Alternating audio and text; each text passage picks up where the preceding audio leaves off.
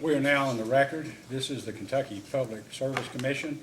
My name is Michael Schmidt. I'm chairman of the commission. Seated to my right is Vice Chairman Robert Cicero, and to my left, Commissioner Talina Matthews.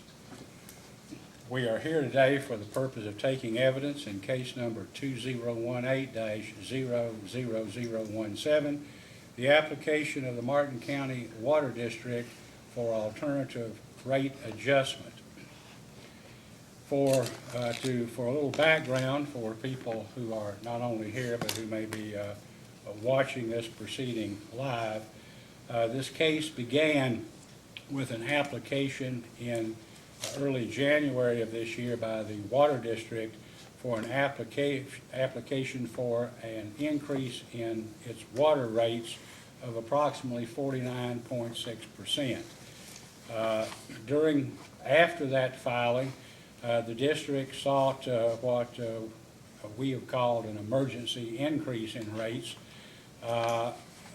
citing the fact that the district could not continue in operation beyond 60 to 90 days unless an interim increase was granted. After two hearings on the matter, the commission granted an emergency or interim increase of 17.5%, as well as a surcharge of $4.19 per meter or customer for the purpose of giving the district money to pay on its existing accounts receivable, which at that time were $800,000 plus. The surcharge was to be held in a separate bank account and could not be expended without a prior order from this commission. The purpose of that surcharge was to pay down existing debt, old debt, or allow the funds to be accumulated so that the district could, if possible, borrow money and would have a reserve to show a bank or other lending institution that it had the ability to repay the loan. The emergency rates were issued subject to a possible refund at the end of this proceeding when a final order was to be entered. On May 23, 2018, commission staff filed its report recommending a further rate increase up to, I think, about 23%.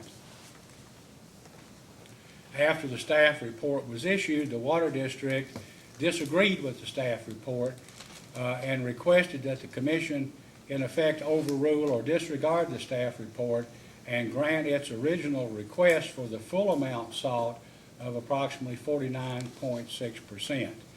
The Water District also asked the commission for an order granting it permission to spend $20,000 of the surcharge funds held in a restricted bank account to two creditors, C.I. Thornburg and Evans Hardware in Inez. The intervenors, Martin County Concerned Citizens, also filed a written objection to the staff report, seeking in effect a refund to ratepayers of the surcharge funds and opposing a further increase in rates above the rates approved by the commission in the emergency or interim order. The purpose of today's hearing is to receive evidence from the Water District on its operational status and its claimed need for a further increase in rates, and whether the present management of the district has changed or altered its procedures to the extent that it can be seen to capably manage for the benefit of its ratepayers and its customers the additional rates which it has requested. The Water District bears the burden of proof on these issues. The Concerned Citizens Group states that no further increases in rates are justified by the facts and that the surcharge funds should be refunded to ratepayers because the surcharge itself constitutes retroactive rate making. The Concerned Citizens also contest the Water District's depreciation expense, the accuracy of its water loss reports, the gains on the sale of utility property, and its bad debts. So the I know there's been some contact by one or more of the parties about why we were having this hearing and why we need to have hearings. And quite frankly, the reason is there are disputed issues of fact, and there are apparently some issues of law which need to be resolved, and those matters can only be resolved upon questioning under oath at a hearing.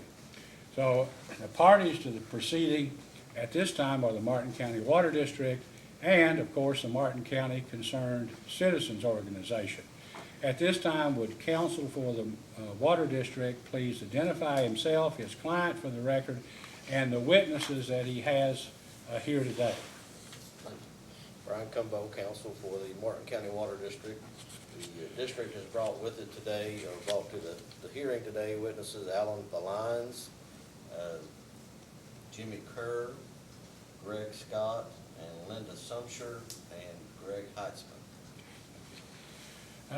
Counsel for Martin County Concerned Citizens, please identify herself along with co-counsel and any witnesses or parties you plan to call. Good morning, Commissioners. Mary Cromer and Jim Gardner from Martin County Concerned Citizens. The witnesses that we have intended to call have already been named by Mr. Cumbo. We would also like to question staff witnesses, Jason Green and Ariel Miller?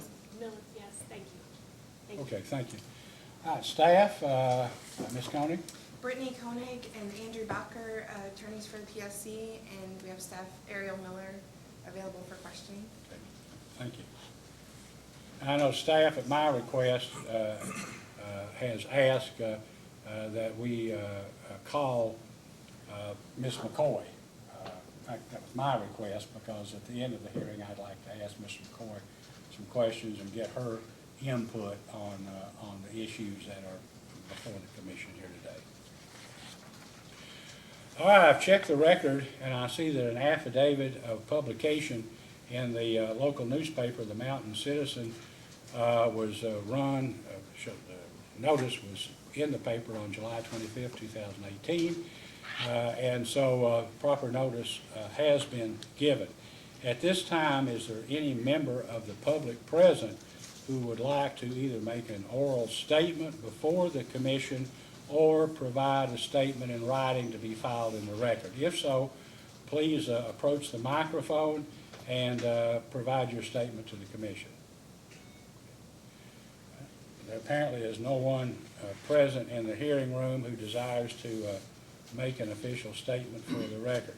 At this time, before we begin the testimony, are there any documents which counsel for any of the parties intend to introduce which are not already in the record, or which would be more convenient if they are, if you Yes. perhaps pass them among counsel at this time? Yes, Your Honor. This is the the document is called the Depreciation Practices for Small Water Utilities by NAGRUC, dated August 15th, 1979. So if I Okay. could pass Yes. it and approach the bench. And that will be the only document, as far as I know, that is not in the record that we make reference to.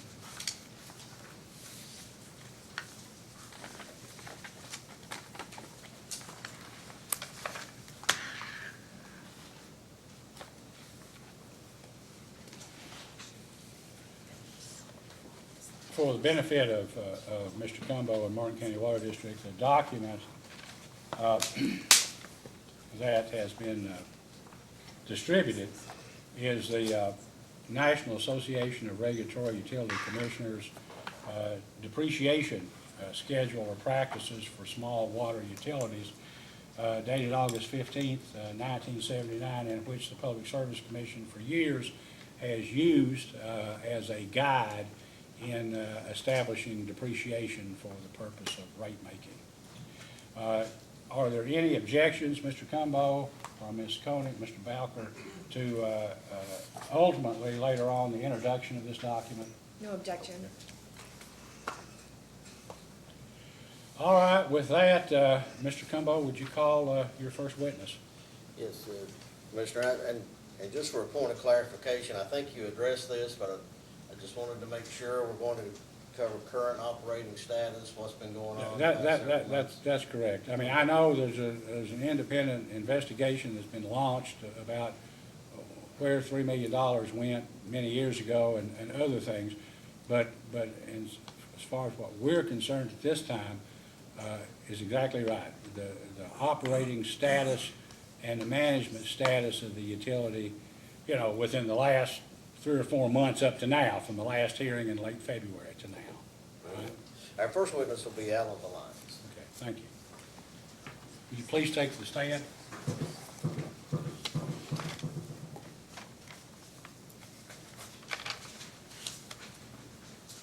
Please raise your right hand. Do you solemnly swear or affirm under penalty of perjury that the testimony you're about to give will be the truth, the whole truth, and nothing but the truth? I do. Okay, please be seated. Mr. Cumbo, you may ask.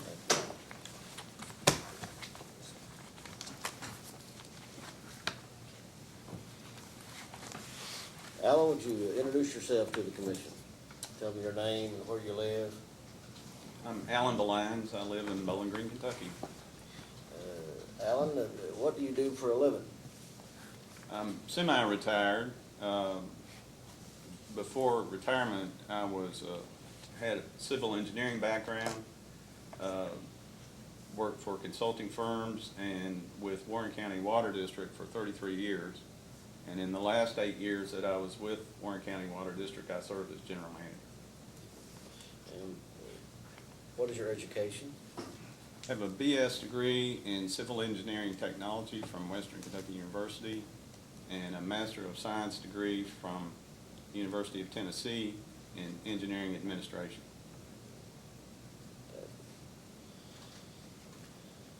Tell the commission how you came to be acquainted with the Martin County Water District. I do work with Kentucky Rural Water Association for utilities across the state. And Kentucky Rural Water was involved with Martin County and asked me to perform a rate study. And in fact, did you do that? Did you Yes. perform the rate study? And that was the first submission by the Water District that got this case underway, as I understand. Have you had an opportunity to review the staff report prepared by the commission staff? Yes, I have. And have you authored a response to that staff report? Yes, sir. I worked with Mr. Heisman and yourself to deliver that response to the commission. Now, let's just go over some of the items in that response, Mr. Valines. One of the things that we took issue with, and for the commission and council's benefit, we're on page 2 of their response, is the retirement expense adjustment. Would you explain to the commission the position of the district relative to that issue? Yes, sir.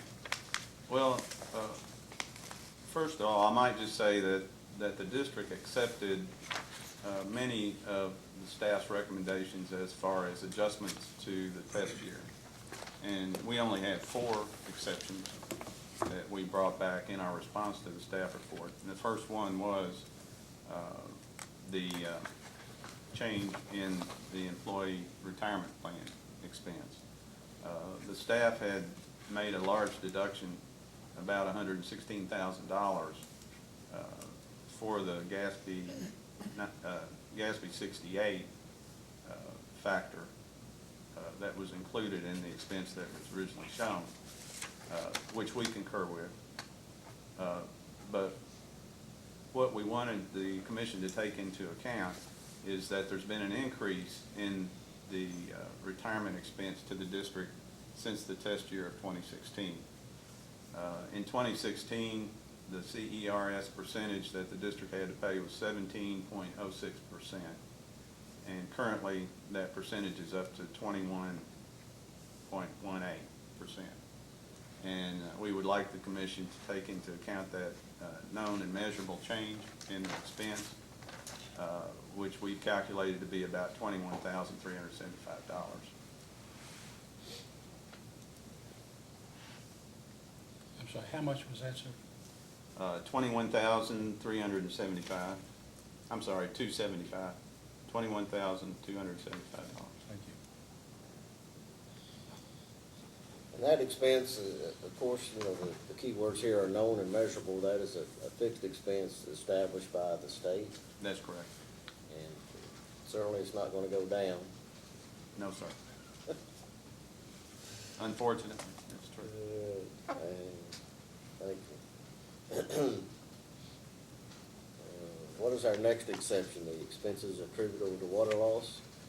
Well, I might mention one other that's somewhat related.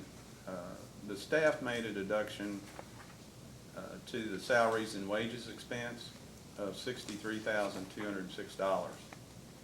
And their justification for that was that at the current time, when the staff went to the district and did their study, the district employed an interim manager, general manager, at a rate of $9,000 per year.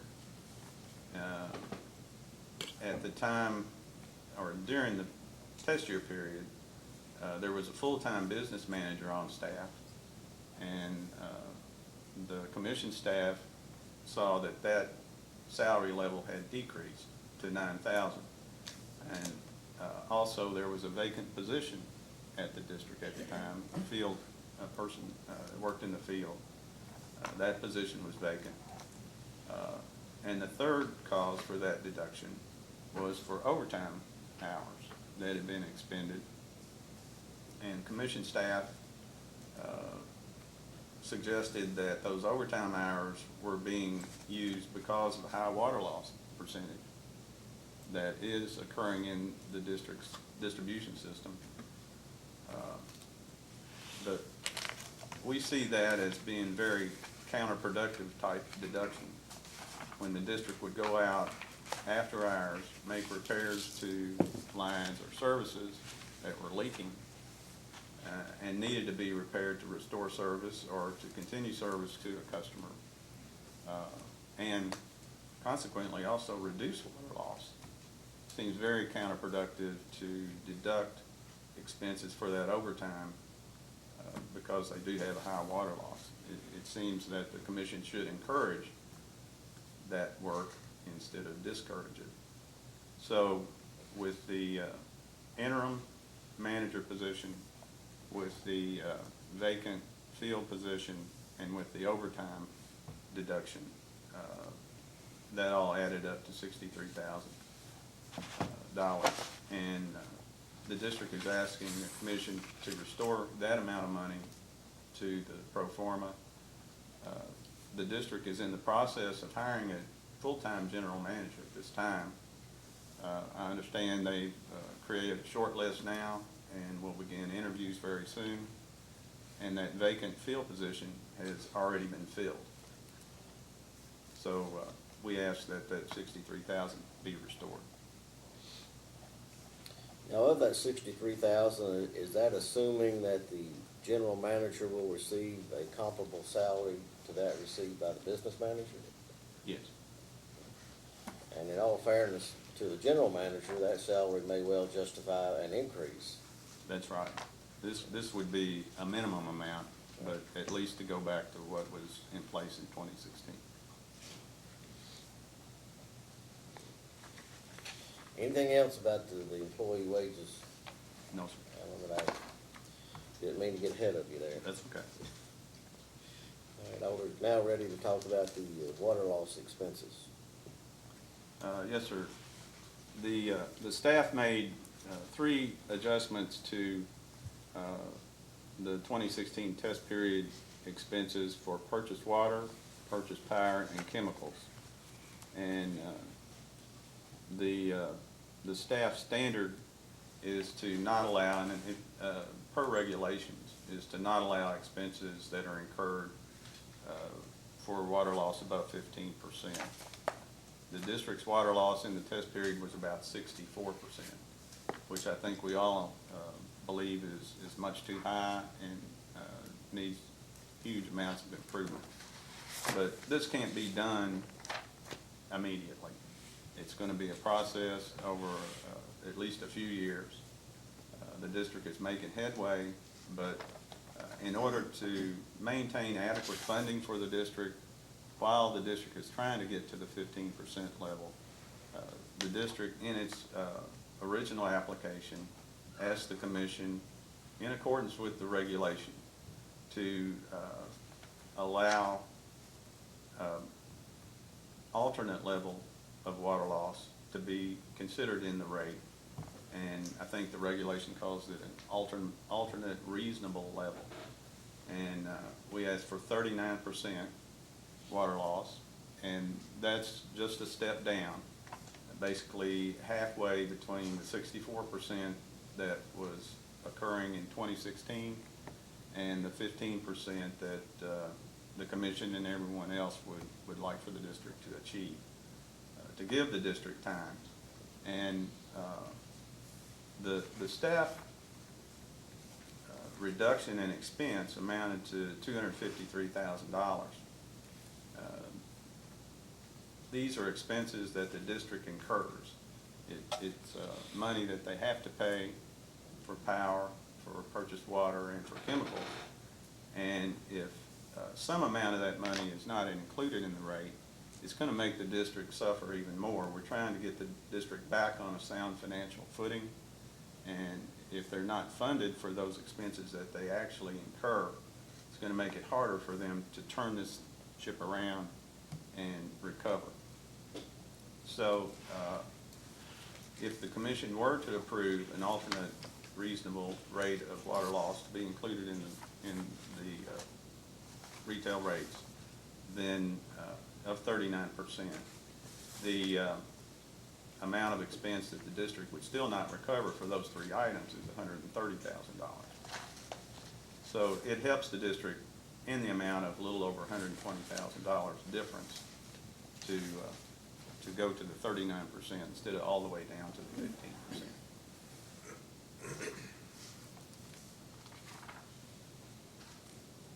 Anything else relative to that issue, Alan, that we haven't covered? No, sir. And finally, the last exception was the computation of percent increase. Yes, sir. That's a fairly minor exception, and is a little bit hard to explain, but the district had sales for resale in the test period of $62,790. And staff included that amount in the divisor that was used to compute the rate increase percentage that they recommended. This is only a request for a retail rate increase, and the wholesale rates aren't really involved in this case. So our exception is to ask that the commission remove the wholesale sales amount from that divisor when computing the rate increase percentage. And to be fair, of course, then the expenses that are incurred associated with wholesale sales also need to be deducted. So in making those deductions, it's a fair computation for a retail rate increase. Altogether, in our response to the staff report, with those four exceptions noted, the district is requesting a retail rate increase of 35.48%, and maintain the surcharge that the commission has already granted, $4 and a little over $4.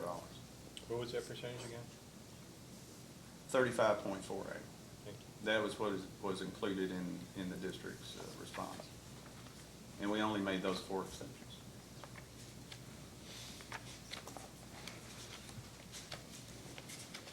Alan, I believe that's all the questions I have. Cross-examination? Thank you, Your Honor. Mr. Valines, my name's Jim Gardner, and I'm co-counsel for the Martin County Citizens Group.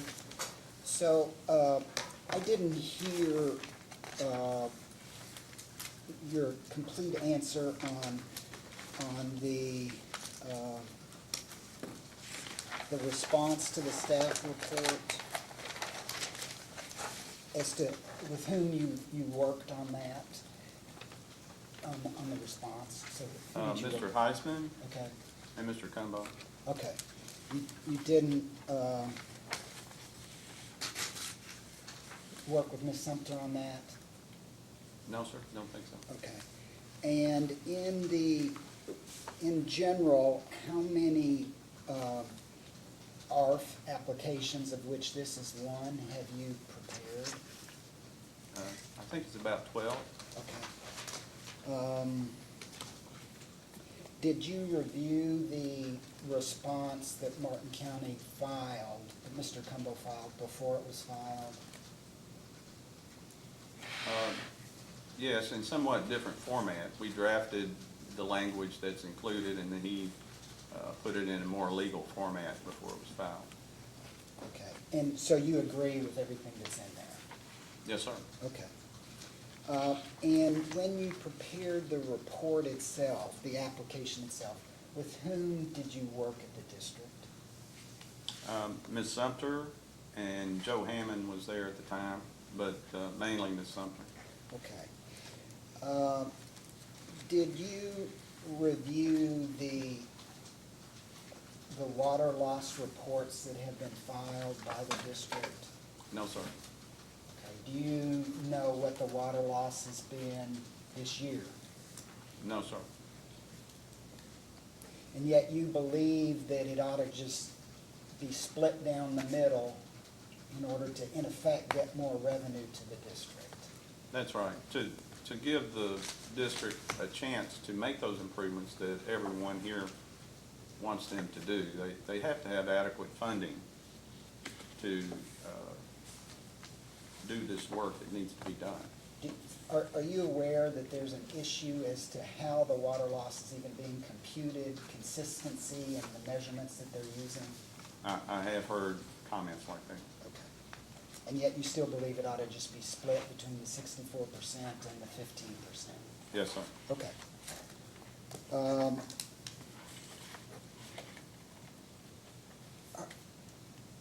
Are you aware that the current treasurer has, in this commission room, expressed concern about the need to reduce overtime because he believes that there are some abuses that have occurred and are occurring in overtime? No, I haven't heard that. Okay. And so the main reason why you're saying that the overtime ought to be left as it is to make sure that the district is incented to go out after hours and correct things that need to be occurring at the time. Is that a fair statement? Yes. But isn't it also true that if you award overtime when there's admitted abuse with respect to the overtime, that will just incent inefficiency? Because if people know they'll get extra overtime, then they don't necessarily have to be. Isn't that a policy that the district should consider as well, and this commission should consider? Well, number one, I think there's a different staff on hand at the district now than there was in 2016. I think the board and management is committed to making improvements and more closely managing that sort of thing. And number two, the $63,000 that we're asking to be restored, as we sort of alluded to, is really not going to fully restore all of the overtime hours that had been deducted, or the pay for the overtime hours, and the pay for the new general manager. So it's more or less just putting us back to where the district was in 2016. But the district may have other expenses going forward. Let me follow up on what you just said there about existing staff. What is the staff size now compared to the staff size in 2016? Do you know that? I can't really answer that. Do you remember looking into that question at all? No, Do you know if the staff has been reduced or not? no. Yet, with respect to the general manager, with respect to that one position, you're sort of pulling that out and saying that position has been filled, therefore the commission ought to award that include those additional expenses. Isn't that one of the arguments on the, like along with overtime and the general manager, is that one position's been filled, so those earnings should be included now? Well, the reason we discussed that position is because that's the position that commission staff noted in the staff report that created this adjustment to salaries. Okay. But you don't know how many people might even, if we're comparing it to 2016, that's one position, and you don't know how many fewer potential employees are working there than were in 2017. That could be known and measurable. Yes. Okay. And it's been 6 months since January 16th, since this application was filed. So that means that some of this information is well over 2 years old when you look at what the test year is, right? Right. I mean, that's a long time, and wouldn't the information, given what you said with new management and new procedures and that sort of thing, wouldn't it be better to ask the district to file a new rate case using 2018 as a test year, and then file that in early 2019? Wouldn't that information be much more accurate than who knows what was happening under prior management in 2016? Well, this case is based on the 2016 test year, following the regulations at the time the case was filed. And some case that might come up in the future would have to be handled as a separate case, I would think. We encourage the commission to go ahead and settle this case, provide the district with adequate funding with the evidence that's been presented, so that the district can get back to doing what they need to do to make the corrections that everybody in this room wants. Everybody here wants the same thing. We all want clean, reliable source of drinking water for the people in Martin County. And the district can't do that without adequate funding. We have to base this case on the 2016 test year, which is what was available to us when we filed the application.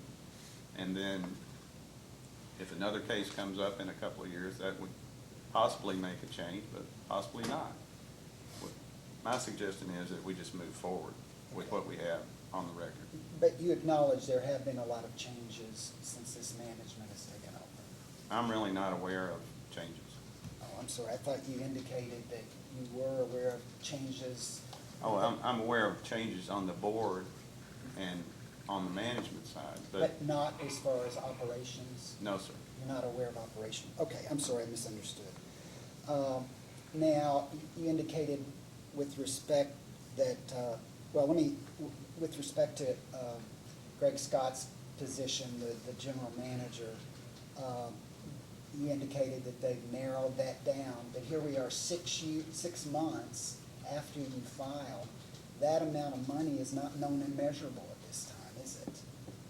Which amendment? For the general manager's position.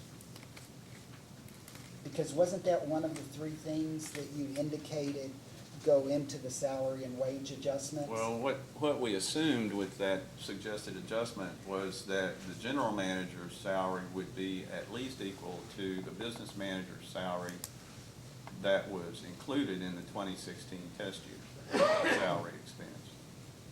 And as Mr. Cumbo asked, it can also be assumed that the new general manager's salary probably would be more. Okay, let me ask you this. Is Mr. Scott one of the finalists for the general manager position? I don't know. Okay, and right now he's being paid $9,000, which is less than what that finance manager, is that right? Yes. Okay, isn't this one of the problems with, this is just not known and measurable at this time, what that position is gonna cost the district? Well, I think it's a very valid assumption that no person is gonna take this job full-time for $9,000 a year. Okay. You list, in your all's report, you all include purchase of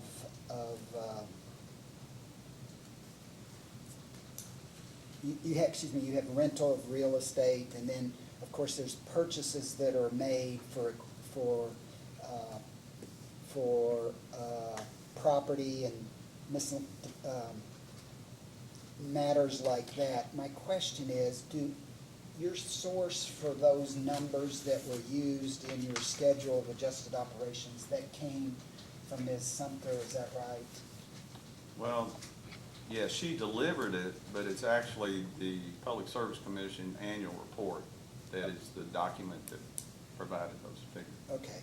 And do those include late payments that might have been made because of late rental payments on their rent, or past due payments on payments for goods and for goods? Do those numbers include that, or do you, if you know?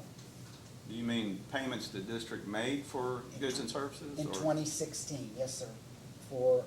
I'm wanting to know if those payments that the district made for certain goods or rental included late payments because the district didn't pay those things on time.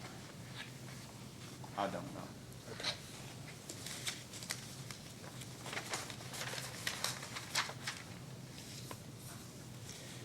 So just to be clear on the retirement expense, you all's position, you're in agreement with the staff report except for that additional 4% adjustment at mid-year, is that right? Yes, sir. Okay. And that's where that 21,000 plus came from? Right. Okay.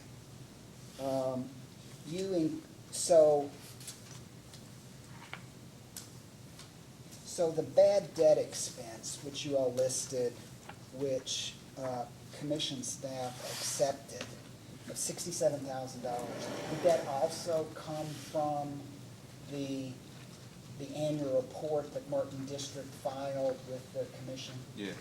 So presumably, that was bad debt that was written off during the test year, is that correct? Typically, that's correct. Okay, but we would have to quiz or ask Ms. Sumter exactly how that was determined in 2016, is that Yes. right? Okay, so we'll ask her that.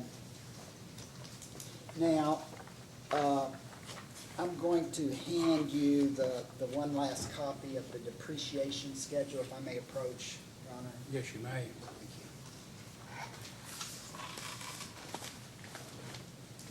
Thank you. Thank you.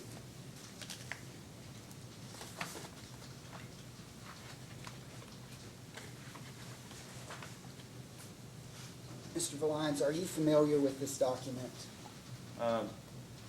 Not in its entirety. I have a schedule of depreciation asset live that was provided to me from one of the Public Service Commission staff members a few years ago. Okay, let me ask you to look at page 11 of that and tell me if that's what the document that looks like, the page that looks like that's schedule of depreciation lines.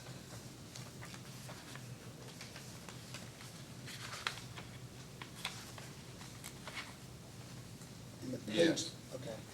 Okay, and did you actually prepare the depreciation expense in this case?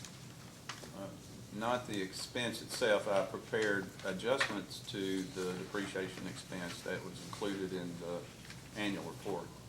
Okay, so you worked off the annual report, and it had an amount, and do you know if that relied on this or not? The NARUC schedule? Yes, sir. Yes, sir, it did, And how do you know that? because I prepared the adjustments. I'm sorry. You prepared the adjustments that went into the annual report?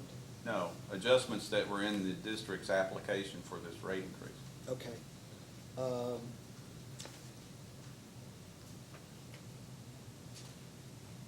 So did the annual report have one number, or did it have a whole schedule?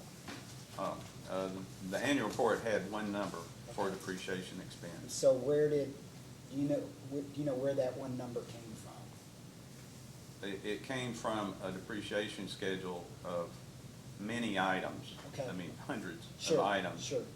Assets that Ms. Sumford provided to me. Okay.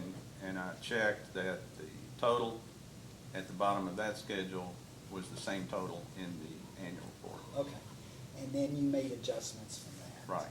Okay. Have you presented to the commission a specific listing of the adjustments that you made?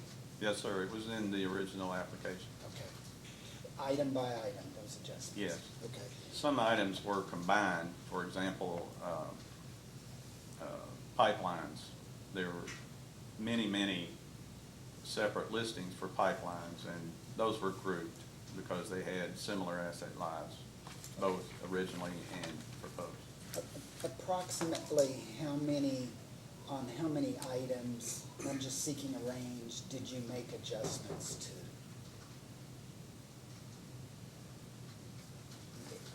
Not a full- 100. Pardon me? 100. Okay. Do you know how, if Ms. Sumter, when she did the original depreciation schedule that you worked off of, do you know if she took the midpoint in the range, or do you know that? Or is this something we should ask Ms. Sumter as well? Well, you probably should ask her, but the asset lives that were used in the depreciation schedule she provided me were shown on the schedule. And so my adjustments were to bring certain asset lives to that midpoint, or to a point at least within the range recommended by neighbor. Okay, so did you remove any items outside of the range that you can recall? No, it was my intent that we would be Within the range? within the range. Okay. and for the most part at the midpoint. Okay. And did you make any adjustments with respect to net salvage value? No, I didn't. Okay. And was there a reason why you didn't do that? Yes, sir, there's two reasons. Okay. First of all, I've tried to follow the work that commission staff has done on past rate studies. And typically, commission staff does not recognize salvage value. And secondly, on this schedule, there's only, this is like an entire page, I'm guessing maybe 25 asset types listed on this page that you mentioned. And only 7 have suggested salvage values of 5% or 10%. And the assets where salvage values are listed are fairly insignificant to the total amount of depreciation expense that's recognized. So it would be a very minimal adjustment if you were to do that. And finally, I know from experience, these assets in many cases are going to continue to be used even after the asset life that's shown on the NARIC schedule has expired. So there would be no salvage value. Okay. Although, on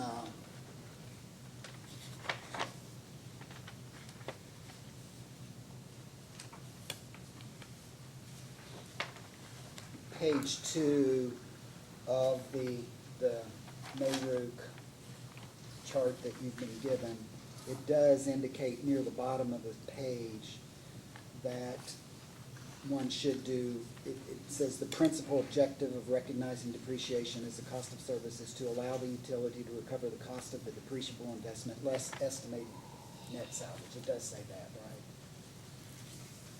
Are you reading at the top of the next page? At the bottom of page 2 of that, in that, it says objectives of depreciation is the heading to that. And it's gonna be page, I mean, it's not at the very beginning where there's not, where there's Roman numerals. It's gonna be the actual page. It might be easier if I approach. I think page 2 is near the front then, right? Yeah, thank you. Yes.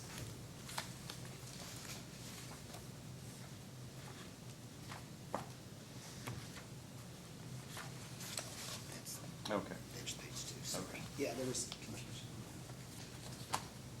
So doesn't that last paragraph on page 2 indicate that net salvage value should be included as one of these principles?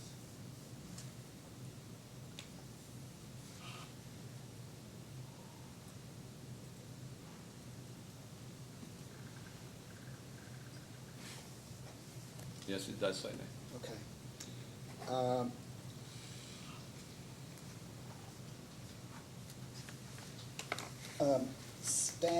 I'm going to turn to a different topic, the working capital debt service coverage. And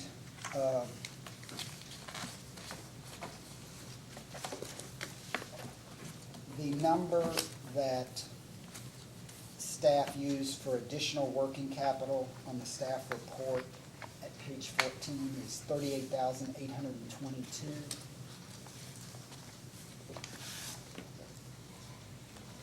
Yes, sir. Did that number come from you all? It was included in our original application, and staff concurred with that number. Okay, and that was using the ratio of 120%? Yes. So if one multiplies 20% times 209,998, should one get the 38,822? Yes. So if it doesn't come up exactly to that number, that's just a typo?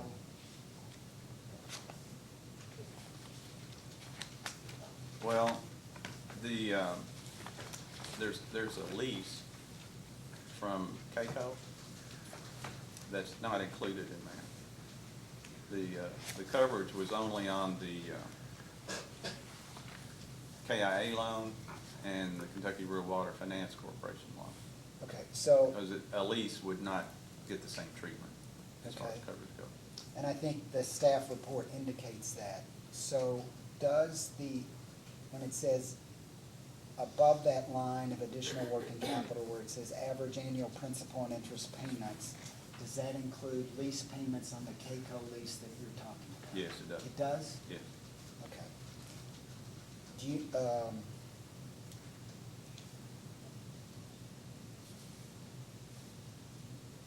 so annual principal and interest payments in your report that, in your staff report, does that show where that 209,998 figure comes from and how much of those payments are on the CAECO lease? Well, it's in our application documents, yes, sir. There's a schedule for debt service.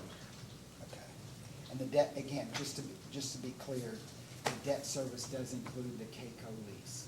Yeah, and I may have misspoken about where that lease came from, but there is a lease that's not a actual bond or loan. And it may not be CAECO, but there is a lease out Okay.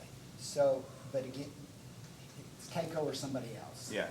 Yeah, But those lease payments are included as a principal and debt payment on indebtedness. yes, Is that typical, is that usual to include debt or obligations on long-term leases? yeah, Okay. And so when removing that is why that 20% ends up being slightly different Right. than that number. Because the 209 figure includes the debt payments on the lease. right. Okay.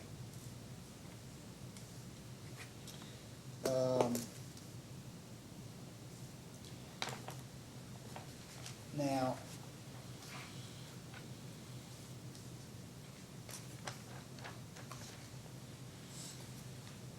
okay, you're going to have to be, you said it was kind of difficult to understand, so it's difficult for me to understand when you were talking about the wholesale sales, one of your four, the 62,792. So to get the percentage of increase, could you run through that again? So you said that in your report, in your all's objections, you said that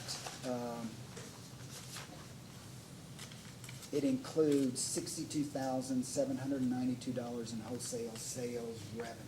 And you said that in order, basically matching principle, if you're going to include wholesale sales revenue, then you're going to have to include the expenses as well in that formula, In the deduction, in the deduction, right, from the total expenses, so that it's apples to apples. right.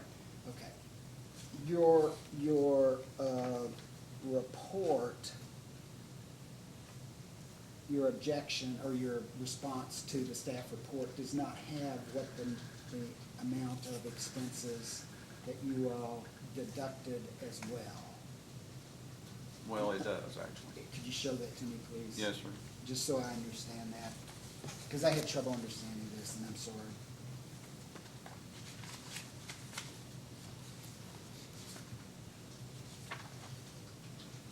It's Exhibit 2 Yes, sir, I'm there.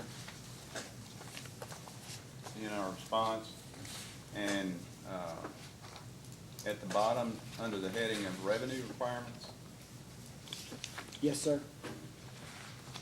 the second line down says less expenses related to wholesale sales, Yes, sir. and that's the 62,000.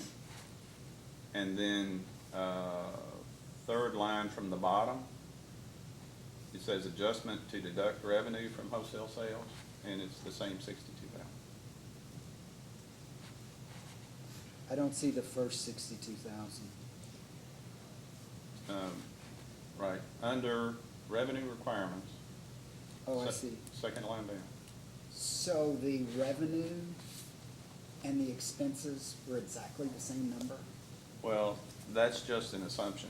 Hopefully, the expenses were somewhat less than the revenue. But that's a little bit hard to determine without a complete cost of service study. So the assumption that the expenses equal the revenue actually lessens the effect of this adjustment anyway.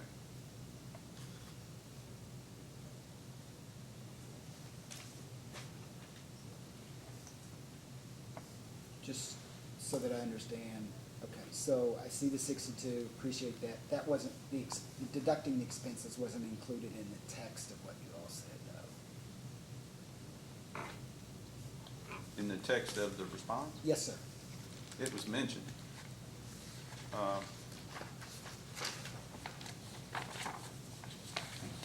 Page 2 of the response, bottom of the page.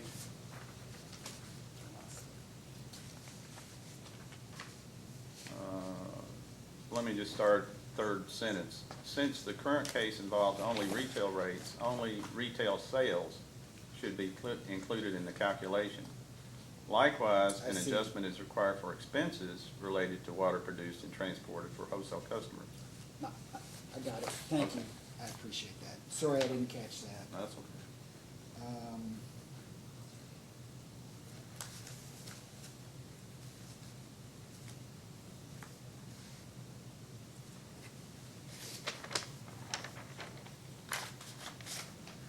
And just generally, when you list as expenses certain categories, and let me just run through these: contractual services, rental equipment, other, and miscellaneous as expenses, those categories, once again, and that information came from the annual report, which was prepared by Ms. Sumter. So if we want to know what was included in those items, we need to ask her. Right. Okay.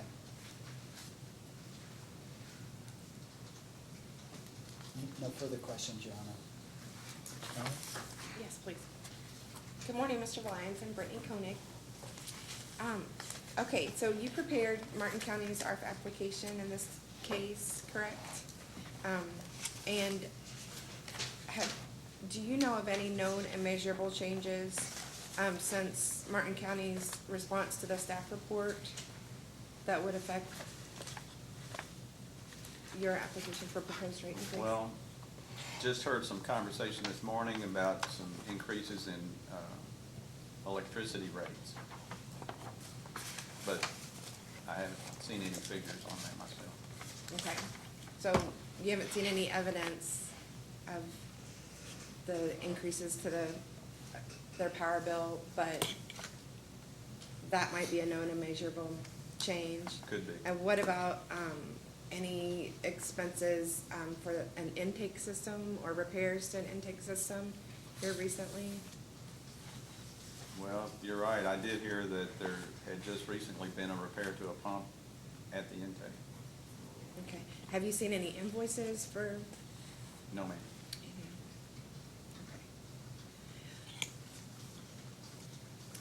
You testified earlier that Martin County Water District has filled the field position that you referred to? Yes.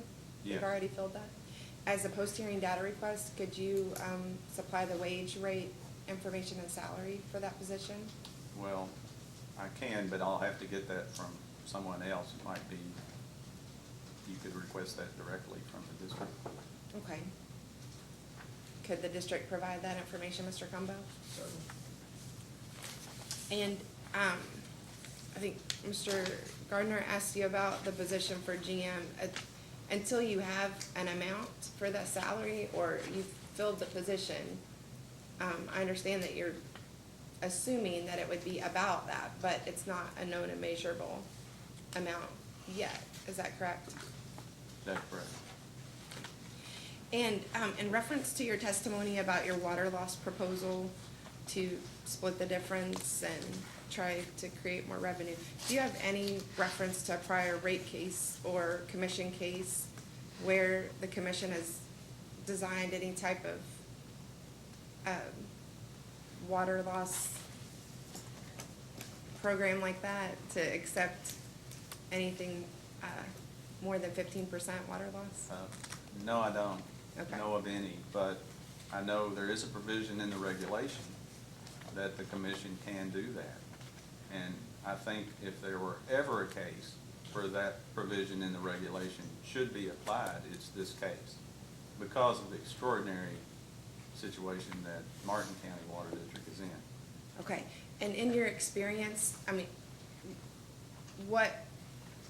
have you ever dealt with a water district with the extraordinary circumstances that Martin County Water District is No. experiencing? No. No further questions? Commissioner Cicero, questions? So what role do you currently play for Martin County? I guess you would say a consulting role through Kentucky Rural Water Association. And that includes both from an administrative and from an engineering perspective, or just an overall general consultant? Not so much from an engineering perspective at this time. They asked for help from the association to do the rate study, and that's when I was brought on board. So you have an engineering background, but not a finance background, is that correct? Well, my master's degree included, it was sort of a combination engineering and MBA type program. So I did have some training in graduate level management accounting, management finance, and then my experience with Warren County Water District gave me a lot of on-the-job training in that area. So who did you say assisted when you filled out the application? Ms. Sumter, and at that time, Joe Hammond was the business manager who was at Martin County Water District. But it was mostly Ms. Sumter who provided figures. Mr. Hammond was more if there was a question about operations or current events within the district was where I would go to Mr. Hank. Would you say that in your role as a consultant, that you're currently assisting the commission in making decisions to try to propel them forward into a better position? A more informed position, yes. Given the fact that there's this question about the new manager that's going to be hired, what would be the holdup that's prevented that from occurring? I can't answer that, sorry. I mean, it would be a known and measurable if the district actually hired someone rather than leaving it out there as a question mark. And it seems that it would be good if the district actually took some steps to solidify their path going forward. And I don't think they can do it without a permanent general manager. And at this point, not having a permanent general manager would leave them in a position of floating. There's no solid direction to go forward. Would you agree with that? Wholeheartedly. I think if ever there needed to be strong leadership in an organization, that's the place. So at this point, and no criticism of any temporary personnel, but that should be a step that Martin County should be looking at in order to promote this idea that they are on a different path going forward? Yes, sir. I think they are taking steps. As I said earlier, they have a short list and beginning interviews with the people on that short list. So some of the other folks here can better answer that, but I think they are moving forward. I wanted to comment on your overtime reference, and that it was related to repairing lines for high water loss, and that shouldn't be impacting, it should be deducted as impacting because that's a necessary function of the water district to repair lines. But wouldn't you agree that it was cold weather that impacted that high overtime, or was that not a factor? Well, we're looking at 2016, and throughout the year 2016 is the period where this overtime was expended. So it could have been some in cold weather, it could have been other just lines that failed for various reasons. And is overtime as a function of prior years? Did you see that the percentage was consistent, or was it, in other words, do you have a kind of a lineal overtime factor in there, or? I didn't really look at other years, sir. I just looked at the test year that we were working with. How about as far as the bad debt of $67,000? Is that a representative year? I couldn't answer. You indicated that the commission should look at the splitting the difference of 64% to 15% and settling in at 39%. Why would you suggest that should be in base rates and not looked at from the perspective of possibly a surcharge to address the issue for infrastructure improvement? Well, I hadn't thought of that, for one thing, but if the commission preferred that, I think either way that the district is able to recover at least a part of the expenses that were eliminated in the commission staff report, it would be a big benefit for the district. But you would agree by putting it in base rates, you almost permanently establish an increase that would never go away. Until the next rate study is performed, yes. Do you think that the commission should reward poor management for the fact that their water loss is at 64%, which is the highest in the state? I don't look at it as a reward. I look at it as helping the district recover from a bad situation going forward. Well, hopefully, going forward, there will be an improvement, but I think thus far in 2018, water loss is still a very big issue. I don't have any other questions. Commissioner Matthews? I don't have any.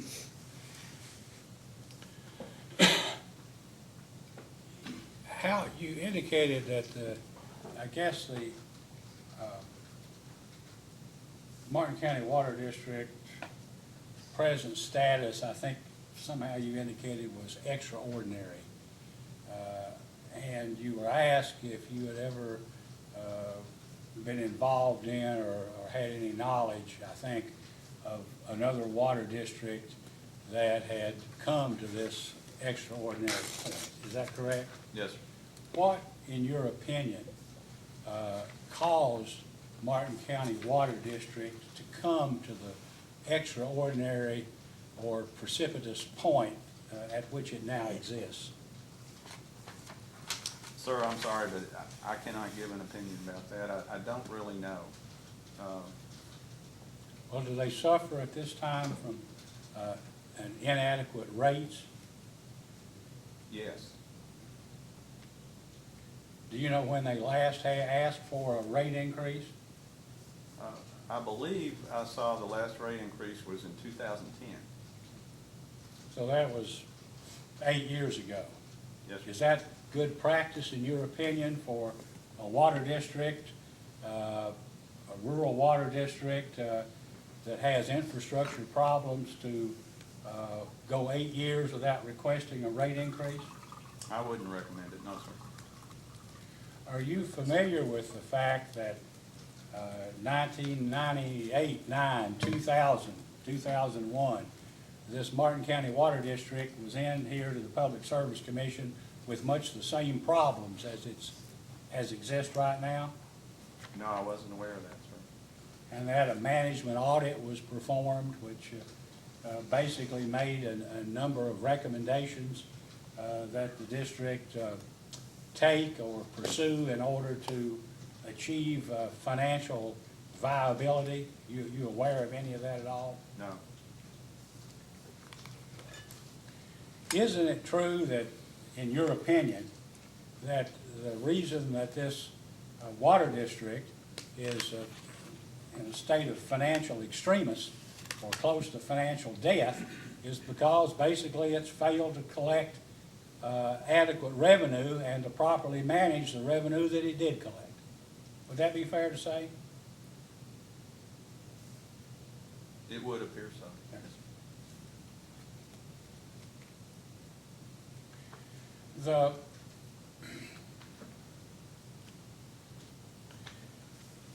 The commission, I guess, granted in March an interim rate increase of about 17.5%. You're familiar with that, Yes, correct? yes. And have you reviewed the operations of the water district or its revenue and expenses between the date that the interim rate increase was granted and the present time? No.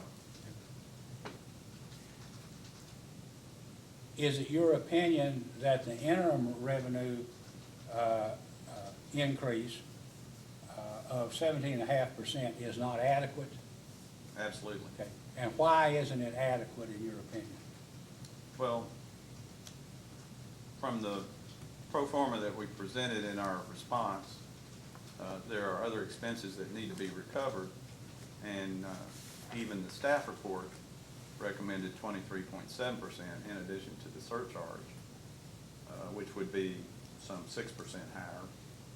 But if the commission could help the district with this additional 4 items that we've asked you to come back and consider, then it just gives them another opportunity to get a leg up and work their way out of the situation that they're in. They desperately need adequate funding to make this work for all the people. How much in terms of total dollars are we talking about in terms of the increase? Of yours, of what, 35% or something? What we've come back Yeah. with on our response? Yes, sir. You're, I guess, what you've come back with on your response is approximately double what the commission granted in mid-March of this year. Is that correct? That's correct. Okay. what are we talking about in terms of dollars? Our recommendation is an overall increase of $678,000. But then you would have to deduct what's already been granted and the 17% interim rate. Which would be about half. I guess, I don't know how many But dollars. then, it was. then there was this, $4.19 per customer or per meter surcharge in addition to that, isn't that correct? Right, And do you understand what the surcharge was for? yes, sir. And what, for the record, what was the surcharge for? What was that money given to the district to do? To pay off accounts payable items that they had. Without the surcharge, but with your increase of $678,000, or the 35+%, would the district be able to pay off its indebtedness Saying without the surcharge? without the surcharge? No, sir, I don't think so. They need the $678,000 to perform day-to-day operations and make other improvements and capital improvements and repairs that are needed to reduce this water loss and get the system operating properly. Do you, were you aware of the fact that since the commission granted the interim rate increase, that Martin County Water District's accounts payable increased from $800 and some thousand to now more than $1 million? No, I Were you wasn't. aware of that? No, sir.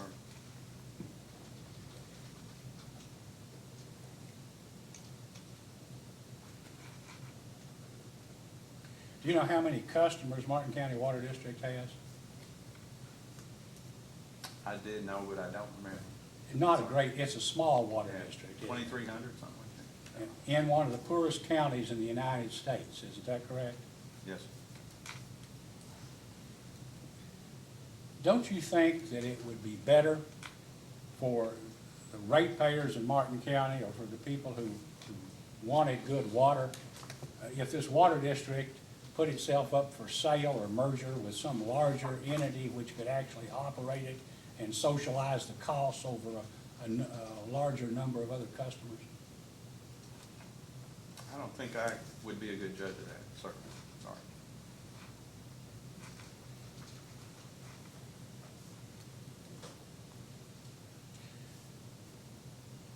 You worked in, I guess, managed Warren County Water District for a number of years, correct? Correct. And how many customers did Warren County Water District have? I think when I left, it was on the order of 25,000. You would agree that there's something to be said for an economy of scale, that the larger a district is, or any entity is, basically, the better chance it has of having cash flow adequate to meet its needs. And an increase over a large number of people is less per customer. Yes. Isn't that correct? Yes. Were you aware of the fact that Martin County's population is declining? No.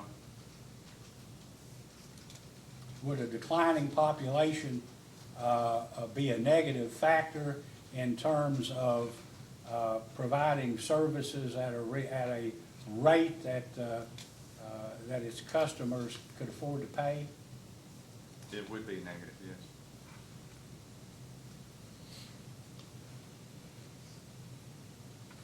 If the rate increase that you recommend were granted, do you have any idea, and it may be just pure speculation, but do you have any idea about how long you would expect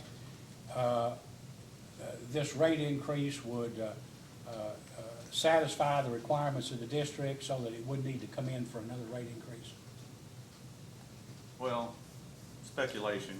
That's I all. would hope that with adequate funding, the district would start to reduce their water loss. They have some grants that are going to be employed to change out services and meters, make other improvements in the district.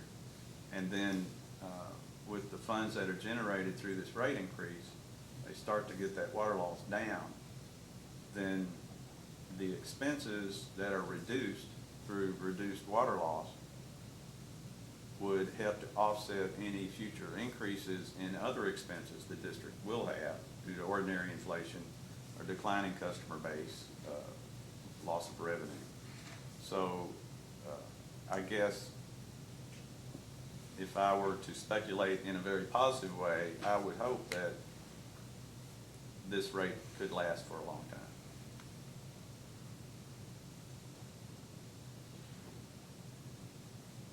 And I'm not specifically talking about Martin County now, but in the time I've been on this commission, one of the discouraging things to me has been many rural water districts wait or delay for several years beyond what they should in coming in and asking for a rate increase. And then when they do, they use the alternative rate filing process that's available to them. And our staff goes out, analyzes their financial situation, and concludes that their request is inadequate and that their rate increase be larger. And almost invariably, 98% of the time plus, they refuse to take the extra money. And I find that to be disturbing because it's a breach of their, in my view, fiduciary duty, which ought to be to the water district they run as opposed to a politician who wants to be a re-elected county judge executive. Do you have any thoughts on that?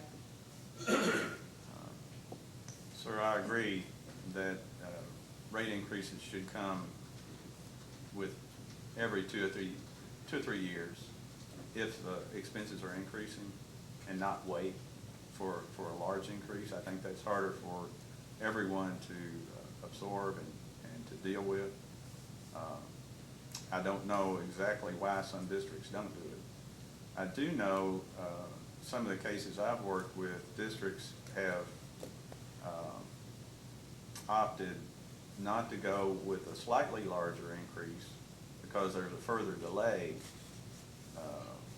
through the process to implement a slightly larger increase in rates. So maybe they go ahead and take what they can get if it's just 1 or 2% lower to get that increase implemented instead of waiting another couple or 3 months to get a little bit more. Would you agree that management's duty is to the water district to keep it solvent and to keep it able to provide a good product at a reasonable price for its ratepayers and customers? Yes, sir.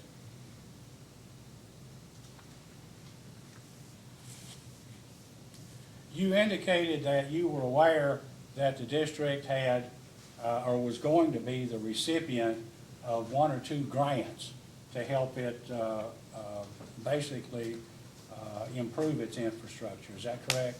Yes. Are you, all right, and I want for the record is why I'm asking you this, because there are people watching this over the internet, presumably.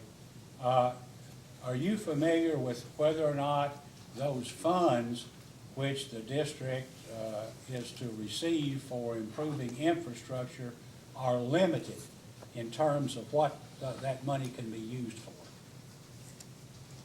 Sir, I'm not really familiar with the loan agreements or grant agreements involved in these grants. Okay. So you're not exactly sure what the grants are for, or what the money, if it is restricted, or if it is at all. Is that correct? Well, it's my understanding that this first grant is for replacing service lines and meters, about 1,000 service lines and meters. And then a second larger grant, I believe, is going to be used for other major improvements at the water treatment plant in Intake. $1,200,000 or $1,300,000 used to fix leaks isn't a lot of money for this water district, is it? That $1,200,000 or $1,300,000 won't fix all of the problems that it has. Would you agree with that? Won't fix all the problems. That's- I mean, if you had a 64% water loss, that means that you're producing or buying basically, what? 46% of the water that you produce or buy actually goes to customers, and the rest of it is lost in the ground someplace. Is that right? Yes. Were you aware that during the year month of April 2018, Martin County Water District's water loss was reported to this commission at now being 72%? No, I wasn't aware. I mean, financially, from a financial perspective, that's catastrophic, isn't it? I mean, you can't buy or pay to produce 100% of water and only sell 28% of it and hope to survive. Yeah. I'm sure that could not continue. It can't continue, can it? No. I mean, continuation ultimately leads to bankruptcy or dissolution or something, correct? Continuation at that rate, yes, sir. Now, we get here the Martin County newspaper on a regular basis. And I read it. In fact, where my hometown is in an adjoining county. So I've worked in Martin County as a lawyer for, over 40 years before I came in. So I know something about it. But the people there, I think, are upset, and perhaps rightly so, by the fact they say, well, we're asked to pay high water rates for bad water or no water, all right? I'd like for you to explain, if you can, to those people what this water rate, if the increase in water rates that you recommend, is that for the purpose of providing dirty water or no water at all? Or what is the purpose of the rate increase that you advocate? The purpose of this rate increase is to give adequate funding to the district so that the new board and new management structure can make improvements and provide the clean, reliable source of water that all those people want. They cannot do that with inadequate funding. You have to have money. And they've struggled for many years, I understand, and we all wish that these rates weren't going to be so high. But as you've alluded to, if they have a declining customer base, and I've also heard that some of the larger customers are purchasing less water than they have in the past. So revenues are down. That means that the expenses that they have to be covered by fewer gallons sold. So the purpose of this increase is to provide adequate revenue for them to pay their bills currently and make improvements so that when these people open that tap, they can be assured that it's good, clean, potable water.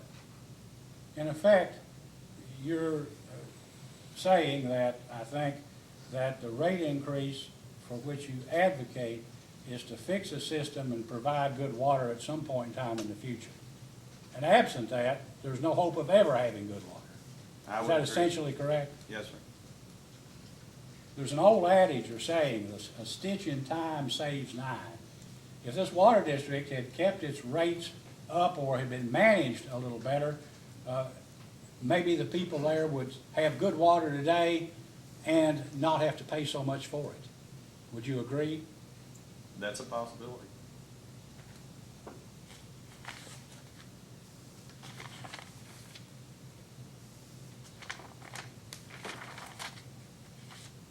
No further. Oh, well, I was going to ask, you indicated that without the surcharge used to pay existing debt, that the system essentially couldn't survive. There'd be no way they could pay that debt down. Is that correct?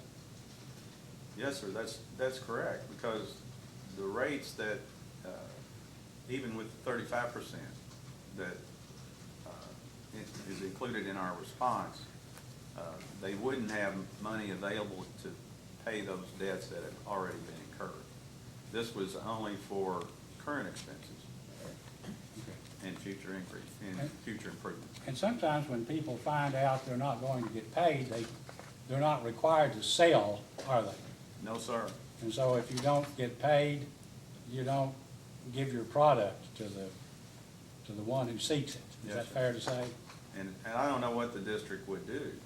They have to have repair materials, they have to have fuel for their trucks. I think it could be disastrous. No further questions. Mr. Gumbo? No further questions. Call your next witness. Can I ask one last Oh, question? yes, you may. So we've talked about infrastructure improvements, and you're a consultant. Has there been an attempt to develop a priority list of capital projects that would actually use the funds to make improvements so that there is some end game in sight where you can actually say, if we do this, eventually we can expect clean water to start to improve? Yes, sir. I saw a list like that maybe a year and a half ago. I haven't seen an update to that, and some of the other folks who'll testify today may be able to give you better information, but that kind of thinking has been occurring. I was going to say, because wasn't the original list more of plant improvements and the water intake rather than addressing the lines themselves as the service lines? I don't think I've ever seen a priority of which service lines to replace, other than the fact that they were going to do 1,000 service lines with 1.2 million. Yeah. I'm sorry, I haven't been involved in that planning. Okay, so you're not actively involved in developing. That's all I have. All right, you may step down. May this witness be excused? Yes, sir. Okay, thank you. With all due respect, we've asked that he remain in case. Well, that's fine, then Recalled. you're not excused, but you may step down. Thank you.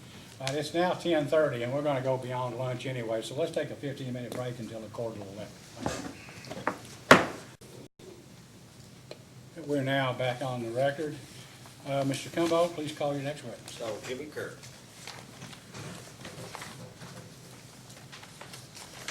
Mr. Kerr, please raise your right hand. Do you solemnly swear or affirm under penalty of perjury that the testimony you're about to give will be the truth, the whole truth, and nothing but the truth? Yes, sir. Please be seated. Mr. Cumbo? Mr. Kerr, state your name for the record. Jimmy Carter. By now, all these folks know who you are, Jimmy, but, lawyers gotta make a record. You've been here a couple of times and testified, and I've always asked you, when you first began, got on the witness stand, how you felt about things today. And how do you feel about things with the Martin County Water District as we sit here today? I think the last time I was here, I said I was excited to be here because we felt like we were making some progress. And if I'm gonna be totally honest, for the past, since we came here last, I've been frustrated and angry. And anybody within earshot of me when talking about the water district is fully aware of that. I understand. And as Mr. Smith has indicated, part of what we're here for today is to talk about our current situation, but let's talk about some positives first. Tell the district, or the commission, if you will, some of the changes the board has implemented to move forward in an attempt to improve our situation. I think we'll start with, we've asked for some changes to our tariff. Primarily, basically the time, our billing from the time of bill collection to the time of meter pull. Trying to, because right now, basically, I think our bills go out sometime around the 1st, they're due on the 20th. After the 20th, there's a late charge. And then it seems like it's up to about 90 days before an actual meter pull would be done. So what not I, but the board proposed is that we change that to, same thing, bills go out around the 1st, bills due on the 20th. After the 20th, you got the late charge. But after 10 days from the 20th, if we haven't received payment, there will be a disconnect notice sent out. And then within 5 days of the disconnect notice, if you haven't paid, then your meter will be pulled. That is pretty consistent from what I have gathered in my own research from the surrounding water districts. and it should allow us to collect all our money within a specified time frame, and it will be much easier to budget if we do so. There's been some talk about the general manager position. We did meet this past Saturday and reviewed all the applications that we had received or resumes that we had received. I can't remember the exact number. I meant to count before I came, but it's somewhere between 7 to 9 people that we intend to interview. If I'm being realistic, there's probably 3 to 4 there that are legitimate. We've got 2 that are overqualified, and if looking for charity work, we would be perfect for them, I think. But they're really qualified, so we're going to talk to them, and then we've probably got 3 to 4, probably what I would consider legitimate candidates. We have also, because of some of the issues that we've had in the past few months, I don't know how much I can say about this. I'll do my best. We have restructured how we're paying the employees from the standpoint of, we were on an every 2-week basis. Every 2-week pay period, 26 pay periods a year, to, we're gonna change that over to 2 pay periods a month, 24 pay periods a year, so that we can better budget on a monthly basis the payroll. Because in June, the 3rd payroll is what started really the difficulties that we're having right now. That's what kind of kick-started all that. We also are restructuring our payroll somewhat. Some people that are on salary that will be going to hourly, as well as we are developing basically 2-man crews right now, which we hope to ultimately be 3-man crews, but basically 4 on, 4 off. And 4 days on. 4 days on, 4 days off, and we will have 24/7 coverage through the water district, which hopefully will cut down on some expenses where we have to call these guys out to actually go to Greg can probably explain it a little better than I could, but to go out to the actual stations and check on those. Leak detection, we will have some emergency crews out as well. That should also help eliminate overtime or help us control that even a little better. So those are some of the things that we've been working on thus far. Although our accounts payable continue to increase, we still have seen, some improvement overall in what we're doing. But ultimately, of course, while we're here without the rate increase, we're just going to continue on the path that we're on. Now, shifting gears a little bit, I guess we need to make the commissioners appreciate some of the extraordinary circumstances that we encountered here in the past month or two. Maybe you could go over those. When we were here before, your testimony was, well, we're keeping our nose above the water. Yeah. With this additional money. And I think now, at this point, we're about 10 feet underwater and sinking fast. Yeah, the last time we were here, and really, I think I can speak for the entire board when I say this, we were really kind of feeling ourselves. We were like, all right, we're actually making some improvement here. We're doing our job. I think I even talked to Mary one day, and I was like, all right, we've cut all these expenses. I don't think we're this good. What are we doing? We were really feeling ourselves. And then the Martin County Water District reared its ugly head. In the month of June, we ended up with a 3rd payroll, which really, really hurt us. Then AEP came calling, wanting payment for anything 90 days past due. We received a letter that said that they were on their way, or I guess they would be, to our plant to cut us off if we didn't pay our 90 days. That equated to about $30,000. Then all our insurances came due. And so with workers' comp, we had to pay, I think it was 20% up front. So with workers' comp and the liability policy, that was another $20,000 that we had, and therefore we had to figure out a way to pay those. And it just, we didn't pay anything else. Well, and we had all the issues down at the river, trying to get the pump going, or the pumps going at the river, the intake, which I'd like to tell you that they're totally fixed. We're close, but we're holding our own. But because of some of the issues we've had, we put a bunch of money down there at the intake trying to get it straightened out, which that's a constant fight. We continue to have multiple leaks. I think Greg told me last night there were 2 big leaks over what they call Big Elk, which the guys did locate. You know, and it's, I mean, it is what it is. I mean, we've got a bad system. The system's dilapidated, and it's just gonna be this way until we can fix it.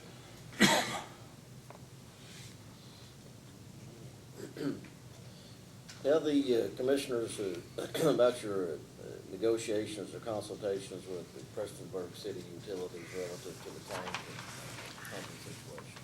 Well, first off, I want to say thank you to Mr. Cicero for actually insisting that we did talk to them.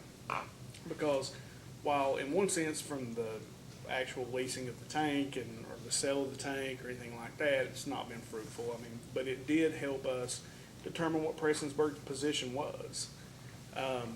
They are not in a financial position at this time to be able to purchase the tank due to some of their recent acquisitions, I guess, of the Southern Water District and some of the, projects that they've got going. And, I mean, while I didn't like what they said, it's true. Basically, why would they pay us for something they've been using for free? And then also, why would we pay you so that you can fix your system and then come back and take half this revenue that we get all of right now? While I don't like that answer, it's a valid point.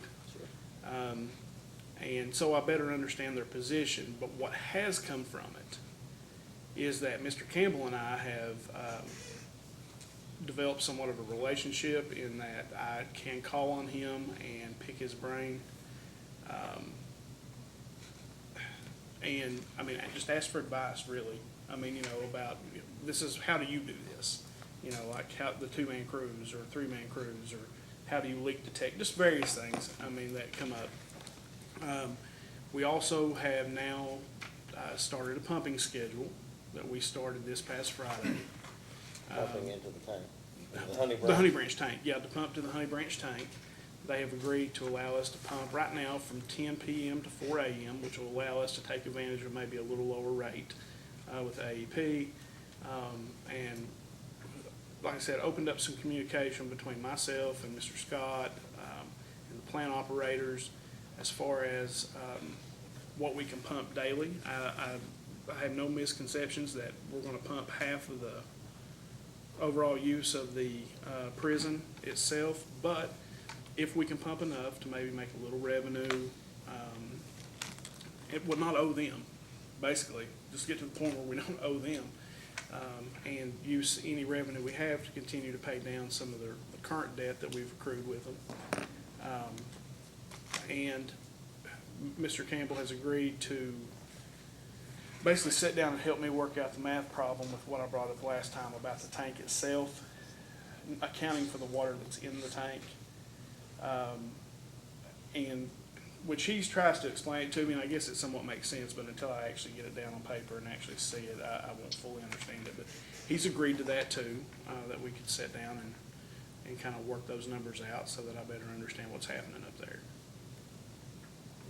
But it has been, overall, it's been positive. I mean, really, I was stubbed up. I didn't want to talk to him. Felt like my time was being wasted, and it was at the time. But now I talk to him maybe once a week, or, we text back and forth, or I'll call him and talk to him. And then we're gonna meet again, kind of see how this thing's going with our pumping schedule. And since Friday, we have been able to pump. But it's overall been positive, and I appreciate, Commissioner Cicero kind of insisting that that happen, because it has been positive overall. Just so we're clear, they're not interested in leasing that tank? Mm-mm. They're not interested in purchasing that tank? No, they have no interest in either.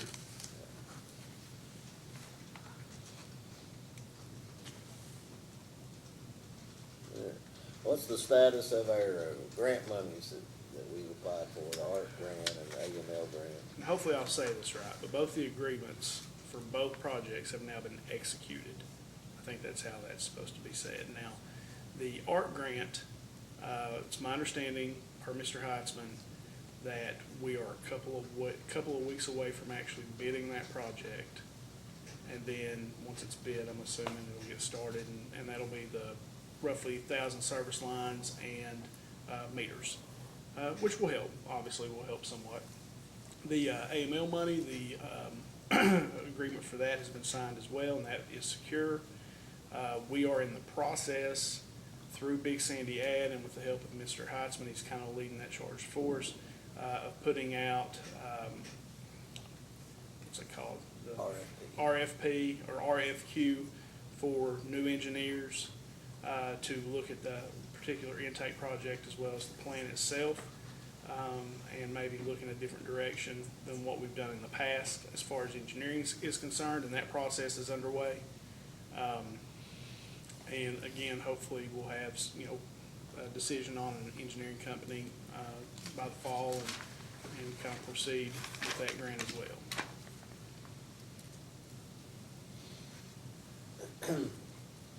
If I'm understanding correctly, the timeline with that one is about 30 days for the request for proposals and qualifications. That's my understanding. Then at some point, we'll get our engineer review, and then hopefully it will go to bid sometime this fall. That is my understanding and my hope.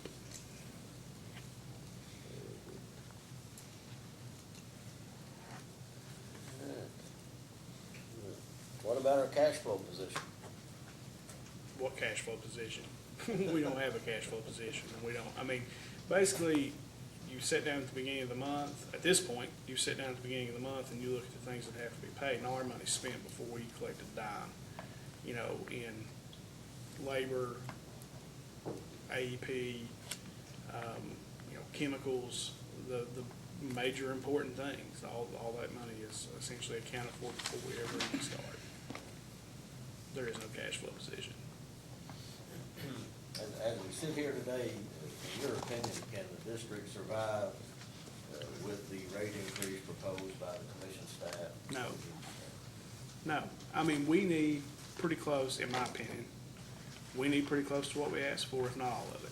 And if they'd given me more, I'd take it. And it makes me sick to sit up here and have to say that, because as I've said up here many times, I understand where I'm from. I understand how poor our county is, and I understand it, and it affects everybody in my family the same as it does me. But I don't know of any other way to fix it.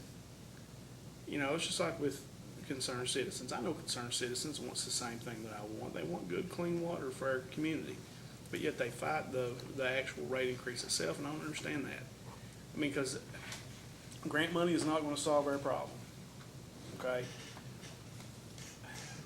It's just not going to solve our problem, just grant money. If we're going to maintain control of this thing locally, we're going to pay for it ourselves. Every citizen in Martin County through the water bills. That's the only way I know to fix it.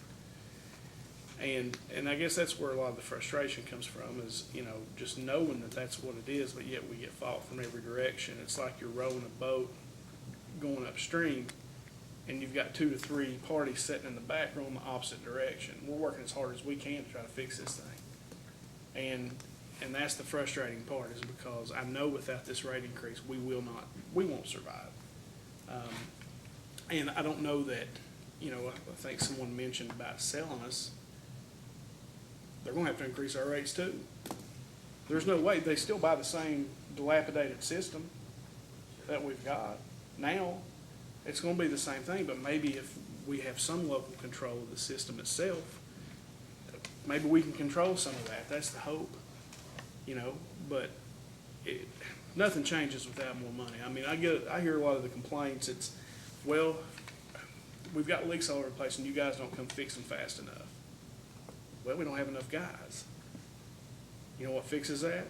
More money. Our county, our system's very spread out. It's very difficult with the number of fellows that we have to go from one place to another. We have backhoes that are wore out. Our trucks, our vehicles, all the things that they use on a daily basis are wore out. You know what fixes that? More money. We lose 72% of our water. We need to replace the actual service lines themselves. We understand that. You know what fixes that? More money. That's what it boils down to. Without more money, we will not survive this thing, and we will not give the citizens of Martin County the water system that they want, that we all want. As I've said up here many times before, We are all citizens of Martin County. Every single person in this room that comes down here and represents this district, we are from Martin County. I am proud as all get out to be from Martin County. And I know that we can fix this water system if people will trust us and allow us to do what we need to do to fix the system. And getting this rate increase sooner rather than later is important. It has to happen. On a daily basis as a group, if we have 5 tasks to do, 4 of those will be some kind of documentation request from whoever wants it that day, whether it be the PSC, the AG, concerned citizens, whomever. 4 of the 5, that means one thing that we do in a day, if we have a task, is actually related to moving the water district forward in some way. And I understand. I'm like a mixed bag politically. I believe in oversight. I don't believe in overkill, but I believe in oversight. And that's why I think the PSC is important, and the staff has been great. And we've had some talks in the past week, and they actually relieved a lot of my fears. It actually made me feel a whole lot better. I believe in concerned citizens groups. I think they're important. I think they are important to making sure that people like me who are in the position I am on the board are trying to do the right things for the citizens of the county. But at the end of the day,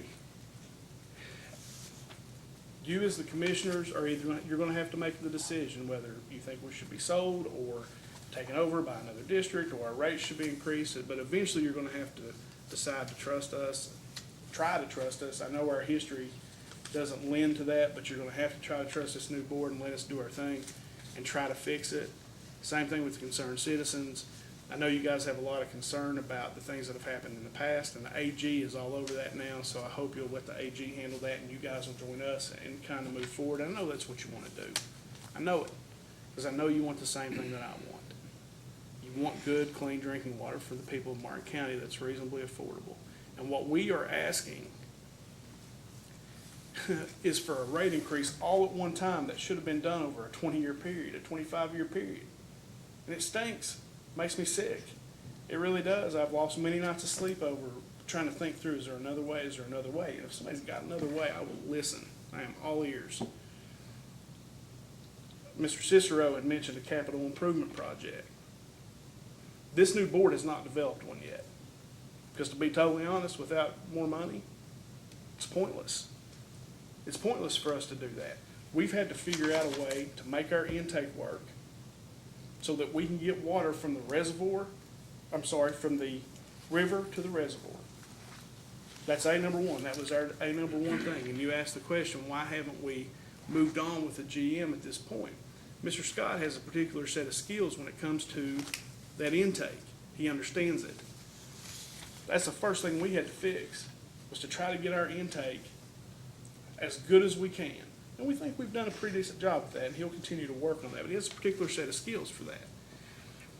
Now we've gotten through the summer, which is a high usage time, and hopefully things will kind of settle out here a little bit for the next few months before we get to the winter when everything starts freezing and busting all over the place again.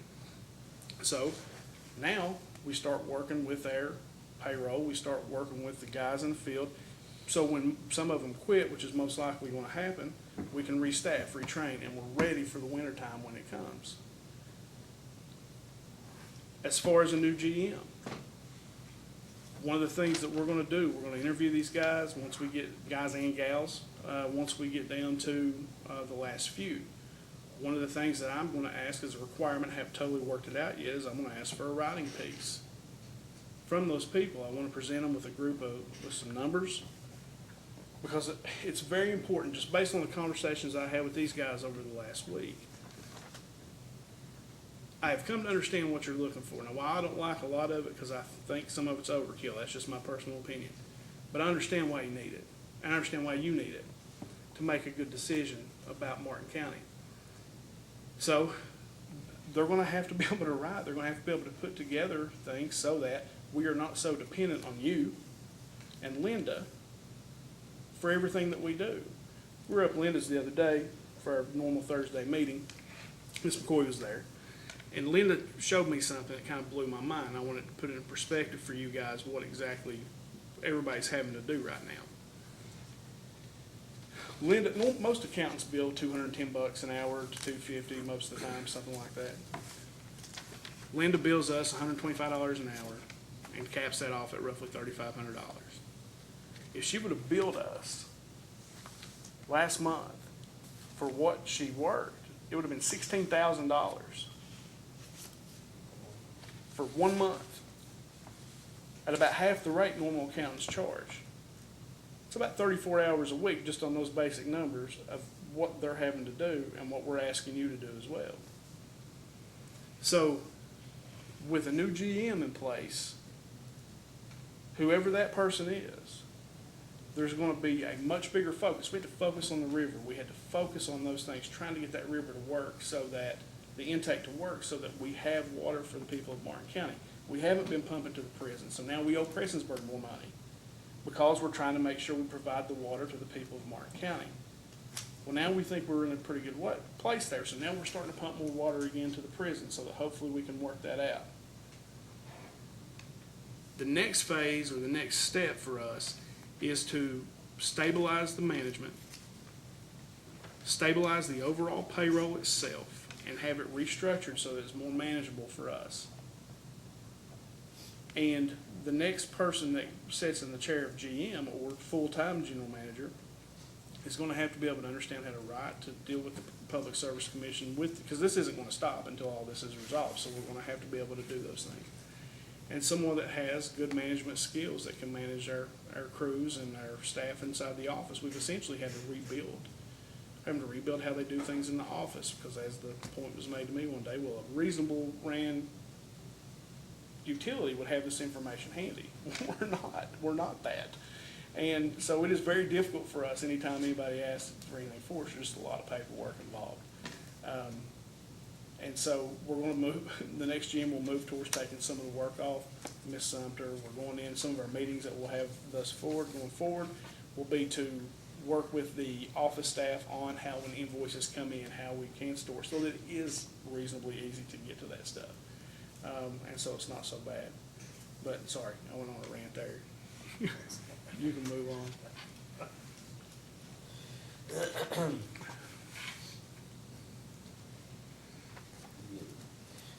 If nothing else, I think we all appreciate your passion. Well, thank you. I have a passion for it because, like I said, I am proud of where I'm from. I don't care what anybody else thinks about Martin County. I am proud of it. I'm proud to be from Eastern Kentucky. I'm proud to be citizens with all the other people there. And while I know a lot of my fellow citizens won't agree with what I'm up here saying and what I'm proposing, in my mind is the only way. It'll be, my idea has always been, as far as the capital improvement plan goes, we will start on one end of the county with what money we have and with our crews, and we will work this way. We'll start on the other end of the county with grant money and whatever else we can dig out, and come this way and meet in the middle till we have replaced every single service line, every single meter, because that ultimately is what has to be done. And hopefully with the AML money, and this, the AML money is huge for us because it will help us get our plant upgraded. Our telemetry. Our telemetry doesn't work. These guys are having to drive out to the different pumps to check them. It's just, it's just the system's dilapidated. And, no matter what the paper says on a day-to-day basis, what we deal with, I'm sure you guys hear it a lot. I know you do from all the other districts, that are out here struggling, rural water districts. It's tough. And that's where the frustration has come from. You think you're making some headway and then bam, it's like you're the way I analogize everything to sports, but it's like I'm in a heavyweight fight, and in January I'm already flat on my back, and come May I've made it to my knees and I'm trying to get up, and then June rolls through and I am knocked straight flat back down on my back, and that's how I've felt, and it has been very frustrating. And like I said, with the AG being involved now and the paperwork, the 10 banker boxes I see at Raymond and Linda's, just the paperwork is it's overwhelming, and I know it's overwhelming for everybody, and we've all been frustrated. But we will all deal with it and move forward. But at the end of the day, if we do not get a rate increase, we're being set up to fail. And that's what it boils down to. We have to have it, and we have to have as much of it as we can get. Mr. Schmidt made a point earlier relative to politics and water systems, and and I wish there was some way to take politics out of running the water system. Well, right What is now the is as current good a time board's as any for position? us, because we have a lame, right now is as good a time for us as any, as far as politics goes, because we have a lame duck judge, and some lame duck magistrates. And, well, the position, Judge Callahan has always been this. Yeah, he appointed us. Sure. But- And tell the commission about your discussion with Judge Callahan. about Basically, what we told Judge Callahan was this: he is on a need-to-know basis. We will tell him what he needs to know. And if he needs some help, or we need help with something, we will call on him, but otherwise to stay out of our way. And to let us do what we have to do. There cannot be politics involved in this. Country boy politics, as I call it, old country boy politics, is about broke us. And until, I'm not necessarily political, per se. I've never really done anything like this before. And it is very, very different than what I'm used to. I make a decision, I go. If it doesn't work, I punt, I go again. With this, I have to let 28 people look at it before I can make a decision to do anything. It's just very different. I mean, it's just, it's different. And politics has to be removed from this, or else we can't run a good system. We can't get back to doing the business of what we need to do, which is run this water district. And if we have the opportunity to run it, we will fix it, I think. So, but yeah, right now it's the perfect time for us politically, because, Kelly's lame duck and a lot of the matters are, and like I said, we told him, for us to agree to do this, that he had to stay out of our way and let us do what we do, so. I think that's all the questions I have, Mr. Chairman. Cross-examination? Mr. Crum? Your Honor, I forgot to move to introduce the depreciation schedule, so if I could do that at this I'll point. let the depreciation schedule previously mentioned be introduced as Martin County Concerned Citizens Exhibit 1.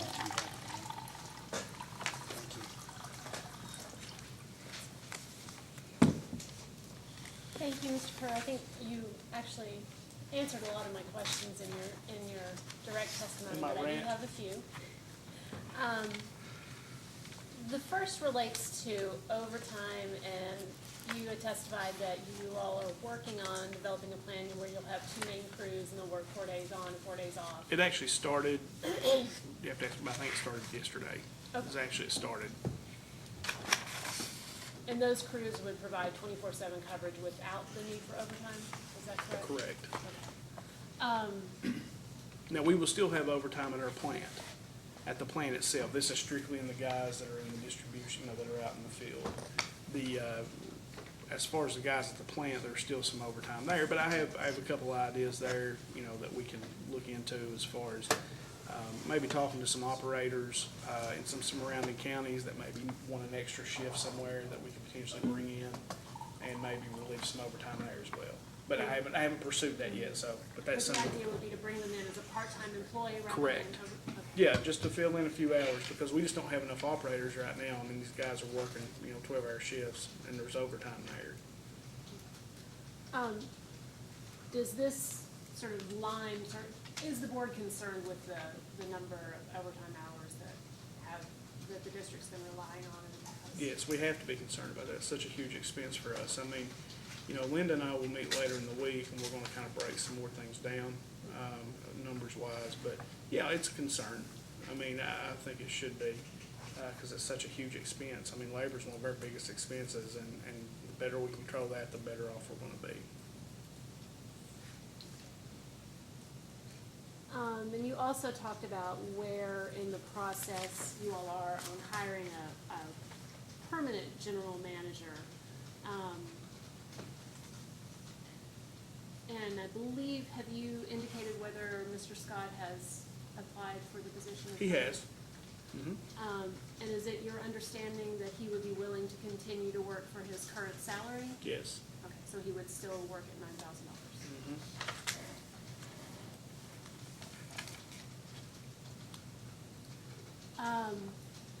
With regard to the debt service surcharge, I believe you testified early on in these proceedings that it was your feeling that it was unlikely that a bank would loan the district money to pay off the accounts payable. And I assume that has proven to be true so far? Oh, yeah, no, I mean, we had a line on something, and then the AG investigation came out, and that kind of just disappeared. Just a lot of uncertainty, and that's okay. I mean, that's just part of it. I think the AG investigation ultimately, if it could be beneficial for the district, as far as maybe reestablishing some trust, I hope, in some way. But yeah, that pretty much disappeared, and then one of the magistrates in the county gave me a name, and I cannot been sitting there trying to think of the name of the group, but they get money together, capital investment, and they basically shot me down. Until we get some more recent financials, I sent them the 2016 audit, and they said, well, we need 17 to 18, but it's somebody that the county has used in the past. But yeah, that's pretty much the gist right now. We're not getting a loan anytime soon. So, what is the district's current plan for paying off? All right, so here, Paying off the accounts payable? basically right now, we're gonna start, we wanted to get some money for Evans's and CI Thornburg, because we probably rely on those two vendors as much as we do anybody for day-to-day operation. And we told them we would try to get them some money, because they have continued to work with us, trying to work through the issues at the river, and have continued to be supportive of the district. So we wanted to, at least in good faith, get them some money, which is about 10 grand apiece is what we've asked for each of those guys. Once that is approved, we will move on to Prestonsburg City Utilities, because we have incurred more debt with them. So Mr. Campbell and I have discussed, I told him the next request we'll probably make is about $30,000 to be paid to Prestonsburg City Utilities back bills, and then the intent is to continue to pay Prestonsburg until we get all of our back bills paid. Now, there is some discussion between us and them about the rate there. I think it's $7.38 roughly, or something like that right now.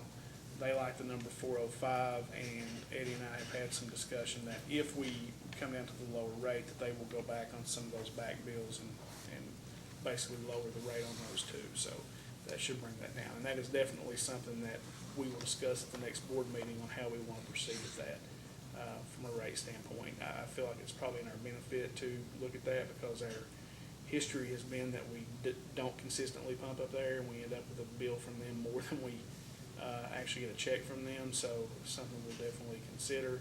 But that would be the next step, would be to get all Prestonsburg's back bills paid.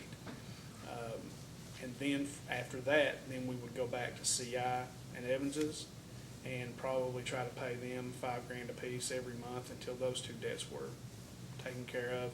And then we'll probably go to the Dave Ramsey approach and start with the smallest and, work our way up. So We'd also like to get Brian some money. those and three Linda. creditors, Evans, CI Thornburg, and Prestonsburg, that's a fraction of the number Oh, of it's a overall fraction, yeah. creditors. Those are just the ones that we feel like are probably right now, as far as priority is, Prestonsburg has a lien on our tank. We would like to get that taken care of, the back bills, and then continue with what we can pump up there to try to reduce some of the bills that we owe them now. And then CI and Evans is just literally, we depend on them daily. And so we just want to try to retire those guys first. And has the board voted on any written policy as to the order of payment? No, we have not. We will, but I was just trying to give you my idea of to try to answer your question, the idea that's been discussed. But as it stands now? As it stands now, there is no written policy as to how we will retire the debt. Thank you. But that's the plan.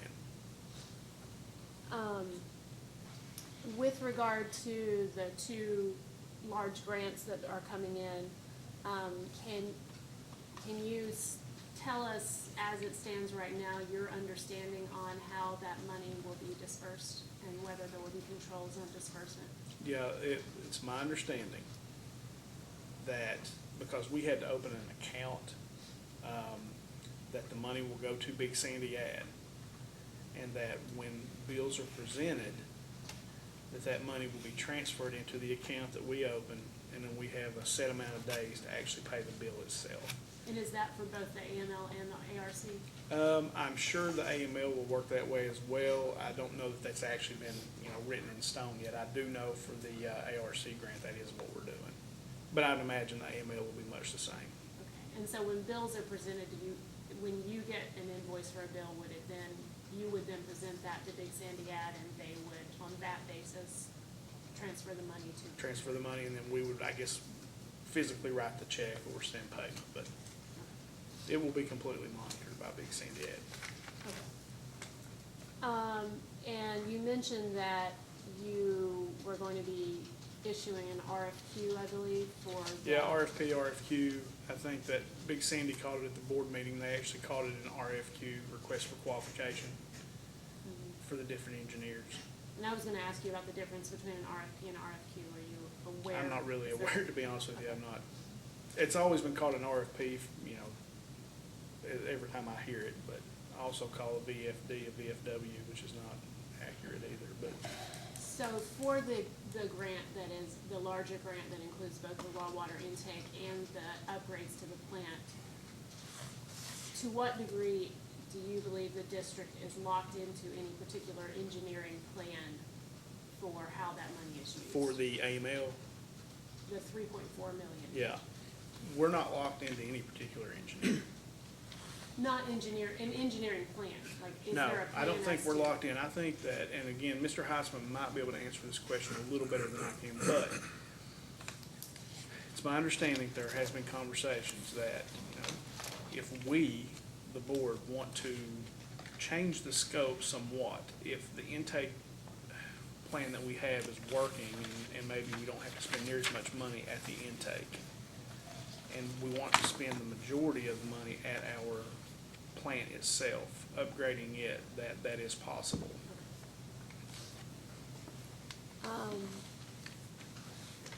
And then, I guess a final question, you talked about how June in particular was a very bad month because there were three payrolls.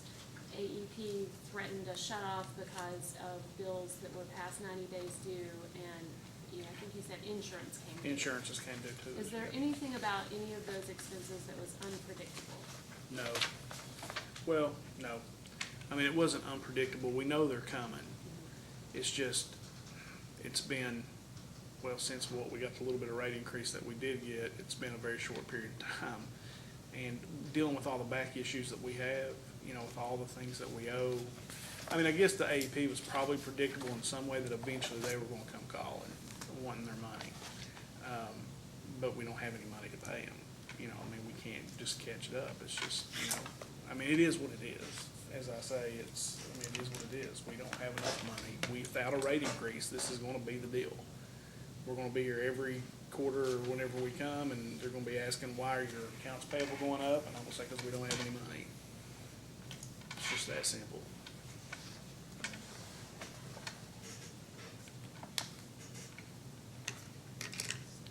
And Mary, just real quickly, that was probably spread over June and July too. The third payroll thing started in June, and then it rolled out into July as well. And all that stuff had happened over about, I believe, a 2-month period. Linda can confirm that, but wasn't just in June that all that happened. It was, June rolling into July. And I guess a final thing we may ask for in the post-hearing data request is, we had previously asked for the MOU or MOA on the grants, and I believe they did not exist at that time, but it sounds like things may get moved forward such that those are in existence. So Yeah, we'll just ask for request them. If those we in the have them, grant we'll get them to agreements. you, yeah. Okay. And then I had promised Ms. McCoy too that I would get you guys the applications that we chose from the people we're gonna interview. My secretary was out yesterday and I just haven't had time to do that, but you guys will get those before the week's over. Okay, thank you. No further questions. Ms. Collins? Yes, thank you. Good morning, good afternoon, good morning. How are you? Good. Okay. Hang in there. It's Okay, it's hang like in. therapy to be up here. Take a breath, okay? A lot of information, but I just want to clarify some of your testimony from Sure. earlier. Okay, so just to touch on what you just talked about, the accounts payable, where you said it's just simple. it's not exactly simple, and I think generally you can explain, you had said you were on cash basis with a few vendors. So if you were on cash basis and you received an increase, can you explain why the Well- accounts payable still went up? Prestonsburg, just for one example, we haven't pumped water to the Honey Branch tank in over 2 months, and we got a bill last month for like 15 grand, and we got a bill this month for 12-ish, roughly. It's $27,000 in accounts payable right there, because we can't pay them. We just can't. We had to pay 30 grand to AEP, and that's just the 90 days, that's what was past 90 days. Then the insurances, I mean, it is literally, in my mind, it is that simple. It is, we don't have enough money to operate on a daily basis. Right now, we put out every dollar we had into payroll, electric, the basics, the things that we have to do to run. And then there was no money left to pay anybody else. So if we don't have money to pay anybody else, for example, Prestonsburg, and you probably don't have I think we just got the bill for July, you probably don't have that yet, and that's something we can provide. But the bill in June was $15,000 that we didn't pay. So it went up $15,000. And that's a prime example to me of what we're talking about. And then I'm sure that, and not sure, but I'm sure CI has granted us some credit for this stuff down at the river that we've had to do. I think we Okay. paid them $5 grand and they extended some credit to us. But that was the only way we're gonna be able to fix it, because when we started down there, I guess and one of the other things too is we had pumped for like 3 months out of the river. I mean, so we didn't have that electrical expense, the electric cost there.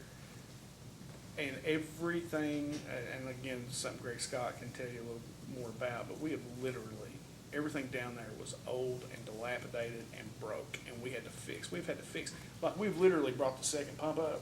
We've been pumping with this one pump, and we brought the second pump up, started pumping with it, turned the original pump back on, it broke. Okay, and so why wasn't any of that information included in the monthly reports or Well, I think any- that's something that should be. Okay. And let me say this. This is a learning experience, okay, for all of us on the board, particularly me. I'm here talking, so I'll talk about myself. One of the things that we'll be doing going forward, and I'll probably author these to start, and then once we hire a new GM, that responsibility will be laid over to them. But we will write essentially a narrative with our monthly filing from this point forward. Like Cumbo and I had actually been working on one, and we will probably still send it down, but we didn't have the supporting documentation. I didn't feel like to go ahead and send it.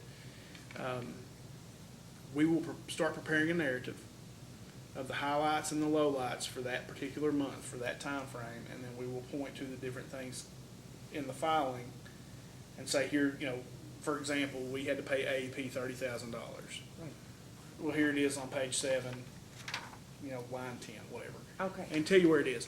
And so I don't know that we understood that was really something that was important to do, or I didn't. Right, and so when you say we, you're wearing a few hats here, right? Do you prepare the monthly reports, or who does that? No, right now it's Linda really puts everything together, or Brian, and everything goes through them.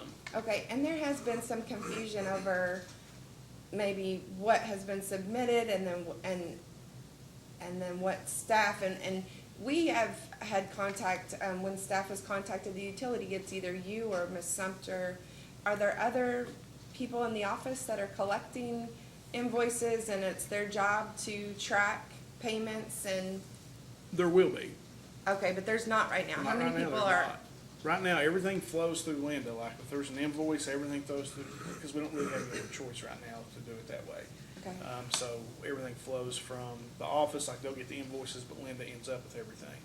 One of the things that we will do, and we've actually started discussing, because Linda, the girl who worked for Linda's office that actually handled all of our stuff actually quit because of all this, and so we are going to start transitioning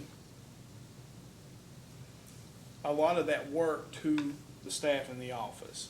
So, as I stated earlier, we're having to kind of rebuild this thing from the ground up, because they've done things a certain way, for so long, that we're just having to reteach them how to So when an invoice comes in, there needs to be a folder made within their computer. They scan it, put it in there, label it, and it needs to be done that for every single invoice, so that when you guys ask for something, or when Ariel wants something, it's readily available, and Linda's not the one having to get it. And with a new general manager, or a full-time general manager, then that is something that the general manager will oversee, so that Brian doesn't have to do everything, and Linda's not having to do everything, and I'm not having to author these reports, but right now, that's where we are. Okay, and speaking of that, in a post-hearing data request, you mentioned a letter from AEP that was your demand or Mhm. cutoff, okay. We'd like to request that documentation. Sure. And, we'd also like to request any documentation you have as far as your repairs to your intake system. Sure. And, okay, and then your request to pay vital creditors. Yes. There was confusion over, Yes. from the utility end over what was filed and that. And when staff requested further explanation, you requested, and correct me if I'm wrong, but you requested to pay C.I. Thornburg and Evans Hardware. Correct. Out of the surcharge fund account. But when you filed that, you listed invoices accounting for the amount that you owed, but you didn't provide the invoices, is that correct? That is correct. And then staff requested documentation and you provided $10,000 worth. But I'm just generalizing, but over a period of days, we went back and forth over the utility and what had been submitted by Mr. Cumbo's office. And we still haven't received documentation for the invoices that were referenced in the motion to pay vital creditors. It's my understanding that those have been put together by Ms. Sumter's office. I don't know if they've been sent to you or not yet, but they have been put together, and you should be receiving them within the next few days, which actually brings a question that I have. I don't know if I can ask a question, but I'm going to. The filings that we do, right now, we have to mail those, is that right, Brian? Is there a way to do that digitally? Yeah, and that's something you should talk with your attorney about applying for an electronic case. I mean, that's, So you, Brian, you're aware that that's there's a something we lot can of do? things that That would actually maybe you benefit us a could talk great about deal. Yeah. later with your attorney Okay. on that. But that's, I just wanted to ask the question, because I don't know that he was aware that he could do that, and I wanted to clarify that right now, because that And is so something is that we there a need to do. problem with communication between the utility and the attorney? No, I mean, we talked to Brian a lot, or I talked to him a lot. No, I'm Okay, okay. So, and, you said Linda or you work with Mr. Cumbo on preparing the monthly reports? Well, I don't actually, unless there is something that requires an answer from me, I don't really help with that. That's really, Linda puts it together. Greg and them are right now, Greg Scott and those guys are working on it somewhat, on what they can put together, but it's kind of a team effort at this point, that all ends up at Brian's office. Okay. And then, but you said that you do understand that if we don't have the evidence in the record, Yes. there's no basis to No, determine. after we spoke last week, and I know I told you this, but I felt like somebody had lifted a truck off of my chest. Because like I was really feeling it, and I generally am a happy person, okay? I mean, I pretty much smile all the time. All I wanna do is work and hang out with my kids and my wife and live a pretty stress-free life, and I maintain that. For the last several weeks, I have been angry. I mean, like angry, and I don't do that. I don't get angry. Well, I guess I get angry sometimes, but as a general rule, I'm a pretty happy person. And after we spoke, and here's the thing, you guys talked to me. I didn't get the legal speak. You talked to me. And I understood what you needed. And it's almost like my job. When I'm documenting for a client, literally everything that's on this application, I have to document it. And if there's something that is kind of random off, I have to document that, because I am presenting something to somebody sitting in Michigan. Nothing but paper. And I'm having to tell them a story with documentation. That's what you need. You need us to tell you the story of what's happening with Martin County Water District through a narrative, but backed up by the documentation, just like the AEP bill. You need a copy of it. What Brian and I have been working on was kind of a narrative, so to speak, about what's happened this past month, just to have in the record, as well as kind of a trial. But we decided not to turn it in because we didn't have the proper documentation. We didn't have the AEP bill. We didn't have the invoices for the intake. But those are things that we will be working on. And just to appreciate that explanation, but just to follow up with that, so you understand where you keep saying, we just need more money, that has to be documented, Absolutely. correct? Yes. Okay, and then part of your application was also, it included the lease to the Mhm. Honey Branch tank. And that, you've already testified has gone away, so that was in the first application on the greater amount, and you've already testified you'd take that and more, but as we're going through looking at the actual numbers and things, you would agree that I'm with you. we're talking about different numbers now, correct? Yes. Okay, and what you can justify and what you can document, correct? Yes. Okay. All right. No, I have a much better idea of what you need. Okay. And we will absolutely make those efforts. I will lead that. And like I said, if I have to author those narratives myself, I will. And help tell our story maybe a little better through documentation than just testifying. Well, and again, that's the public record. Absolutely. And like you said, maybe that's Oh, like I different said, than I where told you you, I appreciate it, had. because I swear, I feel like y'all lifted a truck off my chest that day. Okay, I mean, it really, because now I understood. It wasn't you just pounding me for, or all of us, not me, all of us for paper constantly. Like I said, we just get it from every direction. It's very frustrating, and it is the situation we are in. As I said earlier, it is what it is. And we'll deal with it. But I like to understand what's happening, and now I understand. So we're Okay. good there. And I think we will do a better job for you guys. okay, thank you, and I think Mr. Doctor has some questions as well. Okay. Yes. Go ahead. Mr. Kerr, I just have a few questions for you, and they're not gonna be too difficult, mainly just in the way of an update on some things that you had said at some prior hearings, so don't mean to double team you here, but Oh, you're fine. you doing okay? Yeah, I'm doing good, man. Okay. How long are you able to shut the plant down now for, per day? I want to say we're still shutting it down anywhere from 2 to 4 hours a day. Something along that line. 2 to 4 hours a day it actually shuts down. Okay, so that's still about the same? About the same. Okay. You mentioned before a buoy system, that you were looking to get in place regarding, is that? It's actually in place. The buoy system is. Now, Mr. Scott will be able to give you more detailed testimony on that, but it's actually in place. Biggest things we've been working on, we've had to work on everything, at the intake. We were actually having to have somebody sit down there for a period of time because the float system wasn't working. That would kick the pumps on and off. But the buoy system's actually in place right now, and they're just working on. Every time we get one thing working, something else breaks, and something over breaks. So we just have to kind of keep chasing our tails. But we're about to get it, I believe. And thank you for that. You'd also mentioned at a prior hearing, you referred to it as a cove-type system to help the sand wash through, so you wouldn't have the type of sand issues that you had in the past. Can you give us an update on the? Again, I'll let Mr. Scott, I think he can give you better testimony on Okay. that than I can. The cove system itself, I know has not been put in place. It was basically the tiller, but we are setting on a buoy system now. Okay.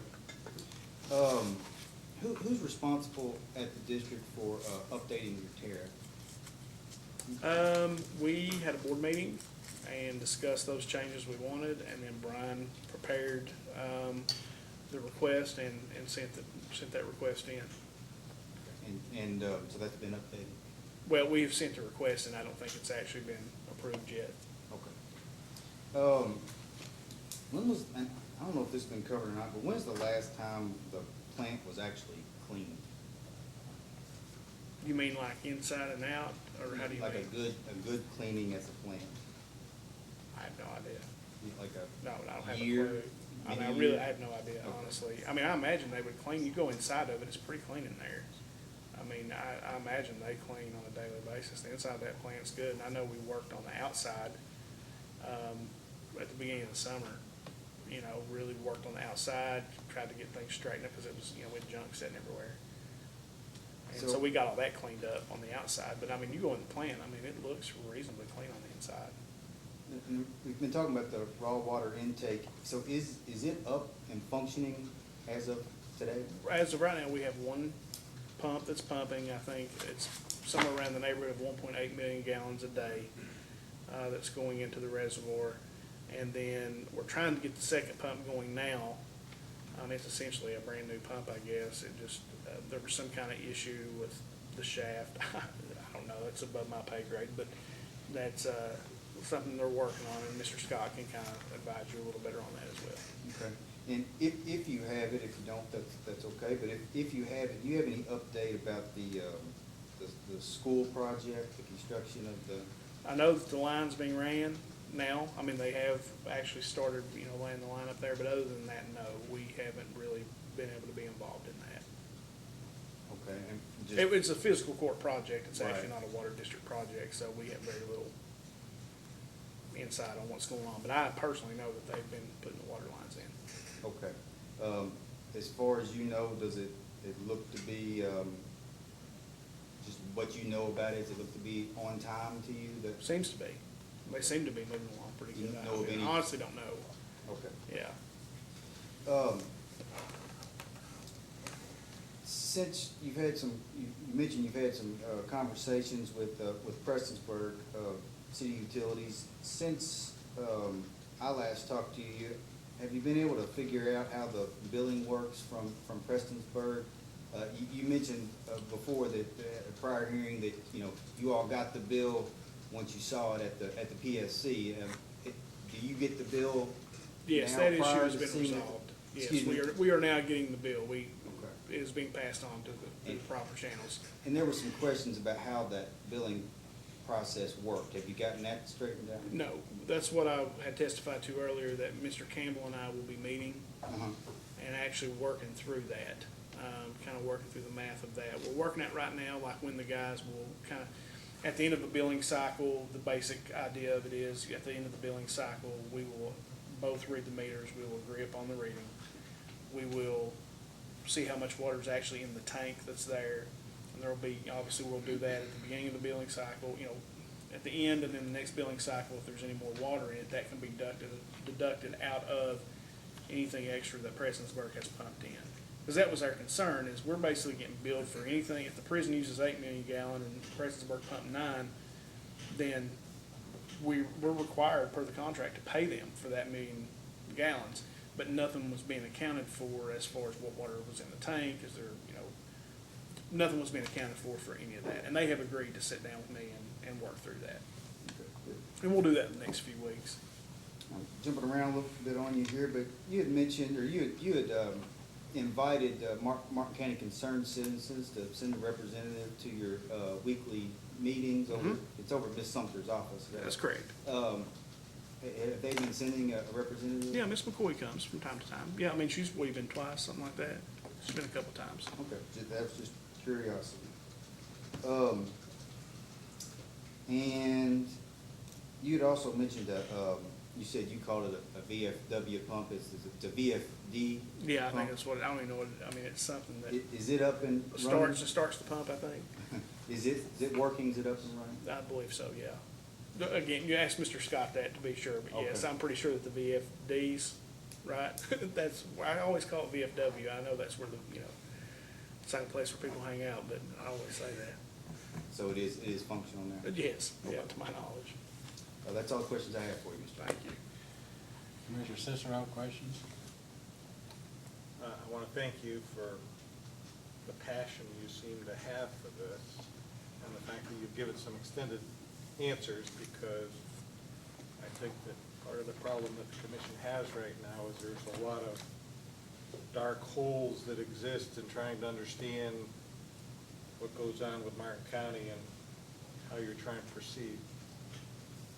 That being said, I'd like to ask, how many people actually work on these requests when staff sends them out? And I'm not trying to beat a dead horse here, but I'm trying to understand how this. Again, I don't deal with it like day to day. Like, I'll get an email that says, hey, we need an answer to this question. It may be something that I'm working on. So I'll get a request from Brian that says, hey, can you answer question number 9? My guess is that, Mr. Scott is working on some of it. Probably the girls in the office are working on some of it. There's 3 in there right now. I would say they're working on some of it.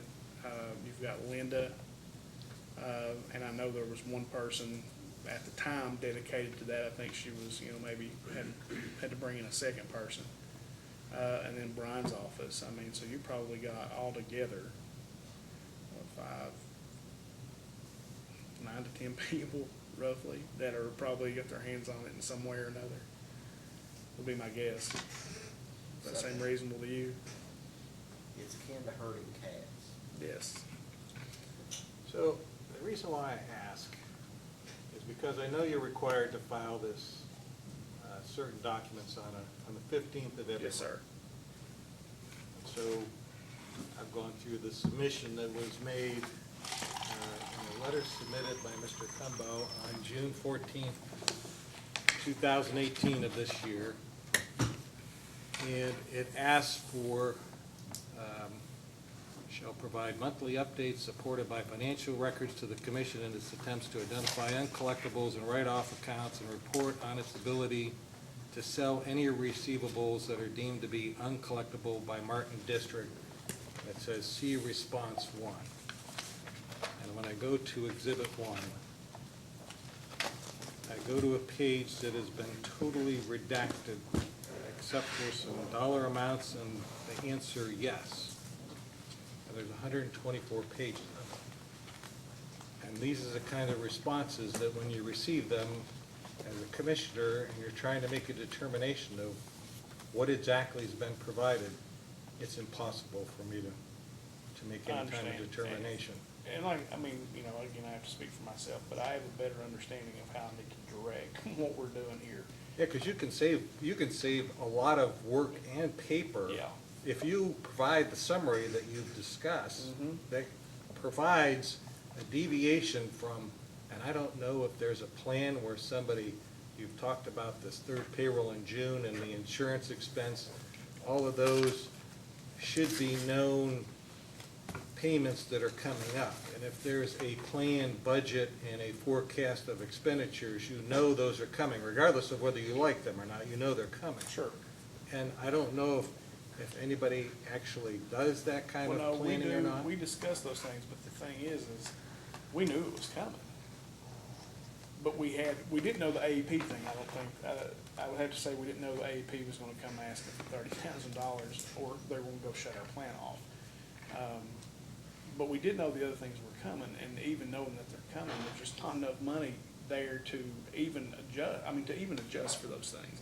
I mean, yeah, we're trying to budget, but we're also trying to fix our intake at the river. We're also fixing every leak that pops up. We fix one leak here and a leak 20 feet down the way, it breaks again. And we're constantly chasing our tail. Yes, my only point was, Yes. is if you provide a summary, if there's a projection of what you're expecting to pay, and you do this summary that you've talked about, that would explain, I worked on the intake. Yes, sir. I had $30,000 in AEP bills, I got $20,000 in insurance payments, and this is what threw me off for this month, and why I'm not where I thought it was going to be. Yes, sir. That goes a long way, rather than, you can save the paper, because this kind of information doesn't help me at all. No, and again, I have to commend the staff, okay, because I am very pro-staff, and they really did. They took, I don't know, I don't want to get you in trouble or anything, but they really kind of took their lawyer hat off, and they talked to me. Because I get a lot of the lawyers speak, a lot of times when I speak to them, which drives me nuts. But that day, we actually talked to one another, and I actually understand what I need to do right now. Because I could tell you, I can give you the highlights and the lowlights, and I can send you all this other stuff, but I can say, hey, here's the major things that happened. We had to pay AEP 30 grand. Here's the letter we got from AEP to support that, and you'll see on page 7, this is where we actually had to spend that money. Hey, our insurances came due. Here's where we actually had to spend that money. We had to fix 25 different leaks this month. Here's actually the invoices for where we had to pay for that. And actually document all that stuff for you. We could break it in, we can make it real simple. It would be a whole lot simpler, and you would understand what we're actually going through on a day-to-day. Okay, so starting off on that, and asking for the receivables and the collections, I haven't heard any discussion about whether you've actually obtained the services of a collection agency, if you've been successful in doing anything with? No, not really. I mean, we've been writing off a lot of the debt. I've been talking to the collection agency, or agencies, but it's almost pointless, really. It has been to this point, because they don't view the utility the same as they would like a medical bill. You know, I don't know, it's just different. And then their estimation on what they could collect for us, we've just been trying to collect ourselves as much as we can. And actually going back through, writing anything off that's over 24 months old. We're doing the things that you asked us to do. So I want to go one step further. Okay. So hearing your answer, you've decided to write off anything that's 24 months old, and you've been unsuccessful with the collection agency. As part of your summary, Be nice to know those are that. the kinds of things that if they go Yeah. in there, we can understand what you're doing. I've got another whole report here that talks about deceased and uncollectible, but I have no clue how you wrote off the deceased. I kind of understand because those people don't pay. The uncollectible, I just have no clue, other than the fact that I just heard that you're writing anything older than 24 months off. Yes, sir. No, yes, sir. That's, yes. Those are, You will see a different kind of submission. Is this already August? Is it August 15th yet? But you will see a different kind of submission this next time through. And it may take a few months to get it exactly where we need it to be, but part of what we're gonna do on our Thursday meeting is we're gonna kind of discuss those, and I will prepare that as we go. Every Thursday meeting. But yes, sir. so It would make my life and yours a whole lot easier. That's why I'm saying the truck, they got lifted off my chest because I understood what I needed to be doing. And I don't think I understood before. Like I said, it's the first time for me to ever do anything like this. And, it just seemed like paper. That's all anybody wanted was paper. But really what you need is a good explanation as to what's going on with documentation to back up what I'm telling you. and if you provide that to staff, I sit down with Ariel and I go over what you submitted, and if she can't provide me the answer, I know it's because you haven't provided her the answer. Yes, So sir. it makes it difficult on Yes, sir. everybody. I did want to ask you about the AEP power situation. And Sir. They requested anything over 90 days old? Yeah. Linda can tell you exactly, but yeah, I think it was anything over 90 days old we had to pay. Have they been charging a penalty for the fact that you are this far out? I'm sure they have. I mean, I can't answer that specifically, I don't know, but I'm sure they have. Okay, because I would think that that's an expense that, there are some invoices that should receive priority, and I know you prioritize power, but even when you talk about this reduction of past due invoices, that you still need a plan. And I know you gave me a generalized outline in your testimony, but that should be a priority of the board to decide Well, how we you're gonna have, go through this, whether it's a Dave we have Ramsey a plan or what Linda- it is. Ms. Sumter does have a prioritized list of who we pay. Here are the people that have to be paid.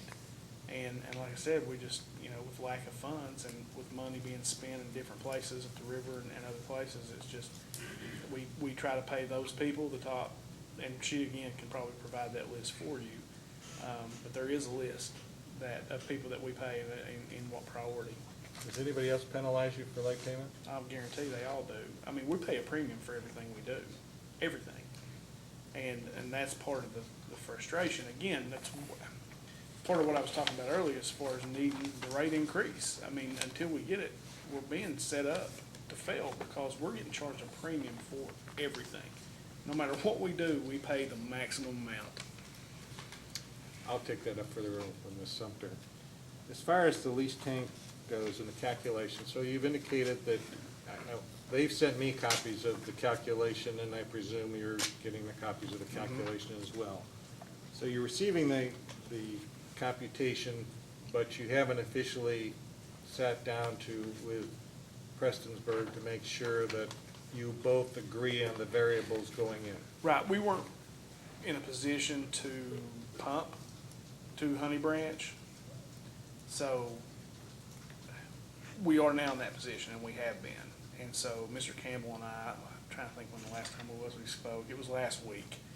And I said, look, I have to come to the PSC hearing. When I get done with that, you and I will get back together. I think we're gonna go have lunch, and I'm dealing with his assistant superintendent's son as well, Brian Music. He actually texted me, just a few minutes ago and got my email address so they can start sending us the reports daily. And we're just trying to work on that line of communication as well. And then Mr. Campbell and I will sit down and figure out, like I said, what he's telling me is probably correct. I've resolved that what he says is probably correct, but until I can see it on paper, it's just how my brain works, and I can work it out myself. And he's agreed to do that with me. But you have a dialogue now. Absolutely. Policies and procedures, should I just ask you questions about it, or should I I? mean, you can, it's probably better for Mr. Scott on a day-to-day if you're, Okay, I'll ask Mr. Scott those, because there was specific policies and procedures we asked to be updated, and I don't see that that's been done. I'm putting it onto the record now, so you know that. yes, sir. I don't think it's occurring, and I will ask the question later. Yes, sir. I guess the last question that I would ask, and you said, if the district does not receive the money they're requesting, then you are set up to fail. And at this point, do you believe that without all the money that's been asked for, the district will fail? Yeah, I do. I mean, if I'm being honest, yes. Okay. I think you can give us part of it, and we will be right back here in a year or 2 years asking for more money. I think that in order, as I said earlier, and I don't want to go into a big rant again, but I mean, as I said earlier,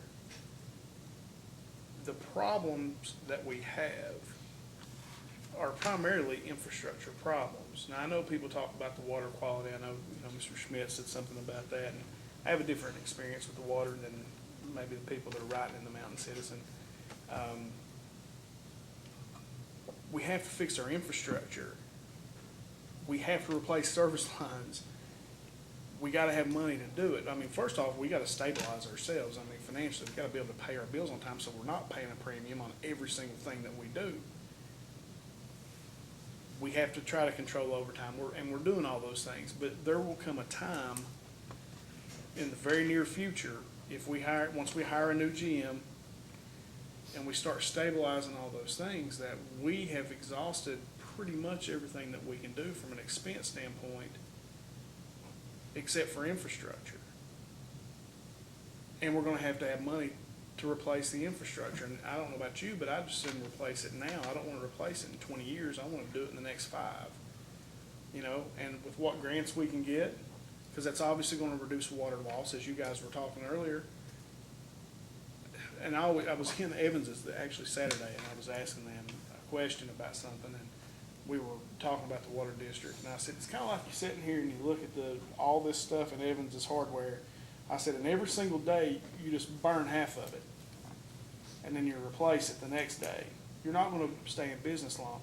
So we need money to get ourselves stabilized, and then we need money to fix our infrastructure. And that has to be a priority, and we will start a capital improvement plan as soon as I know that there's money available to do so. And as I said, we will literally start on one side of the county and work our way across with what we can do, and then come the other way with the grant money until we replace every single line. That's how we fix it. So if you didn't receive all the money that you received, but you got a infrastructure improvement rider that went on top of that? As long as there's money there to fix the infrastructure, that is ultimately what is going to solve our problem. We have to be able to survive now. But what's ultimately going to make the difference for us is replacing all these old service lines that are leaking, new meters that are more efficient. I mean, just an overall, that's the pie in the sky dream for me, and maybe I am overly optimistic, but I think we can do it. And I think that the only way to do it is with more money. I mean, it takes money to make this thing work. And that's why, look, as much as I'm frustrated, you guys are in a similar position as commissioners as we are as a new board.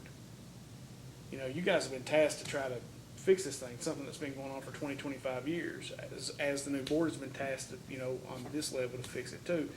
So we're in a very similar, or, you know, I feel like we relate in some way to that. And I understand what you're saying, but at the end of the day, and that's why, you know, I almost implore you to try to make a decision on this as soon as you possibly can, so that we just don't keep digging this hole. Because we're just gonna keep digging this hole until we get more money, and, you know, it's just gonna be even harder to dig out of if we continue the way we're going for another 6 months. And so that's, you know, like I said, it's ultimately up to you guys, and I don't know if beg's the right word, but, you know, I beg you to make a decision soon and let us try to get to, you know, to really trying to fix this thing. Because we have as good a board, I believe, in Martin County as probably we've ever had. We have a strong board. And not just myself, you know, Chairman Horn, Jared Crum, John Paul Hensley is great, comes from a totally different perspective than I do, but it's a small business perspective, and he's very good. And Rex Endicott, he comes from a different place too. And if given the tools, we can fix it.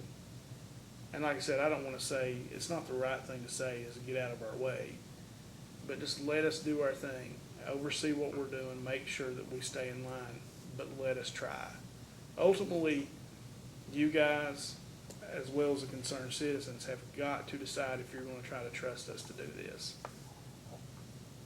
And if you do, great, let us try. And if you don't, if you think that selling us or us being sold or taken over, then let's do that. But we just need a decision to be made, because, like I said, we're just gonna keep digging ourselves deeper and deeper in this hole. I just want it to be, I want there to be local control. Because if we sell it to a bigger company, like I said, these problems still exist, whether we're the ones trying to deal with it or somebody else is. But the difference is right now, concerned citizens has a place at the table. We as citizens have a place at the table. If we let a bigger company come in and take us over, we have no place at the table. And we just have to take it. We're just gonna have to take it. So if they decide that your rates need to be increased 150% so that we can fix your infrastructure, we're just gonna have to take it. And that's the part that is the most concerning to me.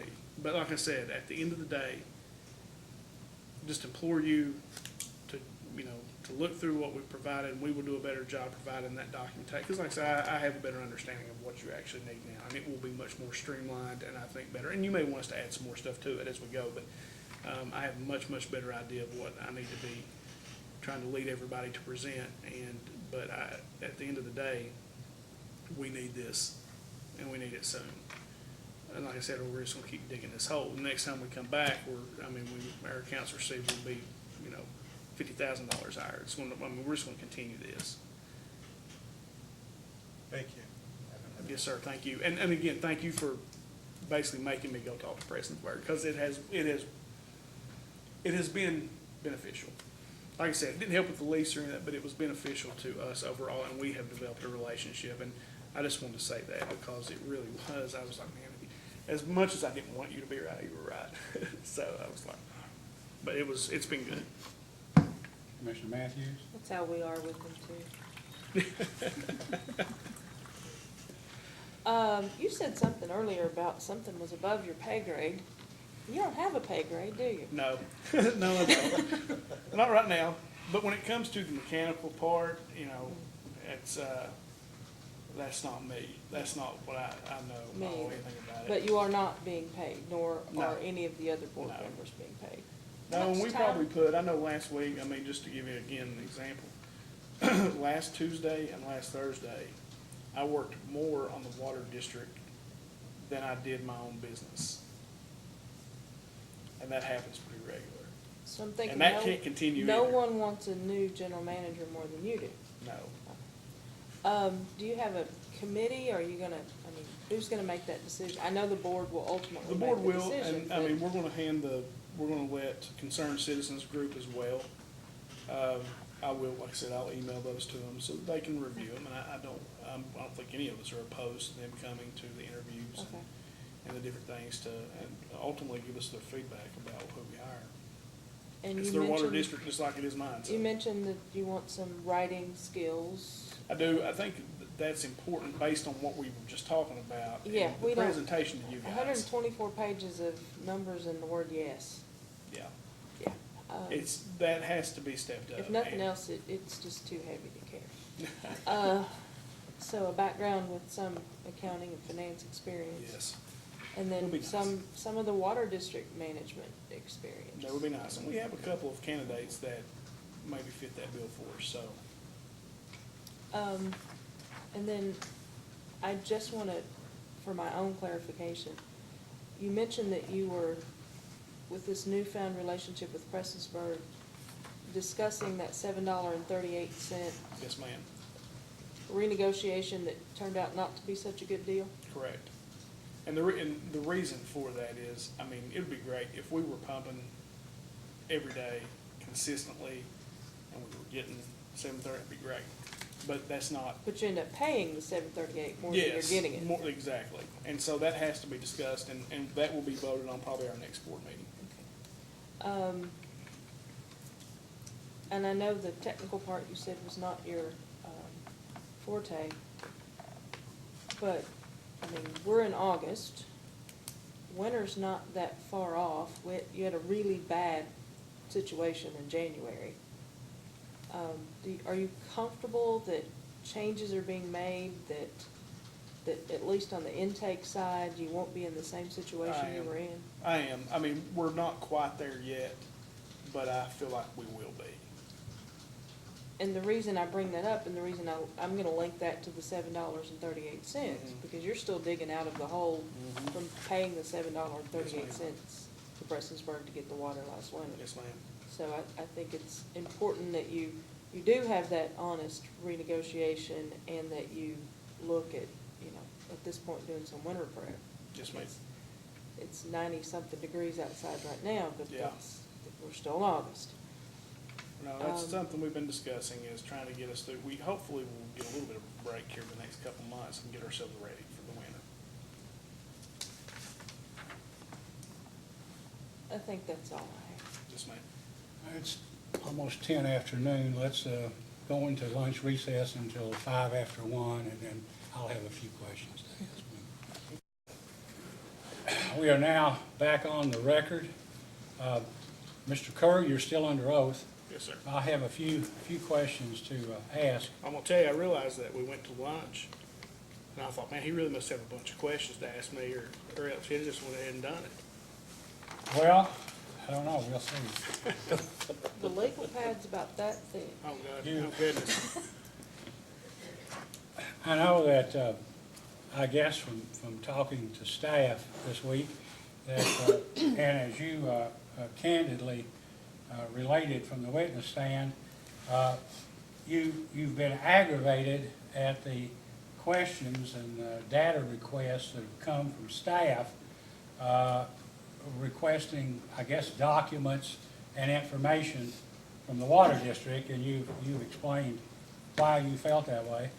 But what I wanted to tell you, and I've tried to intimate this at our last hearing without probably a good deal of success, is that the problem here is that the entity before this commission is the Martin County Water District, and not you personally or Mr. Horn or any of the commissioners or management. And so it's not personal, and the comments that are made by me in some instances are made out of frustration, not at you. I'm sure you're doing the best you can. You seem to have devoted a lot of time and effort into trying to make changes. The problem is that the entity before the commission, as I stated, is the Martin County Water District, and you're not the district. You're one of 5 commissioners. And the district was here long before you were a commissioner, and was mismanaged by not only one person, but many people over a long period of time. And at one point in time, some point in time in the future, you won't be on the commission anymore. But the commission will go on. And I think the citizens, concerned citizens and others, concerned citizens generically in Martin County, really are upset or don't understand fully what the facts are, what the problems are. Some of them know is we don't think our water quality is what it should be, or sometimes I don't have water for an extended period of time. And when the commission then is expected to basically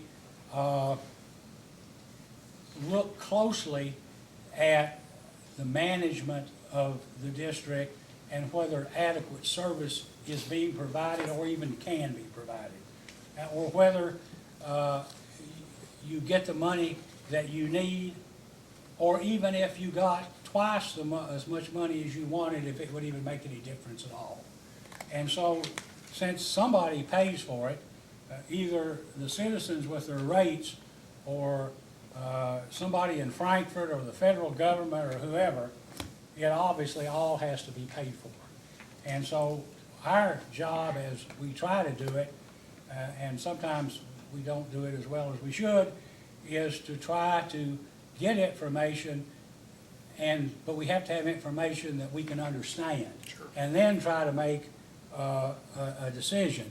And I understand from your perspective, sometimes you have the Attorney General with his investigation, which has nothing to do with anything we do. You have other people making open records requests, and you have us making requests, and you don't always have sufficient time or staff in order to provide. You say, oh, if I only had more time, I could do something else better that I consider is more important, and that is trying to improve the system. Right? But we're all working to try to improve the system, although sometimes it might seem as if we're working at cross purposes. Sure.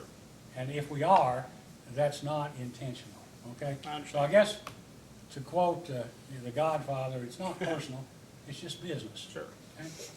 So, having said that, I want to ask you some questions. So make you an offer you now- can't refuse. With that disclaimer, right, that behind us. Now, I guess that it's been said by you earlier and by the previous witness that the district, I guess, has advertised or has somehow obtained several people, the names of several people who are interested in perhaps becoming general manager. Is that correct? Yes, that is correct. And was the position,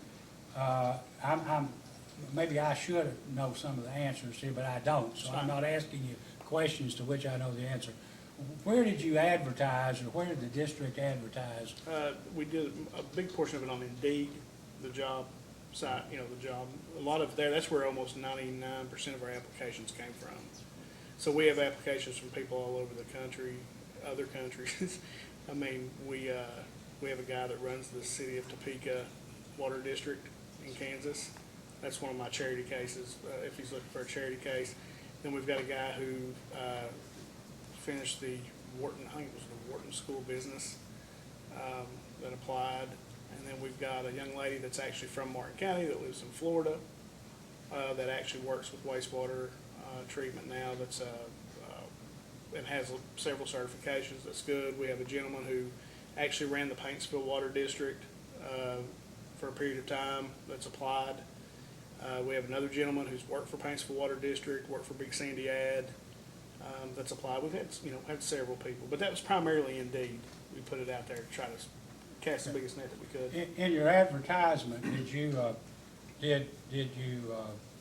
advertise a salary range? I don't think so. Because some of the people that applied, I don't think would have applied. Well, yeah, that was, I mean, we have an idea. I have a feeling that if you expect to get a manager who has some experience, who has the requisite education, training, and experience to be a good manager, that you're going to have to pay a salary that's a good bit larger than what you might plan for or anticipate. I mean, assuming that you had a very qualified candidate, would you be willing to do that? be willing to pay them more Yeah. than what we expected, absolutely. But, I mean, we can't afford to do that, right? We can't afford to do that Well, without the rate the increase. problem of it is, it's kind of like a chicken-egg situation. You can't afford to pay because you don't have any money. But you're never gonna have any money unless you can get a good manager. I mean, isn't that sort of the way it is? Yeah, I mean, I don't know, how many customers do you have in your system? my guesstimate would be like 2,500 roughly, Well, you've got, 3,500. you've got a small system, but Prestonsburg, for example, would have, what, more than 7,000 I would think or so, so in yeah. its system. And I'm sure they pay Mr. Campbell probably north of $100,000 I a would year. think so. But just talking, if you can't pay $75,000 a year, you're probably not gonna get a manager with experience, somebody with an accounting degree, or somebody who basically has some college and some experience in the field. All I would encourage you to do is to try to get the best managerial candidate you can, and if you've got to pay more money, I take a risk on the money Well, I for the think we're better willing, manager. we are willing to do so. We have had that discussion that if, I mean, legitimately, a couple of these people that we've had apply, I mean, they're legitimate. What you would want, like what we would all dream that we could get. And if we can pay more and take that chance, then we're willing to roll the dice to get a really, really good manager if we have to. Well, you gotta roll the dice now because you're on the verge of death of a water district. Sure. I guess you said you've narrowed the list of candidates down. When do you intend on interviewing? Have you scheduled a? We have not, we met Saturday, this past Saturday.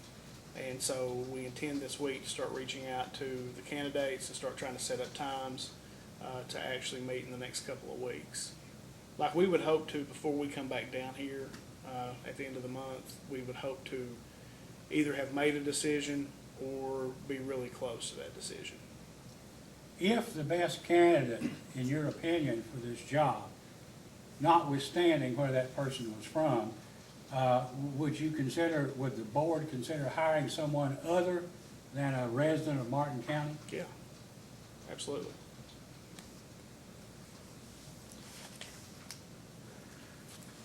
We want to hire the best manager that we can, because that's what we need.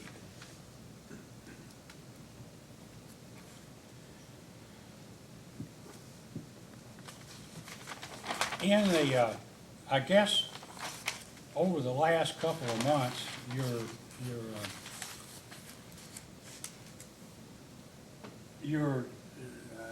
I guess the amount of your debt or the size of your debt has increased even after the interim order providing, at least on a limit, on an interim basis, a 17.5% increase. Is that correct? That's correct. And that is due to what, basically? Increased infrastructure breakdowns? You could, I mean, it goes across the board. I mean, just, number one, it's just not enough. I mean, we asked for 50% basically and got 17.5. It's just not close to being enough. But, I mean, just on a day-to-day, it's just not enough money. And, I mean, I think it's, with our system, until we start making major infrastructure improvements, it's always gonna be this way for us. Because we constantly have a breakdown, the water loss that we've discussed. Like I said, we had 2 big leaks over on Elk Creek last night that our guys were able to locate, and I'm assuming we're working on today, but it's constant. I mean, it's just constant. The guys, we have big leaks and we lose lots of water, and, you know, until we can get enough money, to stabilize what we're actually doing day to day from our bills. So as I was stated earlier, that we're not paying a premium for every single thing that we do. And we can pay our bills monthly, and then any extra money we have, we can start putting towards infrastructure. But no, why have we gone up? It's just, yeah, we've had to work down the river. I mean, I don't know the exact number, but I mean, I'd have to guesstimate we've probably put $95,000 to $100,000 down there at that river in the last little bit. I mean, we've essentially tried to replace everything there. We've had to, because like I said, as we start, we start something up, it breaks. And I don't think the design we're working on, I think will ultimately be okay, or we'll attempt to do something a little different. I think that's my phone button. We'll attempt to do something a little different if this doesn't work. But we've had money there, and again, AEP and insurance and third payrolls, and, I mean, that's why. I mean, we just had like a perfect, well, again, it's like what happened in January. It's always a perfect storm for us. You know, a perfect storm of things happen, and then bam, we're right back where we started, and then we're gonna have to dig our way out. But this won't be the last time that happens. We're gonna have a lot of setbacks, and I can handle that. I can handle the setbacks as far as operating the water district every day, or helping try to guide the water district every day. I can't tell you that you give us 35% rate increase, that we're not gonna have some major breakdown in 6 months, and something happen again that we have to come back and say, hey, we need that additional 5%. I don't know.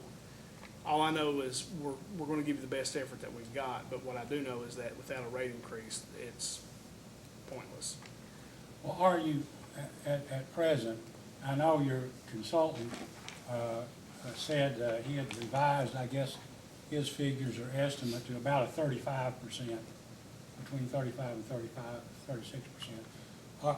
Is the district now asking for this 35%, 36% increase, or is it still asking for 49.6? Well, I know you're gonna say, I want all I can want it get, all. okay, I Right, understand. I want it all. I mean, I want 49.5%, if that's what we ask for, that's what I'd like to have, and if you wanna kick a little extra on there, I'd be all right with that too. Like I said, as sick as that makes me to say, cause I know who it hurts. I just know who it hurts, and I hate to even ask, but that is just the situation. Because as I said earlier, without the rate increase, we will never be able to give the people of Martin County the water system that they want. It just won't happen. I mean, we have to replace the infrastructure. We have to replace the service lines. We really got some mainline replacement that needs to be done as well. We need work at our plant. We need our intake, you know, some additional work there. And then literally every service line in that county needs to be replaced, in my opinion. Well, let me ask you this, on the, I guess the $3.4 million on abandoned lands money that you got from the Energy and Environment Cabinet, you don't have that money yet, No, is sir. that correct? We did sign the agreement though, so it is secured, but we don't have it yet. Is there a plan in place in terms of the design and how that We have construction a is going to general happen? idea of what we want to do, but that's the reason we're putting out the RFP or RFQ, whatever you want to call it, is so that we can talk to multiple engineers. We've had a single engineer for 25, 30 years, I guess, that has done 99% of the work. So we would like a different point of view, and we would like multiple different points of view to see if what we're thinking even makes sense, if that's something that we should continue to build upon. Or if that, hey, this doesn't make sense engineering wise or hydraulically, it just doesn't make sense, so we're gonna try, you know, we're looking for as much input from as many sources or engineers as we can, so that we spend that money the most efficient way to help our system. Well, is that money that you get from the abandoned mine lands fund, is that restricted, or is the expenditure of those funds restricted to pumping water from the Tug River to your water treatment plant and upgrading your water treatment It plant? is my understanding that it's specific to the intake and to the plant itself.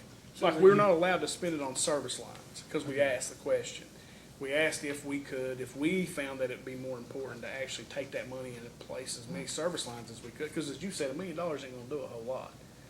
You know, I mean, it'll replace roughly 1,000, but, you know, it's still in the grand scheme of things, it's not gonna do a whole lot. So we asked that question. It is my understanding that it is specific to the intake itself and the treatment plant. Now, to the extent that you've been required to spend, as you say, about $100,000 on that intake system so far in the last few months, do you know whether or not when you get the grant money, if you will be able to reimburse yourself, if the district can be reimbursed for what it's recently put in. I don't think so. I don't think we'll be able to be reimbursed for that money.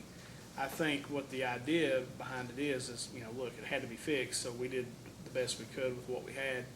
And no, I don't think they'll allow us to reimburse ourselves, because we will still spend some money there. Maybe with some bigger pumps or, you know, than what we have and what we can presently afford. Our hope is, because our plant is so outdated, that we can, that's where we want to spend the majority of the money, if at all possible. Now, again, we'll have professionals come in and tell us if that's even feasible, but that's our hope. In terms of I guess the grant from the Appalachian Regional Commission, maybe what, 1.2 million or Yes, so? sir. And that was for service line replacement, is Yes, that sir. correct? And meter. And meter replacement? Yes, sir. Is that it? And correct me here if I'm mistaken, but as I understand it, that somebody decided, Water District or Kentucky Rural Water Association, or the combination of the two, determined that those things needed to be replaced because they were responsible in part for the leaks. Yes, sir, because Is the that area that correct? the area that the lines are being replaced is what we believe to be one of our worst areas as far as leakage. Okay. So it's in what would be called the Beauty, Warfield, Lovely area. It's in that area, and where some of our oldest lines are, or what we believe we have the most problem. And that's where the work's gonna be done. Yes, sir. And you already made the decision to do that, Yes, sir. correct?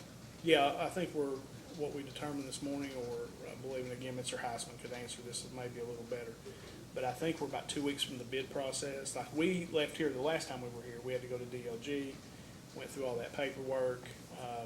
Mr. Horn has since signed and turned that into Big Sandy Ad. We've opened up the account that we were supposed to open. The bidding process is supposed to begin, I think, in a couple of weeks, and then, you know, hopefully soon after that, we'll actually, you know, that work will start. And the work's gonna be done by a third-party contractor, is that correct? That is my understanding, yeah. Not by us. Now, are most of the complaints about water quality, do they come from the Warfield, Beauty, Lovely area? I mean, I would have to think, I'm just trying to think of the people who I know who have complained about it, but yeah, I think most of them are from over in that area, or somewhere around that area. I live on what they call New Route 3, D-Board, DeBella. Now, I have a grandmother that lives in Beauty, where actually part of this is gonna go over, and they've always been okay, you know, haven't had a whole lot of problems with their water. But if I was guessing, they would probably be in that area. Is any member of the Water Commission, Martin County Water District Commissioners, do any of them live in areas where the water service is claimed to be bad? Yeah, John Any of Paul. your commissioners say, God, I got bad water, I Well, can't drink it none of myself"? us say that, none of us, the last Concerned Citizens meeting I went to, we were there, we really were trying to hear the complaints that people do have, and really trying to listen to those, because my experience with the water is completely different. I've never really had any problems with the water. I drink it, I cook with it, I bathe in it. My parents always have. My grandmother lives in Beauty, close by. They've never really had any issues. John Paul Hensley lives in that same area. He's one of our board members, lives in the same area. He said, you know, and I asked him that, I said, you know, you ever had a big problem? He said, well, no, not really. He said, you know, every once in a while I smell like chlorine. You know, that city water, and it's probably gonna do that sometimes, and, but I think everybody else is pretty much over on the Inez side, except for John Paul, and he's, you know, fire chief and different things over in that area, but not that matters, but no, I can't say that any of our commissioners really have a major complaint with the water. Well, let me ask you, do you believe that the complaints that people make, or apparently have made or continue to make about the quality of the water are true, or do you think they're just exaggerated or just made up? No, I don't see why they would have any reason to lie. I mean, I think they have a different experience than I've had for whatever that reason is. And it's like I was telling somebody, went to the Concerned Citizens meeting, for the very reason is we want to hear what these different experiences are, and if there's something we can do to help. Because the last one we went to, there was a man, I swear, he believes his water's poisonous. He believes it. And we need to, everybody should have the same experience that I've had. Or at least have the opportunity to have the same experience I've had. Now, why those experiences are different, I don't know. That's what we're trying to figure out. But do I think it's exaggerated? Sometimes, I mean, if I'm being honest, sometimes I think it's exaggerated. But I do believe these people think that they have had problems. And we should listen to them and do everything we can to try to help them fix those issues if we can. I mean, we passed, I was telling somebody the other day, I'm sorry, I didn't mean to interrupt ahead. you. But we have these tests done every month by, I guess, Rural Water or whoever does those, and we meet the standards, and I don't know, Where are the tests done? to be honest with you, I don't know where they do them. I think I they mean, used to you do it know, like 4 spots, 2 spots, I think they do 2 spots now, I don't know. I know we go to all 4 corners of the county every day and test. We go to all 4 different areas of the county and actually test. Or that's my understanding. That's what we're supposed to be doing. But I don't know where the Division of Water or Rural Water where they test. I just know that we have met the standards for some time now. And I know that the one that were really getting called on was because the standard had changed. And we were above, we have been below, but we were then above, and then we corrected that by moving a clarifier or a chlorine intake somewhere and got us back under that. So, no, do I believe that people believe that we've had issues? Yes. Or that they have issues? Yeah. And I take those seriously because that's what they believe. And their experience could have been different than mine. I can only speak from what my experience has been. Well, sometimes there are people who can be litigious and just chronic complainers. But usually when you get enough people to call Aaron Brockovich, or you get Gary Ball or somebody in the newspaper, and Lisa Staten and people and Concerned Citizens, and you get Appalachian Research and Defense Fund or public law firms involved. They usually don't do that unless there's some basis for the complaint. I don't know if you agree with that, but that's just been my experience. People usually would rather do something else than As like I said Mrs. earlier, McCoy and come down here to all these hearings. I really don't know. I mean, because like I said, this is my first venture into this, and I know that there are a lot of people in Martin County who believe that there are issues with the water. And like I said, I think we should listen to them. That's all I can do. Well, you recognize, you said you need to replace, the intent is to replace essentially all of the service lines and start working on the main water lines, correct? Would you agree that if the water district were an investor-owned utility, or if just a well-run water district, that there would have been a plan in place, and would be a plan in place now to start thinking about replacing infrastructure now and 10 years from now?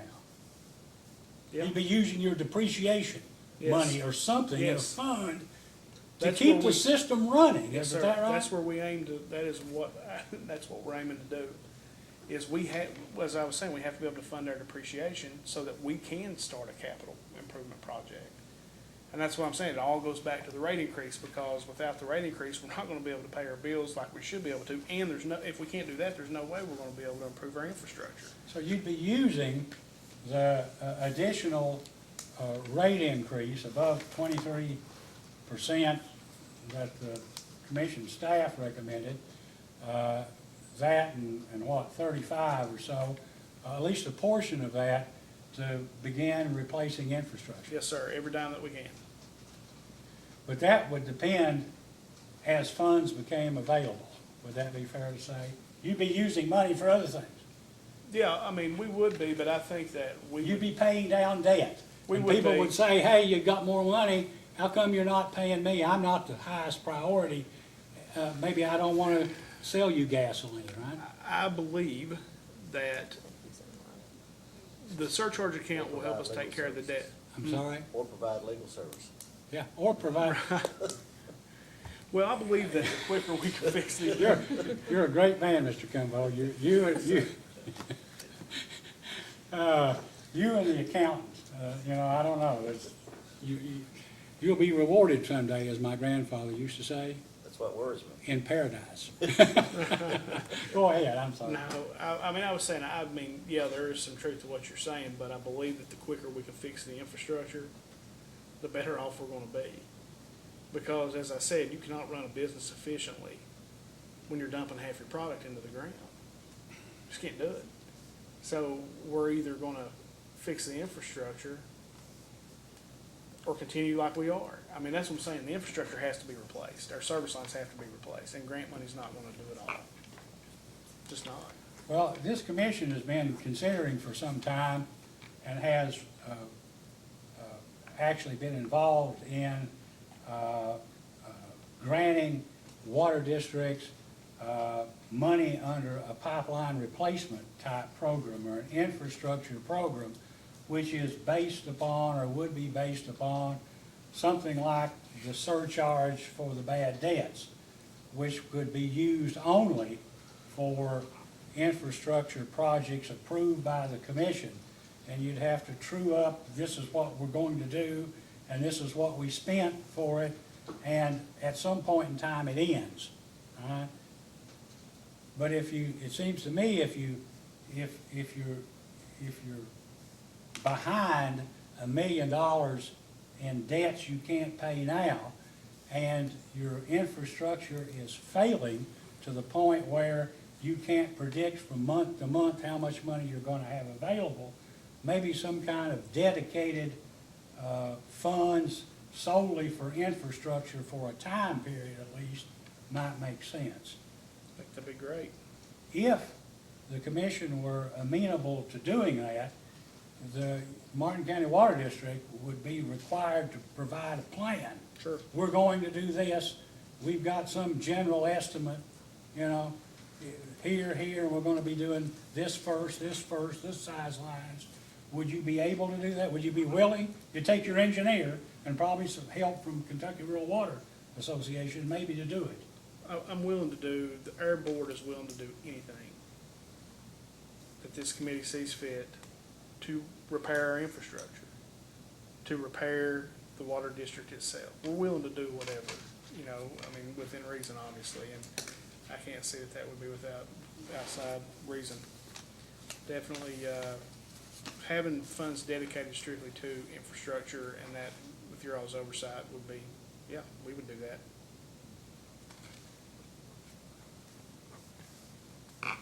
Insofar as your relationship with Prestonsburg is concerned,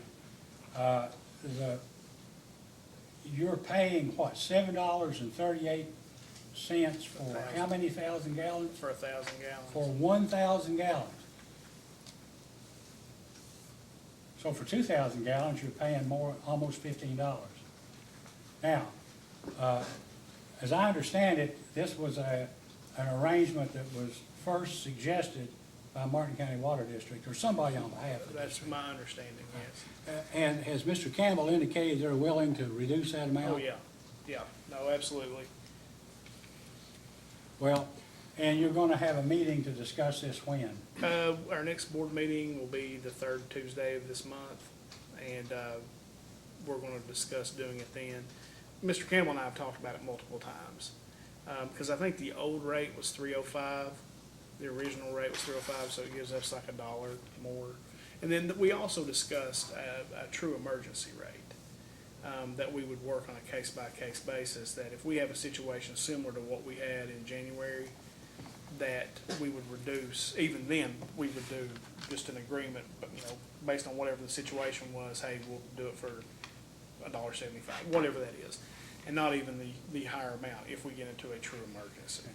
What I'd like staff to think about is a post-hearing data request for the commission minutes of basically discussing, working out a contract reduction in this amount with Prestonsburg, and in the future, as it becomes due, any other documents that might reflect a change in agreement. And I will tell you, and you may not know this, that although Prestonsburg is a municipal system over which we have no jurisdiction, generally, we do have jurisdiction over contracts between a municipal water company and a water district. So we would have to approve those rates. Obviously, somebody there wanted that rate in effect, but if you can't work anything out, I would at least suggest that you consider asking the commission to initiate an investigation or a proceeding designed to see if those rates are fair, just, and reasonable, because they seem to be about $4 or $5 higher than what one would normally expect you to pay. So you're talking about even at the 405, that seems higher? Well, I'm talking about 738. No, So I don't know 738, I about get 40. what the idea was behind the 738, I understand it, but the whole reason I'm open to the lower is, well, because our history proves that we don't pump up there consistently. We pay more than we get, and so we have to remedy that. And the fact that they're willing to go back and actually prorate the previous debt based on that cheaper amount will go a long way to retiring their debt as well. Well, I know there's been a seemingly bad blood between the two, but There has. Prestonsburg's doesn't seem to have been that unreasonable. No, they haven't, and once, I don't know, you come in, you know, for us, you come in with a certain, where you're told certain things, you have a certain idea of how things are, but then you actually get into it. And, I mean, Eddie and I have actually developed a pretty decent relationship. We're very blunt with each other, and, you know, as I told him the other day, actions speak louder than words. We will see what their actions are, but the words sound good. And we'll see how that turns out. But we are starting to develop a relationship. They do some things really, really well, such as they started a program with Big Sandy Community College where they train operators, where you can take the classes there, and then they can actually come to their plant and train and get the hours. That's something that they're willing to let us kind of join in on with them.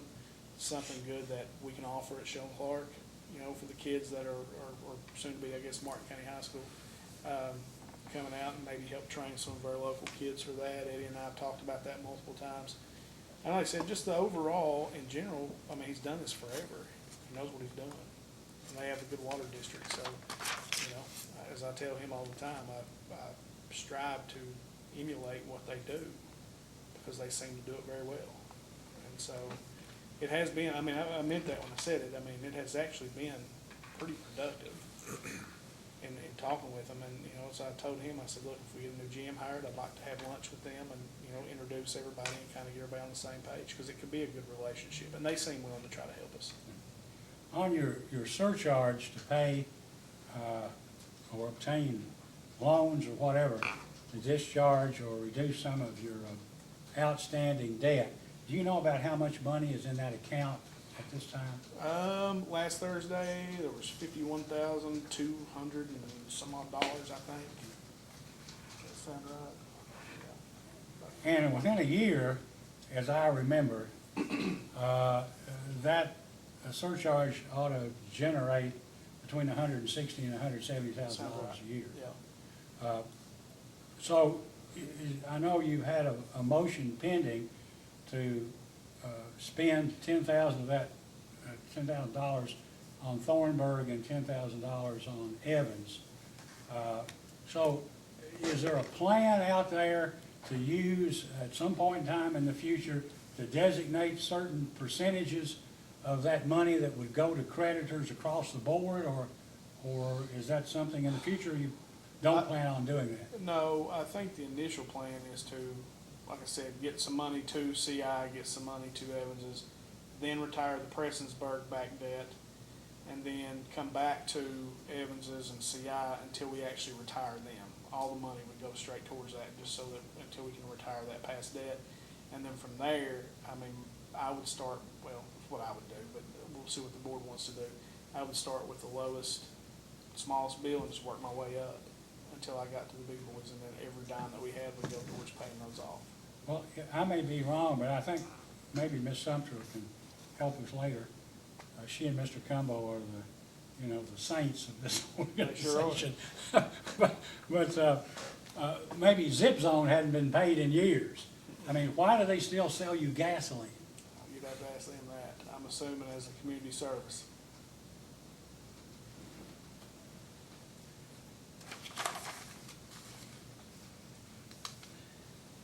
Will it, even with the rate increase that you request, could the district pay its outstanding indebtedness, which is now over $1 million, maybe $800,000 or so, subject that's, this surcharge is dedicated to?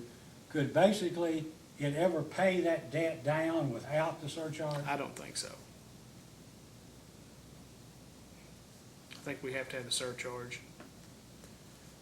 I think that we need it, and it's good that it's dedicated to that, because it's the only thing we can use it for, and it gives us the ability, and two, I think at some point it will give us the ability to get a loan and actually retire it all at one time. It's just gonna take a while to be able to do that. What will it take to get a loan? Well, our financials gonna have to look a whole lot better than they do right now, which is obvious. We also need to get past this AG thing. There's too much uncertainty. I know you know it's, all about risk, and when there's uncertainty about whether we're even gonna be around, and, depending on what happens, whether we're gonna be around, once we can kinda get past some of this and some of that uncertainty is gone, it will help a great deal. You're not likely to get past the Attorney General until after the 19 election. Election, yeah. Uh, Well, depending on when they wrap up their investigation. 2019 election. Yeah, when they wrap up their investigation, then we will see what comes next. That is my phone, Brian, if you wanna grab it. It's buzzing like that. It's sitting right over there. Yeah, no, I mean, I think once that is done, then we can, because we were pretty close. Like, we were really pretty close to maybe getting a loan. And then the AG thing came out, and that all kind of went away. Well, the Attorney General's investigation, as far as I know, doesn't involve any water district commissioner or management employee who was around at the time that alleged funds may have been missing. Is that essentially true? There were. Oh, then maybe I don't know how much Mr. I can Scott say, was on the but- board or Yeah. something, I don't. No, I mean, I don't know how much I can say. I mean, as far as what I do know, I mean, they've looked into, there's 3 major things that they were looking into. One being the Zip Zone account, one being the $3 million back in 2000, whenever that was, and then whether or not anybody was getting free water. Particular people were getting free water. Yeah, when particular people get free water, you go to the federal penitentiary. Yeah, as far as I know, that's pretty much The been put to mayor of bed. Paintsville can attest to Yeah, that. I heard about that. No, to my knowledge, the free water thing's been put to bed.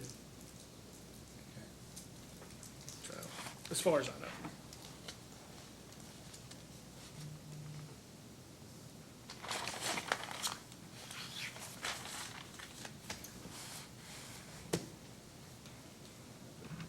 Assuming that in the next 2 to 3 years, even with substantial rate increases, the system is unable to basically keep its head above water.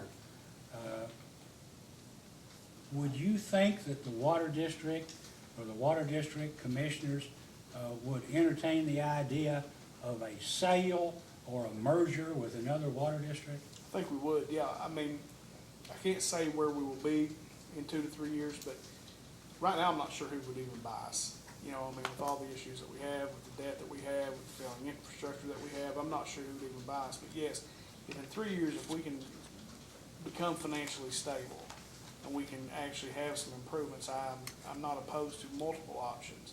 I mean, we've talked about maybe instead of actually producing our own water, purchasing Buying it. water Most, and managing pipes.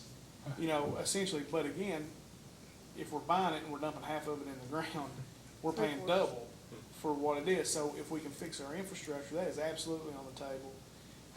I wouldn't be opposed to a sale. I don't know that I like a sale necessarily, but I wouldn't be opposed to talking about it, just from the standpoint of it takes away that local control.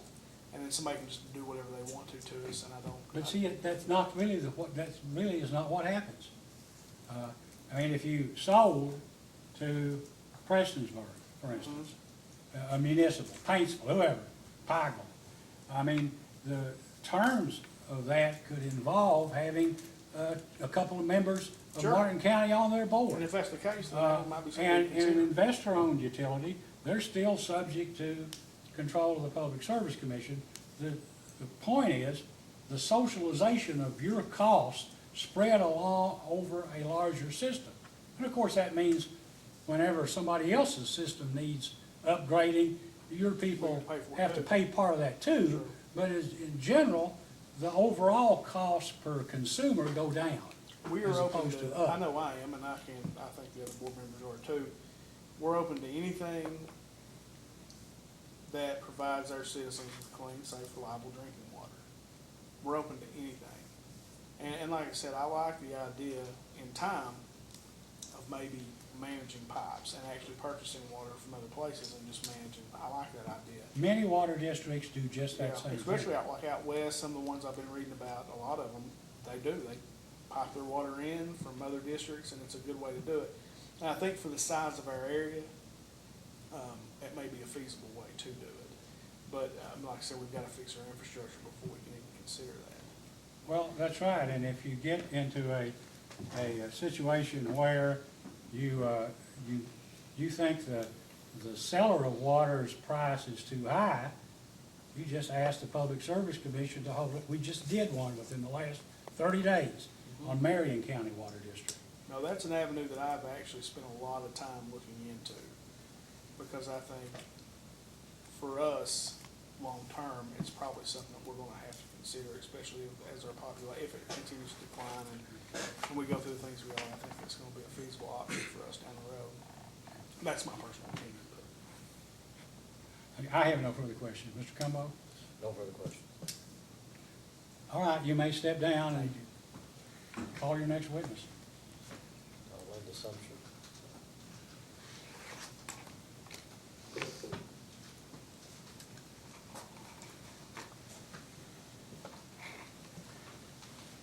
Ms. Sumter, please raise your right hand. Do you solemnly swear or affirm under penalty of perjury that the testimony you're about to give will be the truth, the whole truth, and nothing but the truth? Please be seated. Mr. Cumbo?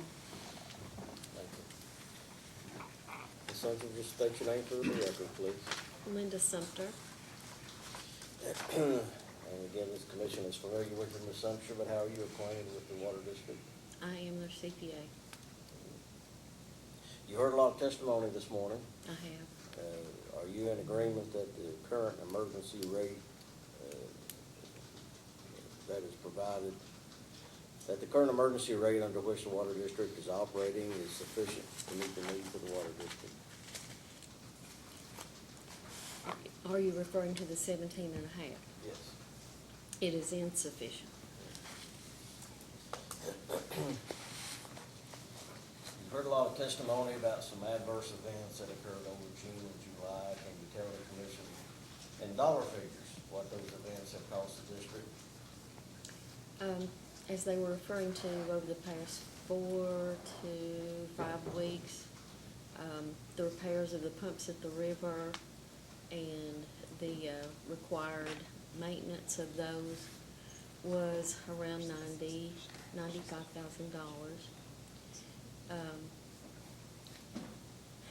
They've had, That's the intake. that's the intake at the river, the source.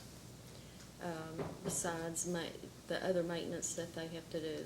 But of course, in order to meet those obligations, of course, other vendors were pushed to a later date. Of course, utilities are always a number one priority, but those also were pushed back in order to meet these other obligations. You're talking about utilities, maintenance. It was time to renew insurances, and of course, at that point in time, you have to pay the 20% down. That was another 20,000 there. Although the commissioners have worked to reduce the cost of health care, it was a renewal there. We still haven't got that taken care of yet, but that also came due. As well as normally occurring things that we place a high priority on.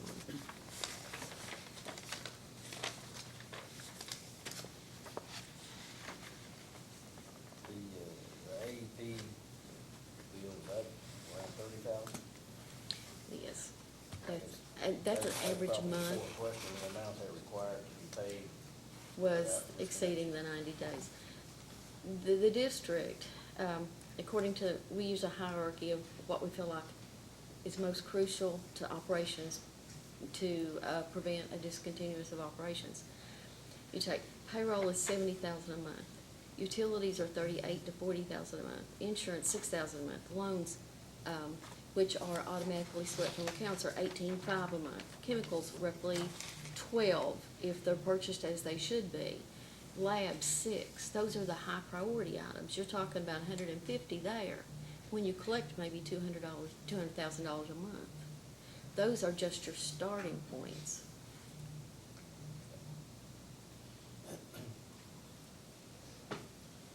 Do you have an opinion as to whether the proposed rate increase suggested by the staff of 23.5, would that be sufficient to meet the needs of the district? Actually, with the situation they're in, I feel like it's insufficient. Are you in agreement with Mr. Kerr that the 49% increase is what the district requires? I am in agreement with Mr. Kerr and Mr. Valines.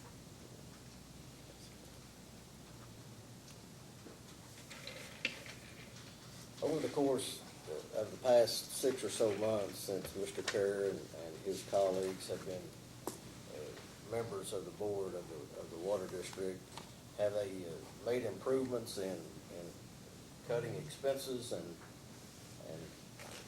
cutting corners everywhere they can to save money? They have in fact done so.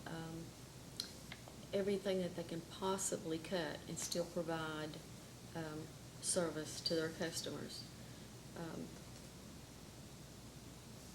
And they are continually working out new management possibilities that will possibly provide some future savings. And Mr. Kerr is still meeting with you weekly? He is.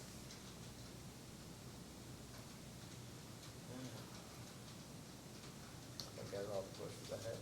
Ms. Sunshine. Is there a vote by- Ms. Cromer? Yes, Your Honor.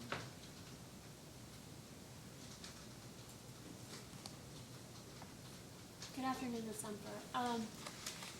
So I believe from Mr. Valines' testimony, you provided information that was used in the application process and in the exceptions. Is that I correct? provided information, yes. And can you tell us, I believe, and this is, I checked last night, when the district intends to file its annual report? I'm sorry. The annual report with the PSC, when is that? When do you plan to file that? The 2017 is extended to the end of this month. At the end of this month, okay. And do you know the number of employees that the district has now as compared with 2016? I would have to look at records to provide that information. Okay, we'll submit that in a post-hearing matter.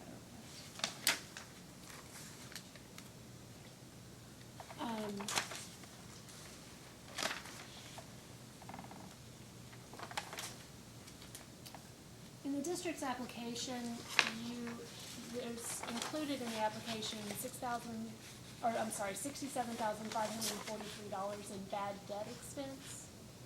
I'd like to ask you just a few questions about that. Can you, first of all, tell us what that is and how that number was determined? That is allowance for doubtful accounts, basically. And I didn't hear, allowance for what? That is an expense that provides an allowance for doubtful accounts. And how were those doubtful accounts determined in 2016? It has a past procedure of calculations based on a percentage of uncollectibles over the years applied to the current accounts receivable.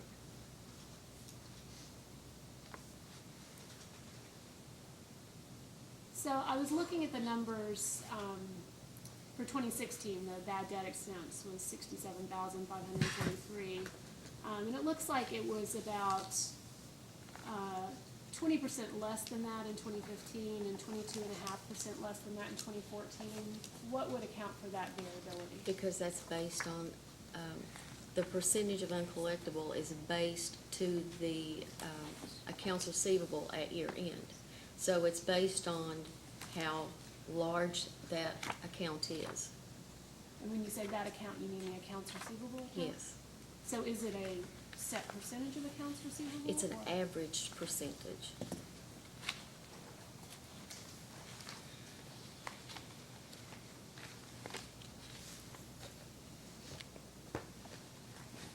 And during the time that you've worked for the district, has the district always used that method of determining its bad debt expense?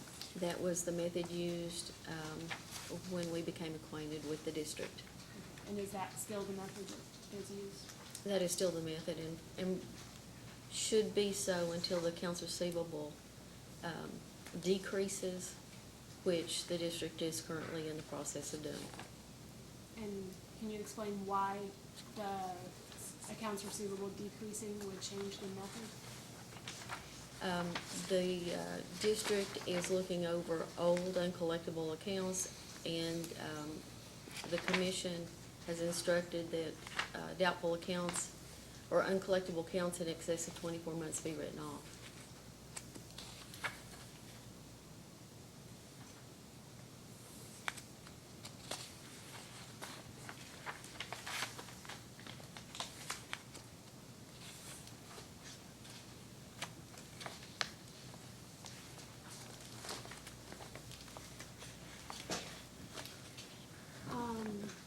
Let's talk a little bit about late payments.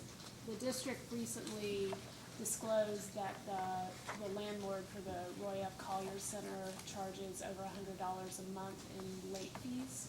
That's correct. Were late payments included in any of the 2016 rental property expense? It's possible, but I would have to check those accounts to tell you exactly. Okay. We'll ask for that in the post-hearing data request. Likewise, the district disclosed that Evans Hardware charges 6% as a late fee. Some of the vendors are not at this point charging anything. Some of them are, and they vary. I would have to refer to each one separately. Okay.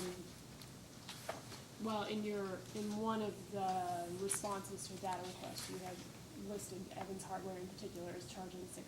So we'll ask about that in the post-hearing data request. Also wanted to talk about some of the categories that are in the schedule, the rate schedule. First of all, there is a fairly sizable category, $154,668 for contractual services other. Can you tell us what that includes? I would have to look that up.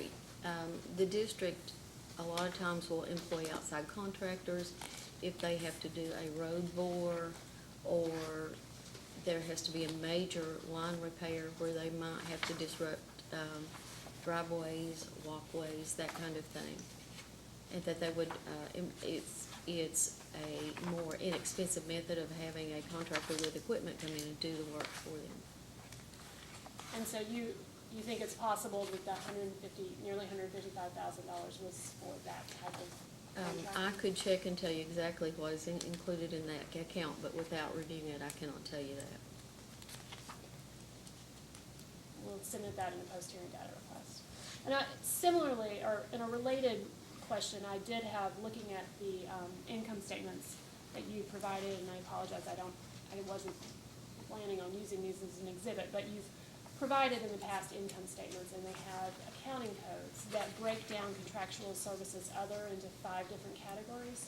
And I'm thinking that this may help this conversation. It's TM, DO, DM, CAE, and AG. Correct. Can you tell us what those are? Treatment operation, you've got source operation, source maintenance. Treatment operations, treatment maintenance. Distribution operations, distribution maintenance. CA&E is your customer assistance and billing. And then your AG, of course, is administrative and general. And that's as prescribed by the Chart of Accounts of the PSC and the matrix that they use. Okay, so those 2016 expenses that you were talking about, the 155,000, they would be in one of those categories, or in a number of those categories, they would be categorized as such? I would have to look it up for you to be able to tell you that. Okay.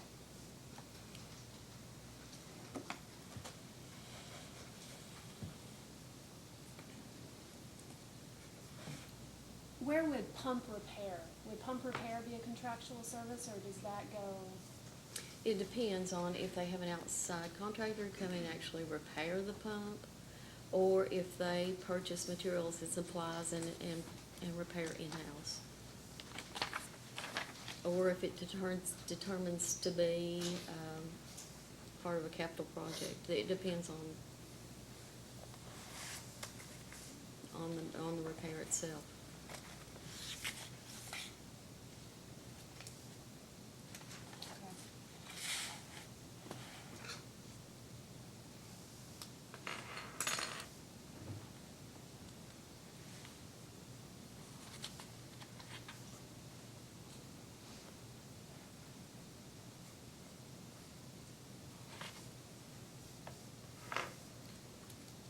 I also noticed that when you all provided the breakdown of cost improvements from over January for the months of March, April, and May, as compared with January, that contractual services other was one of the categories that saw the greatest improvement.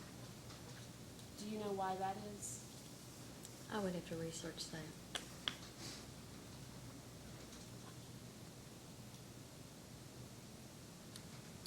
The test year also included a category of just other that was $3,000. What is other? In which In the account? 2016 test year.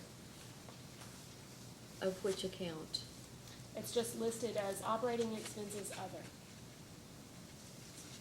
I could go back and research that, but there are some miscellaneous that, expenses that are not categorized by either any other account in the Chart of Accounts. Well, that was going to be my next question, because there, in addition to other, there is a category that is miscellaneous expenses. And that, so the other is 3,000, miscellaneous expenses is 40,341. But those, I can look that up for you, but it is required expenditures that are not classified in any other account. And what would be examples of those? I would have to look at it for you.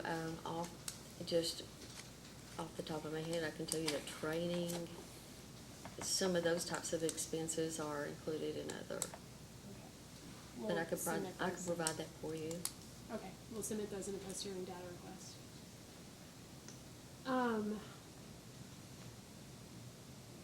You, likewise, and I may be able to follow this from what you just told us, in the category of equipment rental, it's broken down as TO and DM. So can you tell me again what TO and DM would be?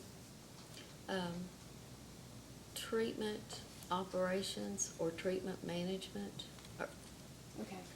And distribution? maintenance. Treatment operation or treatment maintenance. And then DM, distribution? Distribution maintenance. And I believe that at the last hearing, Mr. Scott had testified that the district was no longer using rental equipment. Is that still the case? At this point in time, I think they still have one pump that they are renting.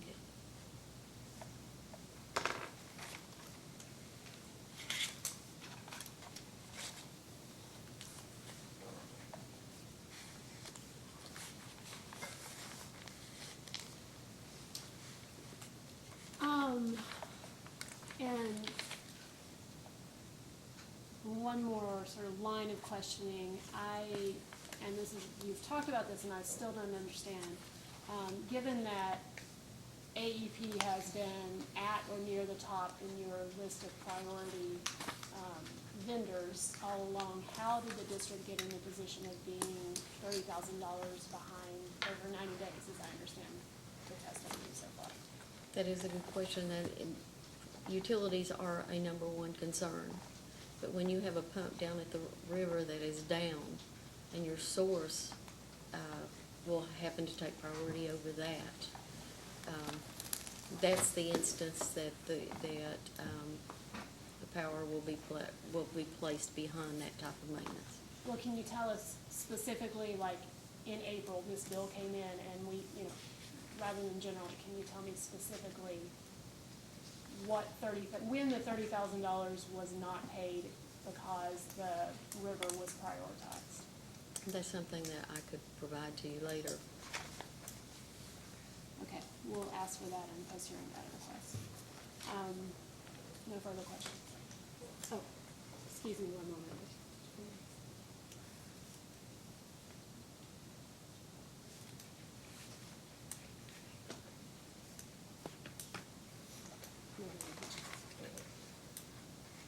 Ms. Coney, Mr. Belker? Yes, sir. We have some exhibits. Could we go ahead and hand them Yes. out? We're gonna hand them out.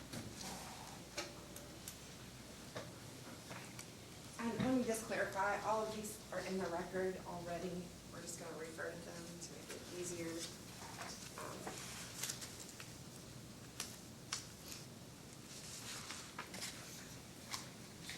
I'll start with you. All of this.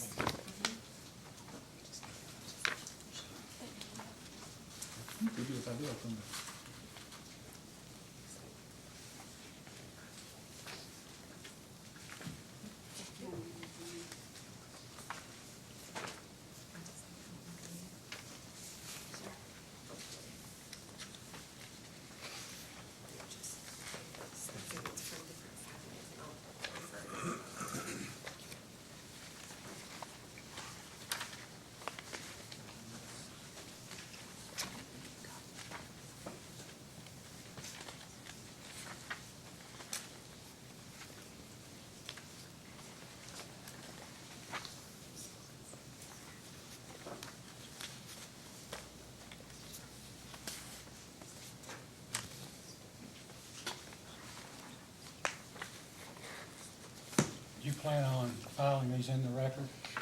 They're already exhibits in the record, and I'll identify them here for purposes of questioning, but it's just for simplification so that Ms. Sumter could refer to them easier, and I'll identify what exhibit or filing that they're from so that you'll understand where it's coming from. Hi, Ms. Sumter. Hi.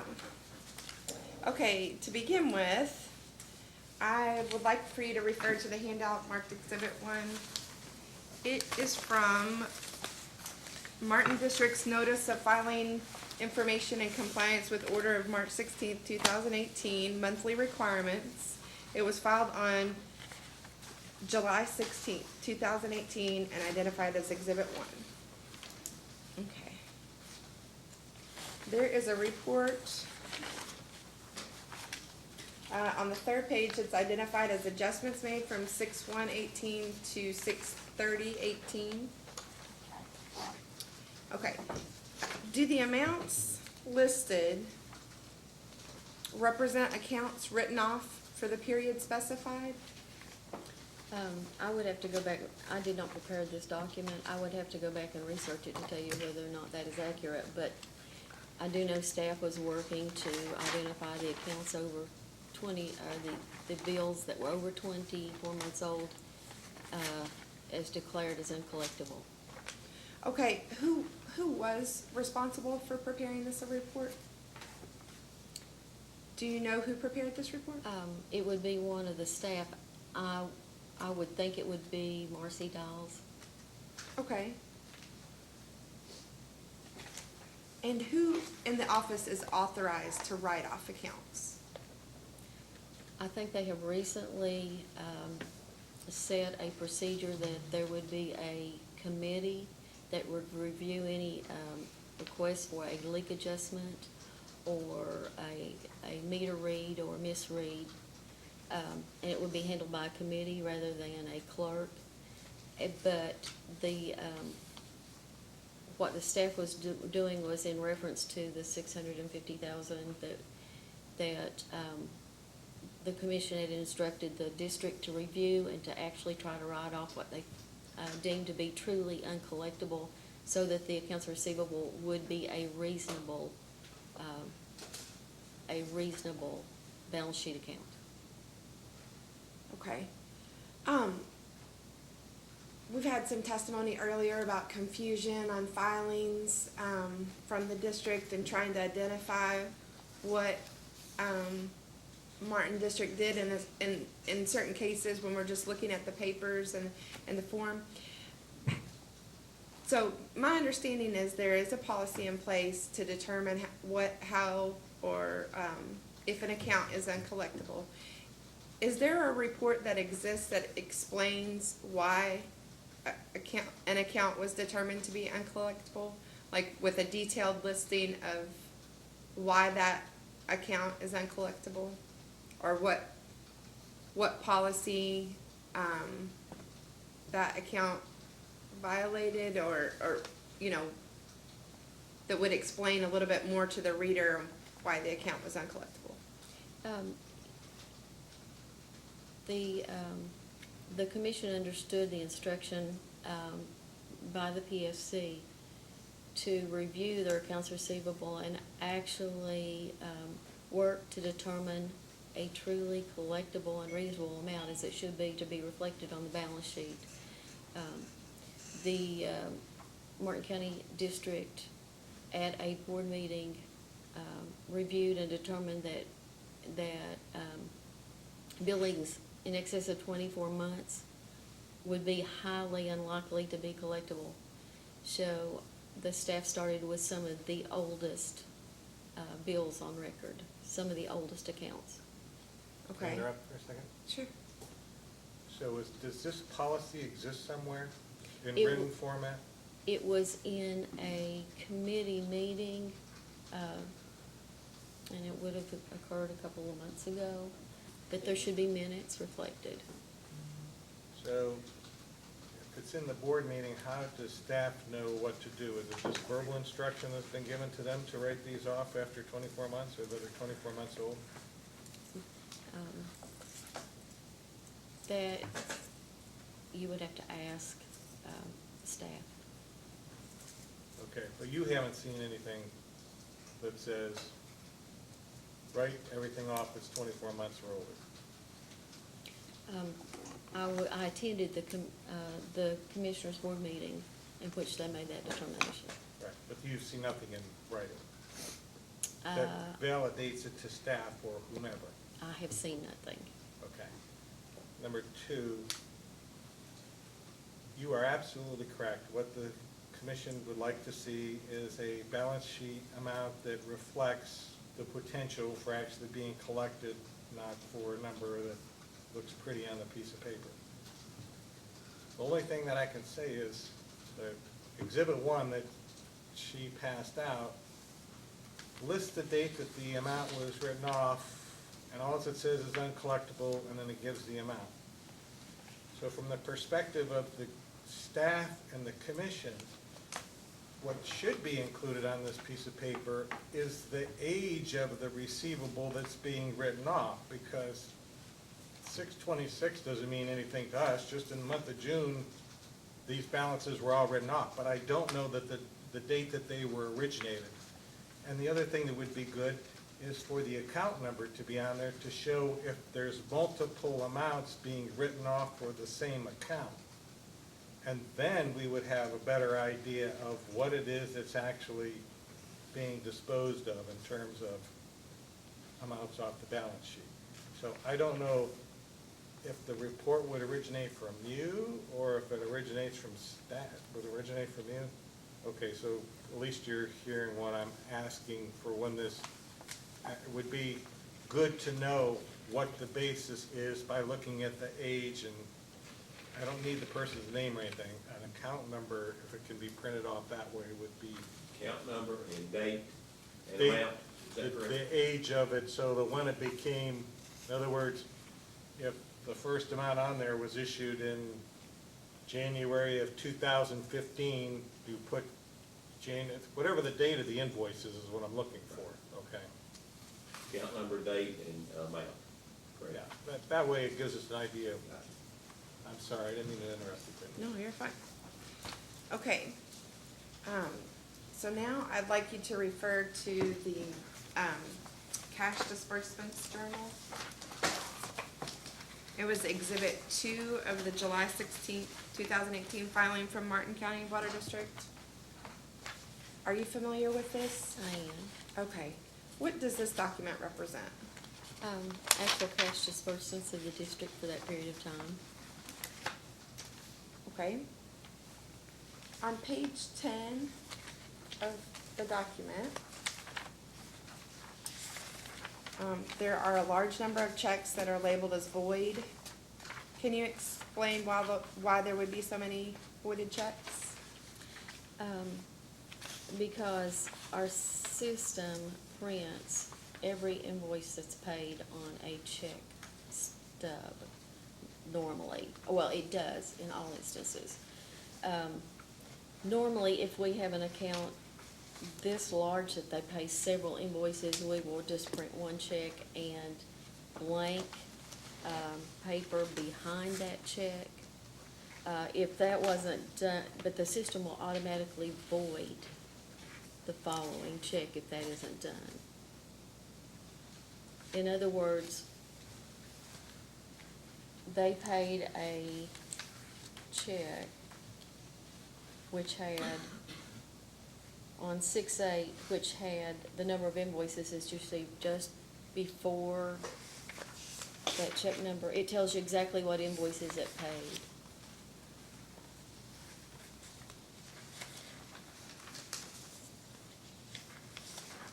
Um, 6/8, starting with check number 13,840, you will see all the invoices that it paid. When a check is issued, it lists every invoice that's being paid with that one check, Okay. so that there is no discrepancy between what the district knows it paid versus what the vendor will see Okay. on receipt. And then it was, them all as void, however, how many invoices he paid. Okay. So let me interrupt one more. Sure. thing. So is it consuming all these check numbers per invoice and then voiding those check numbers out? Normally, this large of instance doesn't happen. If we know that an invoice or a check that's gonna be printed has that number of invoices, or that number of pages required, we will print just the check and provide a blank paper in the back of it to provide that documentation. But doesn't the check stub only list the invoice being paid? It doesn't list everything that goes with the invoice, does it? So you No, should it be just able- lists the invoices. So it just lists invoice numbers that are being paid, right? Invoice numbers and dates and amounts. So on a check stub, you should be able to get at least 8 to 10 reference invoices, right? That's normal. And since you've got I don't know, there's about 25 or 30 on here, does that mean for Zip Zone, you paid like 400 invoices with this check? Yes. And are those listed on page 9? Those are the invoices that are, 9 and, yeah. so right before that, for the check 40, Mhm. check 13840 is the Zip Zone check, and then it's listed as check 13841 is void, that's just because you paid like 40 invoices with one check. Okay. So, since I interrupted you, I'm going to interrupt you No, for you're one more second. So Zip Zone, looks like its balance went down, like you paid, and including the 60 to 90 day, and which would indicate you paid some really, really old invoices for Zip Zone. Extremely old. So how did you make a determination to pay those out of current cash flow rather than looking at those from the rider that's been put on to pay for old accounts payable outstanding? How did they get a decision to be moved up the priority list? Let me rephrase that. It may have been out of current. I would have to go check to tell you exactly what was paid, and that can be provided. But I was looking real quick while she was asking you some questions, and I looked at the balance on May 31st versus June 30th, and Zip Zone balance actually went down from 213 down to 194,000, and including the 60 to 90 day, which would indicate to me you paid really old Zip Zone invoice. At least they're not current, let's put it that way. No, they wouldn't be current, but I would have to check to tell you exactly what was paid. And I'm not criticizing for paying it, I'm just curious how you would call that a preference in the credit industry, paying one vendor, like you're looking to pay C.I. Thornburg and Evans Hardware. You're not in bankruptcy, so it's not a preference, but if those kind of payments, if as seen by other vendors, our preference is that you're paying one over the other. I'm just curious as to how that decision was arrived at. Because one of the reasons is during the time that the river pumps were down and we were using rental pumps or whatever, they were using, the diesel that were operating the pumps was purchased from Zip Zone. So in order to, let me ask you if this is what happened. So you had current invoices for diesel, and instead of paying the current ones, you used that cash to pay the old ones, and then, well, it still doesn't explain why the balance went down, but. I can research that for you. Yeah, I'd be curious how Zip Zone ended up. Is everybody else, including yourself, the balance went up? As we have testified before, we always try to put the vendors out front that the district needs desperately to continue operations. They were operating rental pumps with diesel that was purchased at Zip Zone. And so that was one of the reasons that vendor was selected. I understand that. If you can research and find why old invoices were paid and the total balance went down, that'd be good. And I didn't need to get into my questioning now. I know you have more questions to ask, and I'll wait till it comes around to me. You just happened to be on that portion of it, and I wanted to know about the voided checks because it indicated you made a lot of payments to Zip Zone. The invoices that were actually paid is reflected on this report. Yeah, I mean, I understand why, because Zip Zone has a lot of invoices that are for very small amounts, which means that it consumes a lot of paper to catch up on those amounts, and the total amount is a large amount, so obviously even the payment of a small amount of money would take a lot of paper to pay it all. Yes. Okay, I'm sorry, Brittany. That's okay.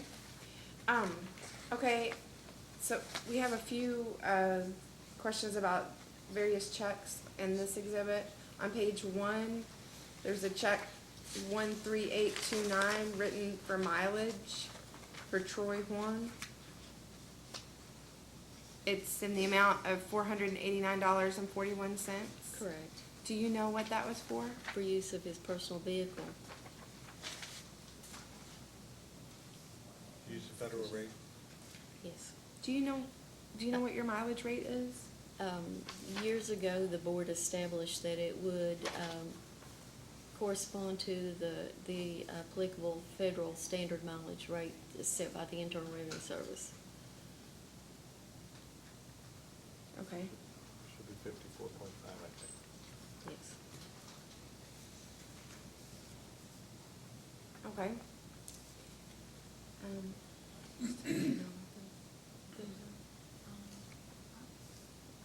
Okay. On page 2, there's a check numbered, well, I'm sorry, so we're gonna go back to the Zip Zone invoices. and you've already testified that 13840, that check was written to Zip Zone to pay for several different invoices. We have a couple questions about the different amounts. Invoice 634244 is for $1.90. Do you know what would be $1.90 at Zip Zone that we'd be reimbursing, or you'd be reimbursed? I would have to look that up. Sure. We have a couple of questions, and there's an amount for 639039. It's the amount of $2.46, and another, for $3.49 for invoice 633057. I'd like to follow up in a post-hearing data request on those amounts for Zip Zone. Okay. Okay, so on page 2, there's check number 13838 to Jabo Supply Corporation, and it's $4,093.60. Do you know what that was for? That I can remember is a discharge hose for the river pump at the source. Okay, so was that part of the intake repair? Yes. That Mr. Kerr testified about? Yes. Okay. Discharge hose. Okay, I may not have said that correctly, but that's okay. All right, I understand. And if you need to clarify anything ever, you can always file something to clarify. On page 11, there is check number 3215.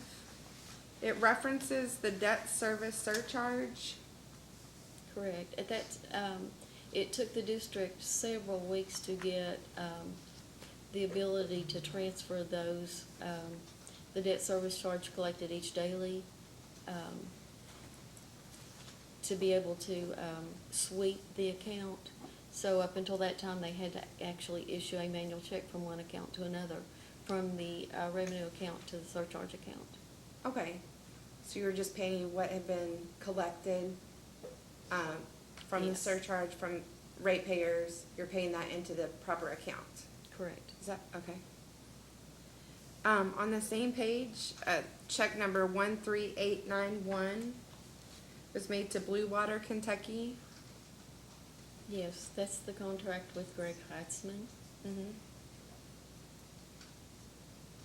Did you re-sign that contract with Mr. Heitzman and Blue Water, Kentucky? The commission renegotiated his contract.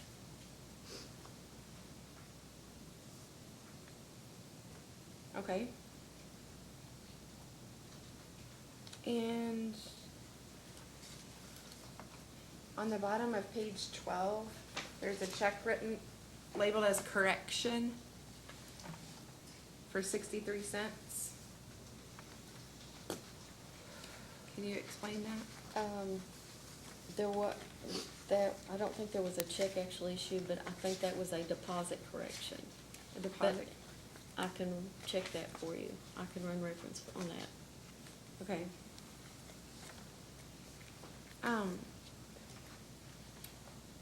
Also on page 12, check number 13894 is made to Appalachian States Analytical Yes. LLC. It's for $7,921.75. Can you explain what service or product this company That is performs? the lab service. The labs for the testing of the water? Water testing, Appalachian States Analytical and McCoy Labs. Okay. Okay. And on page 13 and the top of page 14, check number 13901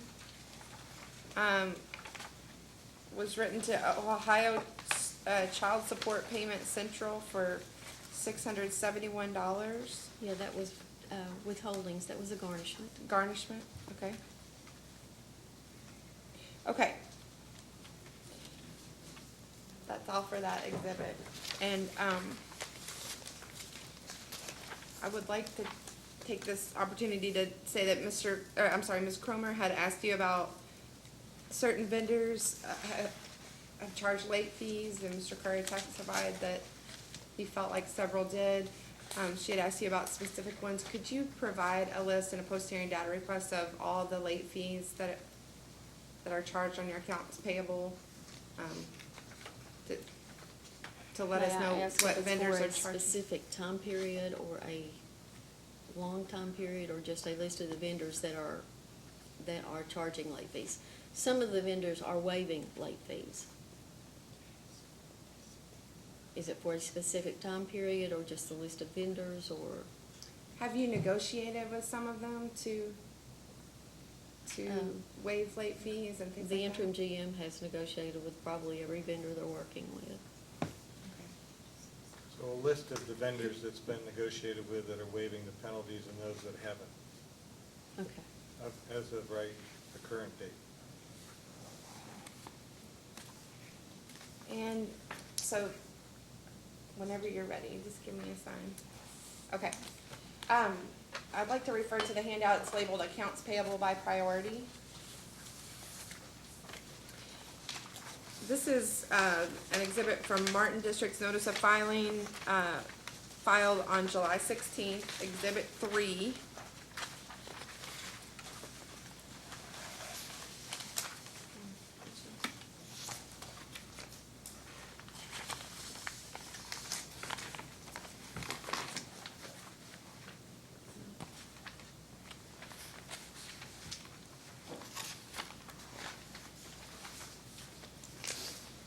Okay. At the top, it's the priority of accounts to be paid. Can you elaborate as to how the priority system works and who'll be paid first? The legend is displayed at the top. And and management, refers to that as much as possible.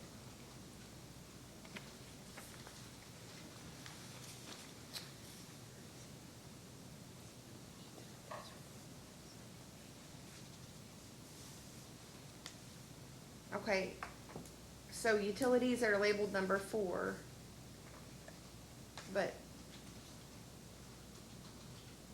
AEP would be, are utilities to be paid 4th in line? The priority is payroll and payroll and related taxes, because we feel like the workforce has to be available to operate. 2 is insurances for all liability purposes. 3,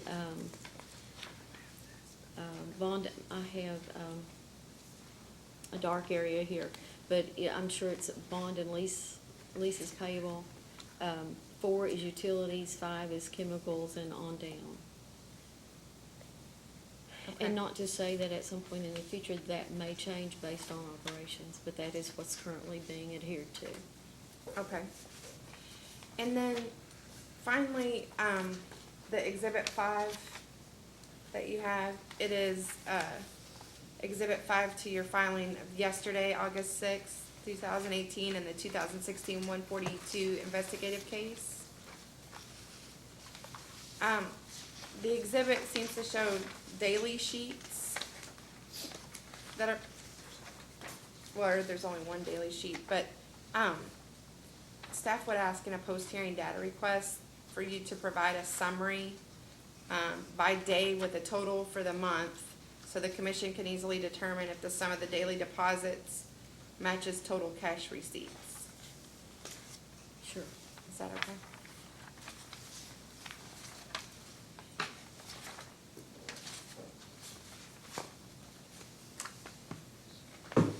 Okay, I have no further questions. Thank you. Commissioner Cicero? I only have a couple now. Is your software able to be customized in order to print what you want to print? Like going back to this cash disbursements journal that was, We can modify it to some degree. so when this is submitted next time, can it include the invoice date of the invoice that is being paid? Yes. So, I mean, that's pretty easy. Yes. I guess the big question I have for you is, last time when, well, 2 times ago, when you came in here, you said that you estimated that Martin County could survive possibly 3 to 4 months before it would fail. And then last time when you came in, you said you thought it had turned the corner and you thought it was on the road to being viable, and you didn't even have an estimate for a number of months going out. Is that, That's correct. so now it's time for update. That's a difficult question to answer, and a whole lot of it depends on how well the source at the river holds up, how much longer our vendors are willing to work with the district.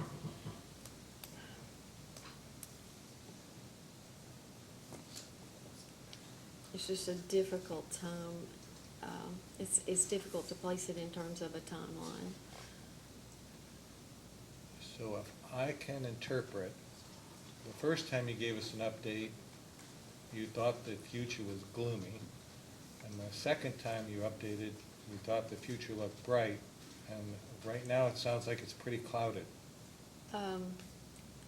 Do I feel like that the commissioners are doing things to improve operations and to save as much of the customer's money as possible? Yes, I do. Are the vendors being cooperative more than just cooperative? If that continues at this rate, are you asking with or without the rate increase? Without the rate increase, I can't give it over a couple, 3 months. Oh, that's fair enough. Okay. And with the rate increase that staff has proposed versus the rate increase that has been requested? It is not a project that I would want to tackle if I were a commissioner. There are so many accounts payable. They actually need more field staff.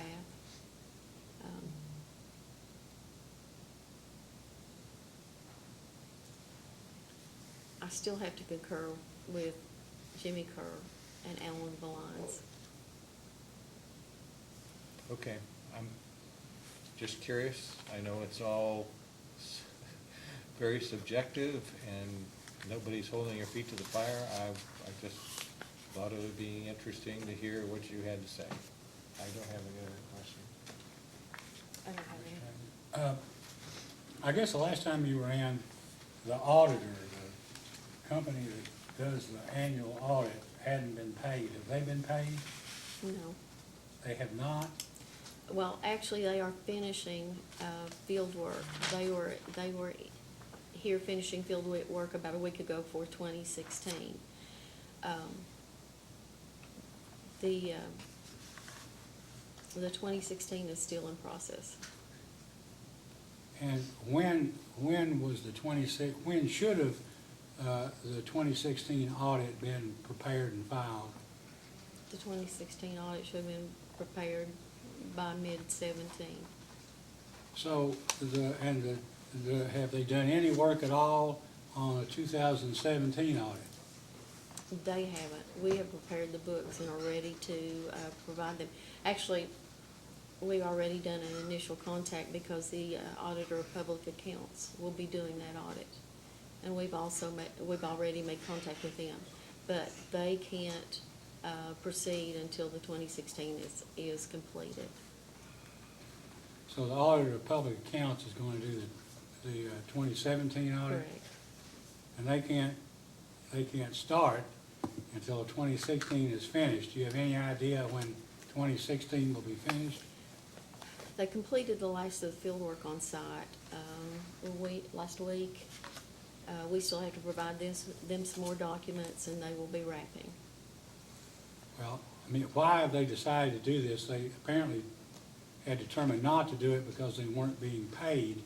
Have they been promised payment, or has some money been advanced to them? No money has been advanced, but that is one of the items that we will have to provide for to get the job done. That'll be one of these priorities. Will the water district be responsible for paying for the 2017 audit that the Auditor of Public Accounts prepares? Yes. No further questions. Mr. Cumbo? No further questions. Okay, you I'd may like step to down. Ask some follow-up questions. How many? Oh, you had cross. No, the answer is, we tried to establish a practice of, but I will, under the circumstances, a few questions. Okay, well, thank you. They have to do with Oh, okay, testimony all that right. Ms. all right. Keenan elicited. With regard to the June payment of $28,042 to Zip Zone, that was June 8th, I'm a little, I guess frankly, a little troubled by that because, and I'd just like some explanation. June was the month when you knew, the district knew that insurance was coming due, that there was gonna be an extra payroll that was gonna need to come from the expenses that month, and that you were 90 days behind on your AEP payments. So why did the district choose to pay this bill in June? For one thing, the vendor,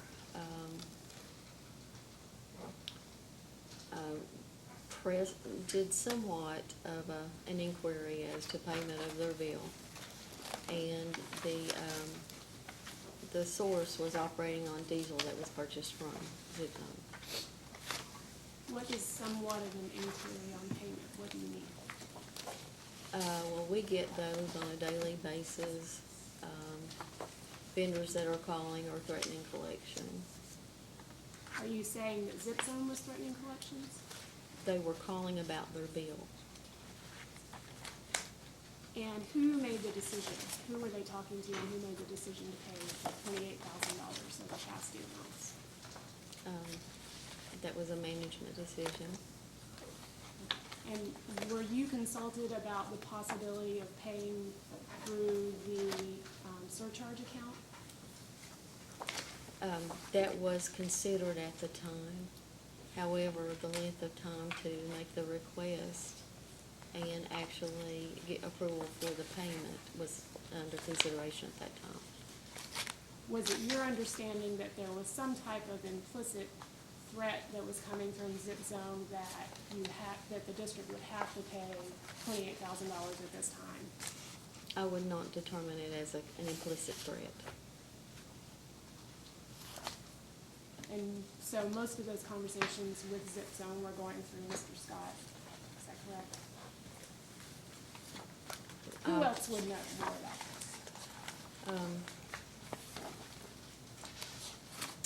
this? Mr. Scott would be aware of what was going on. Okay, no further questions. All right, let's go into a recess until 5 minutes after 3 o'clock. Okay, we're now back on the record. Mr. Cumbo, call your next witness. Greg Scott.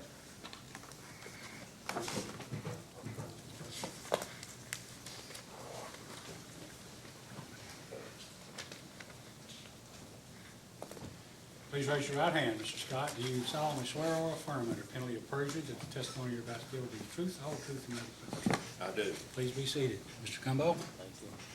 Greg, state your name for the record. Greg Scott. And again, explain to the commissioners your affiliation with the water district. I am the interim general manager. Greg, let's talk a little bit about the things that have transpired with the district since we were last here. And let's talk specifically about some, when we were last here, I think Mr. Cicero suggested we modify our purchase order system. Did you do so? I did. How long has that been in place? About 15 days or so. And explain to the commission, we've heard a lot of talk about problems at the river, and that we spend a bunch of money. And you're the guy on the ground. Tell the commission the problems that we're dealing with at the river, and kind of take us back to when we first started trying to ramp up our pumping rate. I believe that intake was built over on the Indian burial ground or something, where it's haunted. No, in all seriousness, when we got over there and started, nothing worked. We was not able to pump a drop if we'd wanted to. So we had to start somewhere. It's in a sandbar like Nina pointed out a minute ago, it's in a sandbar in the curve of the river. So we know that's really not gonna work from past experience. So we went a little different direction. We put a barge out there with a pump on the barge and a motor, and pumping off the top of the water rather than on the bottom. And as anything, we had to crawl before we walked. So it took us quite a while to get going because I just couldn't go up there and ask Linda to write a check. We're gonna do all this. So we had to figure out how we were gonna pay for it as we can and come out on it. So little by little, we started on that. We went to fire the 200 horsepower pumps up. It's in the wet well. We'll call it a wet well. That's a holding tank, so to speak. The pumps in the wet well, those are the pumps that send the water from the river to the reservoir. Yes, sir. Yes, sir. So we went and fired those up after we was able to put water into the wet well.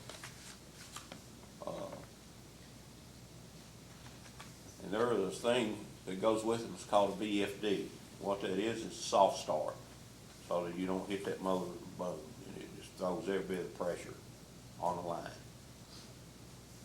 Those were destroyed, so it wouldn't work. Need a pump. Need a pump, unbeknownst to us. We thought okay, we're gonna start pumping. Well, we turned the power on there and it's fried. Basically what it was like was setting your computer out all winter in the weather and then bringing it in the house and plugging it up and thinking it's gonna run. Didn't happen. So we're thinking, Lord God, what we're gonna do now, So by then we had developed a relationship with a few of our vendors. By that, we had negotiated our payments downward to where we could survive and maybe have enough money to meet payroll and first one thing and another. So they were gracious enough to get us a VFD on credit so we could start pumping. So you put that VFD in. Tell the commission who they is. C.I. Thornburg. So they came and installed that VFD. And we fired that pump up and was able to pump for 3 weeks. Went down. We went over and figured out what was going on, and the motor was not grounded. Everything read good, but it wouldn't pump. Long story short, it ended up being bearings inside the motor instead of the electrical part. They pull the motor, take it down, have it gone through. The other motor was still sitting there, tore up because we wasn't able to fix it. So had that gone through and come back and put it right back down on there. Wired it up, fired it up. It started up again. So now we'll take the other one down, right? 3, 4 weeks later, we got it back, put it on, all right, we're gonna pump both motors now. Turned the one off, brought the other one up through its cycle, see if it's gonna run, and started the other one back up, it went down. Well, we got it, right back down through there again.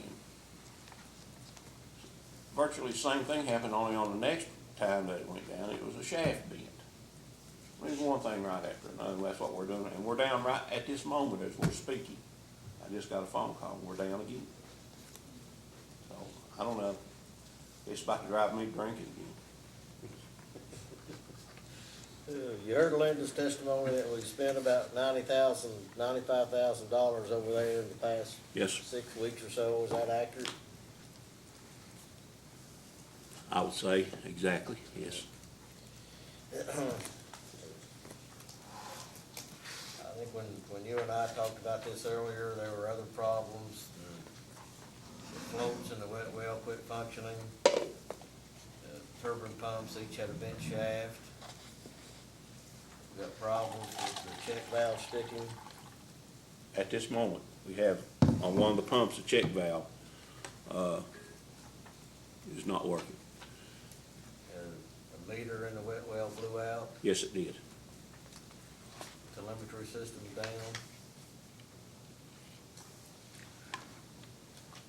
It's one thing after another. It's never ending. So essentially, we go through all this basically to give the commission an idea of what we're dealing with, but also to appreciate that we're broke. If it weren't for the kindness and good-heartedness of C.I. Thornburg, And where would we Evans's. be? And Evans's. And Evans's, where would we be? We couldn't function. Absolutely couldn't function. How did you get Thornburg to agree to provide these VFWs, or VF, what do you call them? Jimmy's got me calling them VFWs.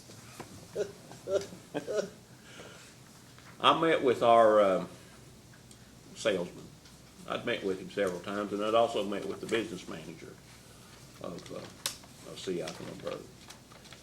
And negotiated our monthly payment down to where we could handle it, which was from $10,000 to $5,000. So we had kind of developed a little rapport there, and I called and told him our situation. I said, man, I don't know what, we need this, and I don't know how I'm gonna pay you. I just absolutely don't, but if we can't work something out, we're in bad trouble. He said, man, I'll be there in the morning with you. We can be at this. They come, we installed it, we pumping water for you. So, we negotiated the $5,000 a month that we was paying them on our old debt to put the old debt on hold to be paid out of the surcharge and continue the $5,000 a month payment for the VFDs that we got. So really was no more money out of our pockets to do all of this. And he did that twice for the same money, same payment. And in that vein, is that the part and parcel of why we've asked the commission for permission to spend $10,000 each for? Yes, sir. Tried to explain that any more than I already have about C.I. Thornburg. Without them, we would be probably out of business. And Evans's is a local hardware store. Local. They're not a huge conglomerate. We owe them in the neighborhood of $100,000, and they continue to provide credit to us. But I'm in visiting with them at least once a week, sitting down talking to them, saying, you know, hang on, guys, there's some stuff coming. Stay with us as long as you can, but I understand. At some point or another, you know, but they said, we'll stay long as we can stay. So my heart really goes out to them. Without them, we'd be in bad trouble. Okay. That's all the questions I have for this witness. Mr. Palmer? Yes. Questions? Good afternoon, Mr. Scott. You just talked a lot about the problems that have been going on with the intake since you started back on the beginning of March. Could you estimate the number of days or weeks that the system has been unable to pump from the river since you started? Oh, I couldn't put that in a figure. You know, I can tell you how my day goes.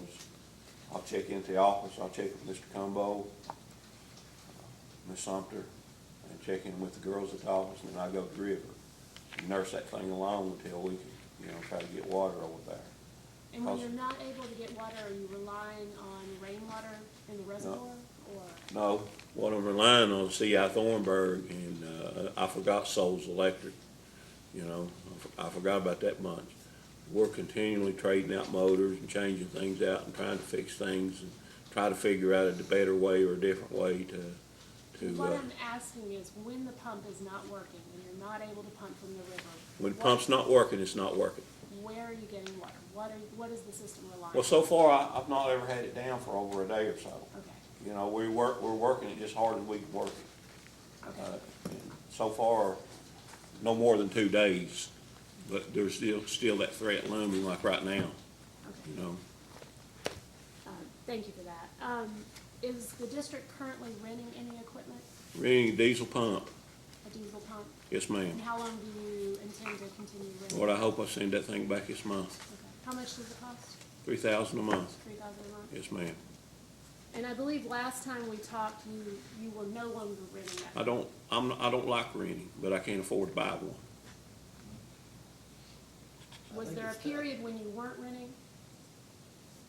I don't mean to interrupt you. As I recall his testimony from the last time, was he said we intend to send that pump back. Yes. Okay. What had happened was that, I was unable to send it back when I'd even contacted the people that owned it, and we were getting coming, and then I was unable to do it. And hopefully we send it back. And So- other than that $3,000 a month pump, is the district renting any other equipment? Excuse me? Other than the $3,000 a month pump, does the district rent any other equipment? Not to my knowledge, it does not.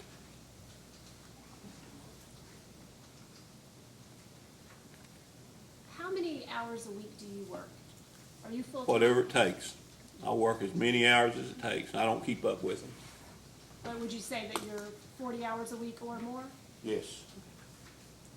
And I believe you mentioned the district is using McCoy and McCoy Labs now. Is that new? McCoy Labs and Appalachian Analytical, is that correct? Appalachian Analytical also. Do you know when you started using McCoy and McCoy? No, it's there whenever it was in place when I got there. In the district's exceptions to the PSC staff report, there's a lot of talk about getting the water loss down to the 39% number and then getting it on down to 15%. And one of the things that the district relies on is that the AML money is going to be used to replace 1,000 service lines. Has there been any quantification of how much water loss, how much that will improve the water loss? Any To my knowledge, modeling? no. We'd have to ask the engineers that. And is it do you believe that the water loss in the Beauty and Lovely area is attributable both to leaks in the main lines and leaks in the service lines? Yes, ma'am. And is there any current funding for replacing the main lines in that area? Not to my knowledge.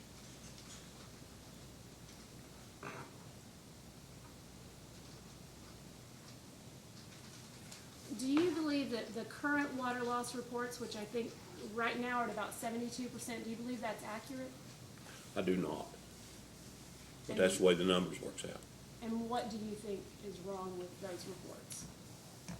What do I believe is wrong with the numbers? I couldn't tell you. But I know we are shutting a plant down now from 2 to 4 to 5 hours a day, every day. And to my knowledge, that had never been done. So I'm not by myself in that belief. Rural Water is of that belief also. We just gotta figure out what's going on. We think we've got a meter that's not reading accurately, but until we can replace that meter, we just don't know. We're just simply guessing. And that's the master meter that is in The plant. water treatment plant? Okay. Yes, ma'am. And there are still plans to replace it when? As soon as I get some money, it's sitting there in the warehouse. As soon as I can pay for it, it'll be put in.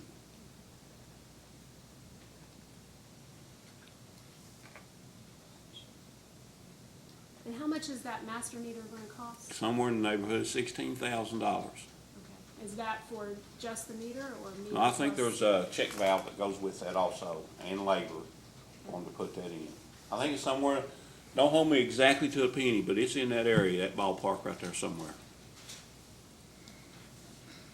And so it's a matter of getting 16,000, and then also the plant will have to be down for a period of time to install it? We'll work it out with the plant on one of the times that they are down to 4 or 5 hours to install that thing, and so that the plant does not lose production.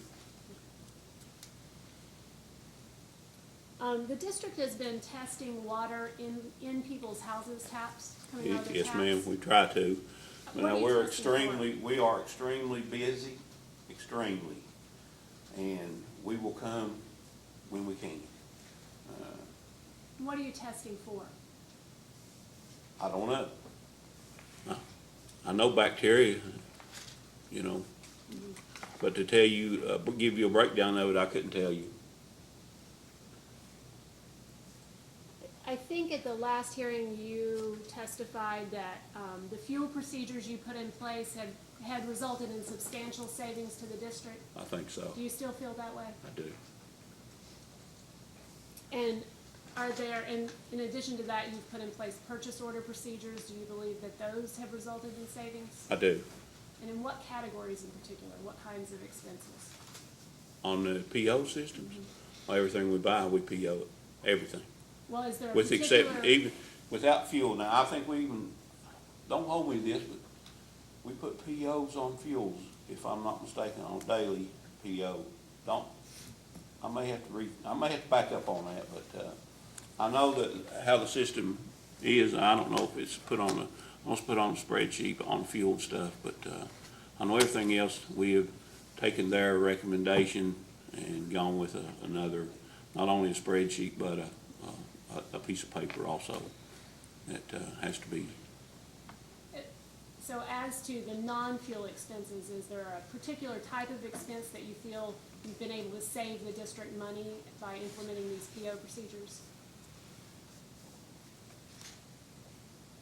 I think just about everything we've done, we've been able to save money on by getting out there and talking with the vendors and developing relationships and rapport with them, and trying to get the best price. But as Mr. Kerr testified to, we're paying a premium because of our lack of funds, and you know, if they're gonna have to carry us for several months, we're gonna pay for that.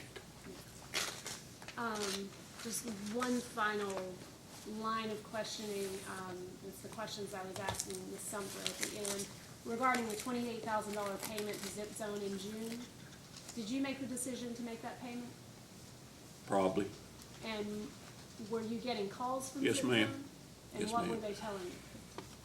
Well, you know, we go up there and get gas and fuel, and at some point or another, they're gonna say you're not gonna come and get fuel. We're gonna get some money.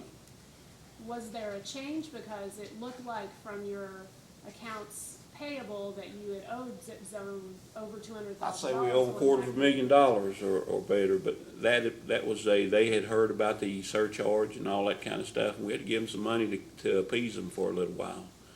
And hopefully by the time that $30,000 will wear off, we'll be in a position to pay them a little bit of money every month.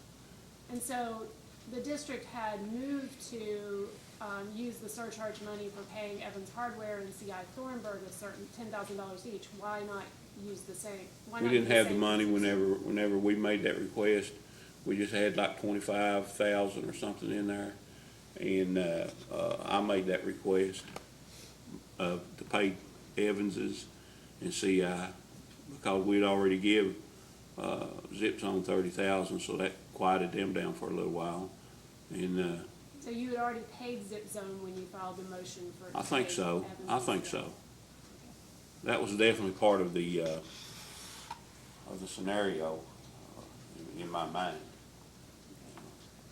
And, you know, as has been said a number of times today, June was a particularly bad month, and you knew it was gonna be a bad month because you're gonna have 3 payrolls and insurance is due, and you're behind on your electrical bills, so why pay them in June? Let me see if I can explain this a little bit better. The power company had been allowing us to pay 90 over 90, you know. And what do you mean by that, pay over 90? To let the bills go beyond 90 days? Yes. How long have they been doing that? I don't know, been a while, you know. But they had been gracious enough to do that, and then evidently somebody higher up had looked at it and said, we're gonna stop this. This is just my trying to explain to you. Well, we thought we'd go ahead on paying the over 90, and it turned out it didn't work out that way. Our thoughts was, you know, we'd go ahead and do this and we'd be okay. But that $30,000 hit us hard, real hard. And then we've got, And are you talking about the $30,000 for Zip Zone or the $30,000? no, for, the Zip Zone was a planned thing. The AEP was not. It caught us, it blindsided us. Okay, so that was a hard lick. We were getting ready to pay some other vendors when that happened. Just thank God we had enough money at that time to take care of that, because they were literally on their way to turn the power off at the plant. So when you do that, you gotta move over here, and, you know, just do the best you can do and hope that tomorrow we have a little more money. And you had talked about meeting with representatives of vendors to discuss payment plans. Have you done that with AEP? Excuse me? Had you done that with AEP? I had not, no. No further questions.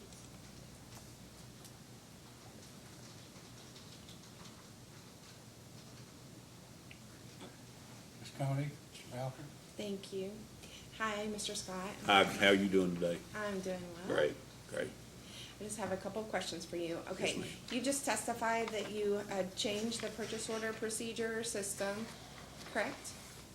Yeah, I started the purchase order system in, and it was working good for us, but Okay, Mr. can I Cicero. ask you to provide that in the post-hearing data request, because it hasn't been filed into the record, what that exact procedure or system is? okay. Okay? Okay. And just in a Alright. follow-up, if you Yeah, could do just, you want me to send them all to you to look at, or you just want a few of them, or? well, if you have some that are examples of how you've changed them, Just some examples? Yes, ma'am. yes, but we don't have a clear statement in the record of what that. Would you like that on our next report, whether we report on the Yes, 15th? yes, and while Okay. we're at it, are you doing those reports, is that, I'm not doing them personally, but, you know, I'm a big part of it. Our office is doing it, and then I'll review it and send them to Mr. Cumbo. okay, and so you've heard testimony today about some clarifications to how those are filed and what needs to be filed, and so it is a process, we understand that, but does that make sense to you as far as there's missing titles to some of the things that you filed, correct? And where you've redacted, you haven't filed information to explain what has been redacted? See, it was to my understanding that we couldn't send anything down here with names and personal information. And that So is correct, but you'd have to file, move for it to be filed confidentially so that we can, we'll do see that. what it is. We've already discussed it, and we Okay. will do that. okay, that's great. And then my next question is about, you just testified about, your motion to pay vital creditors. Was that your decision to file that, or did you make that as part of a, Pretty much mine, yes. Well, I mean, we meet every Thursday and go over finances. It's critical. I'm usually in Linda's office every day. Most of the time I'm in Brian's office every day. But if we've got $10, we better manage it pretty good, because that's all we've got. We meet every day and try to figure out how we're going to get through the day or the week. Okay, and so the confusion about what was filed in that motion, to pay vital creditors, that list of invoices, and the data request where we had asked for all of the invoices, are you going to provide that Yeah, let information? me try to clear that up for us, Okay. okay? We asked for $10,000. We might got $10,000 of the oldest invoices and sent them to you with the under false pretenses that would be all we would need to do. But now we are aware that we have to send every invoice. Well, and just to clarify, and I'm Okay. not sure where you got into false pretenses, but, I understand there was a misunderstanding, and that's fine. And so there's good communication between the commission and the utility, and that's fine. I think we cleared it all up. But were you clear on what was filed? Did you provide that list of invoices for C.I. Thornburg? Linda and I both, yes, Okay. yes. Working with also, I don't mean to interrupt you, but working with C.I. Thornburg, they sent us things that we didn't have on file, you know, and so that all three of us, or four of us maybe, will be on the same page.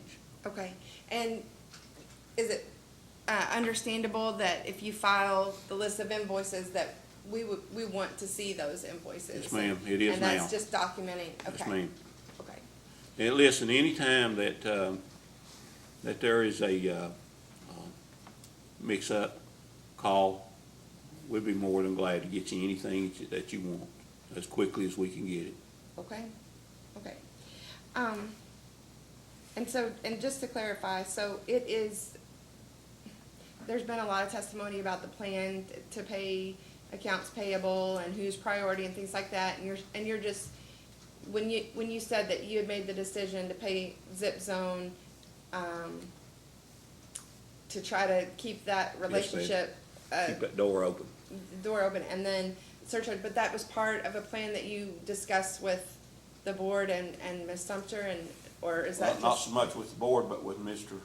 Kerr in a financial meeting and Ms. Sumter in a financial meeting. Okay, Yes, ma'am, I'll take full responsibility for that, yes, ma'am. okay. Okay, I think that's all we have, thank you. You're welcome. Commissioner Cicero? Did you start to say something? Excuse me? I thought you started to say. No, something. I told her she was welcome. She said, Okay. thank you, and I said, you're welcome. I know we've discussed with several people the need to have a summary that lists all the exceptional items when it's submitted on the 15th that shows the variance. Mr. Kerr agreed that they need to be submitted, and I only bring it up because we've discussed this Zip Zone payment of $30,000. To me, that's an item that goes on that summary list that says this is an unusual item that we're paying this month, because normally you wouldn't be paying Zip Zone $30,000. At least I don't think you would be. No. So I'm just emphasizing that. Do you know what, and I know staff asked a question earlier of Ms. Sumter, but she was going to check and see what the small amounts for Zip Zone are. And everybody at the staff had questions in the aged ones on whether they could be validated or not, but now I see them on the current accounts payable run. And I'm just curious, what can be $299 or $598 or? I was thinking about that ever since they talked about it, and to tell you concretely, I can't, but my guess would be it's batteries for walkie-talkies. That would be my guess. Okay, well, I know Ms. Sumter is going to provide some examples of those small, so I thought maybe you knew off the top of your head. That's possibly, it could be batteries. That's the best guess I can give you. And I don't even know if they would list them, you know, on the invoices. I'd have to go and look at the invoices and see if they listed it as Well, that's a great lead into my next question. So you have a new purchase order. You've modified the system you've had to make it more complete, if I understand correctly. yes, to bring it up to what you asked for. And you're gonna submit that procedure to Yes, sir, on the staff so they 15th. can see that. Is there, and then you referenced a spreadsheet that you have there at the office. So apparently where you match the PO to the receipts that come in to, like for fuel or whatever it is? Yes, sir. Can we get an example? I don't want all your spreadsheets. Just an Absolutely, example absolutely. You want actual spreadsheet. invoices with them? Yes, so Yes, that- sir. just so we can see how the system works now and how you're matching up your receipts and your disbursements, and Yes, sir. We'll send that to you on the 15th also. I would appreciate that. And then, who is gonna be responsible for memorializing the bad debt policy? Would that come from you or from the board, or, I mean, we talked about this 24-month write-off policy and how you're gonna do uncollectibles. So- Probably it would be me, Mr. Okay. Cicero, because I'm the one having the girls do it at the direction of the board, so I would have to sign off on it. And does that make sense to you? Oh, yeah, that works fine for Okay. me. I'm just looking and who's gonna, and it's gonna be a post-hearing data request, and I wondered who to request it from. And requesting Call it- our office anytime, and we'll get you anything you need. Okay, I appreciate that. So, let's see.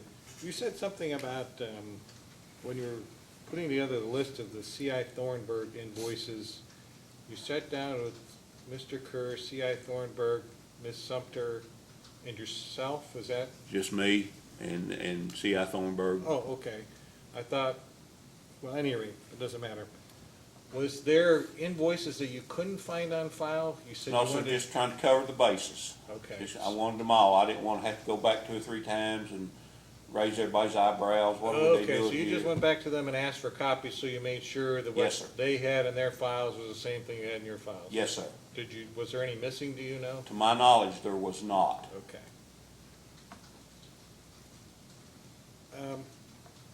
It sounds to me like you're spending a lot of time at the river intake because of the issues that you have there. Yes, sir. And, which they've said that's your area of expertise, so I guess I would expect that you would be there. My only concern is I'm gonna jump back around, probably as much for the board's sake as your own. If you're spending a lot of time at the river intake, that means there's probably, your office staff is being left unmanaged or Yes. given direction, and we can't emphasize enough that if you're going to move forward with trying to make it an operation that will sustain itself, there has to be somebody directing, and I know that the commissioners all have jobs of their own, so they certainly, It's not something I want to do. I feel at this time that I have to do it to be able to make sure that we have enough water in the reservoir at this time. It'd be great to go over and flip a switch and run the reservoir over, but right now, we're not there. Hopefully, we'll get there soon, but it's still gonna require a lot of work, and like I said, that's kind of I like that kind of stuff, so that's kind of where I'm at. I'll be there probably at least 4 hours a day, every day, unless something comes up that I cannot be there, for instance, today. And it's down right now, just got a call a few minutes ago. Things down again. well, I won't ask you any more questions, thank you.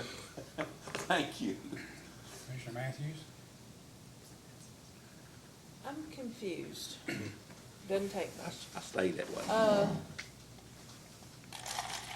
Both you and Ms. Sumter said that $90,000 was spent in the last 6 to 8 weeks for the intake repairs.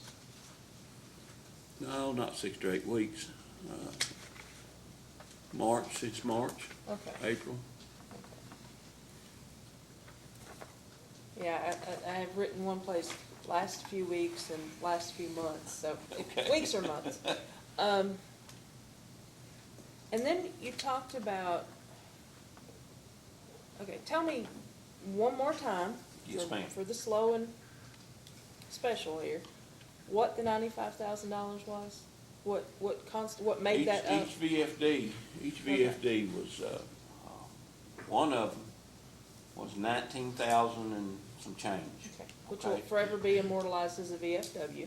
And that's a cheap one. The other one that they got for me, because we were, in such dire straits, was like 25,000. Okay, and those were, you paid cash? No, Okay. no. I guess what I said, that $70,000 or $80,000 was, some of it was cash, and some of it was, they, was charged. Okay, and that was where I was confused, because I had written down some Mhm. $20,000 insurance, $30,000 to Kentucky Power. Let me try to So you clear you up added, here. you added to more debt.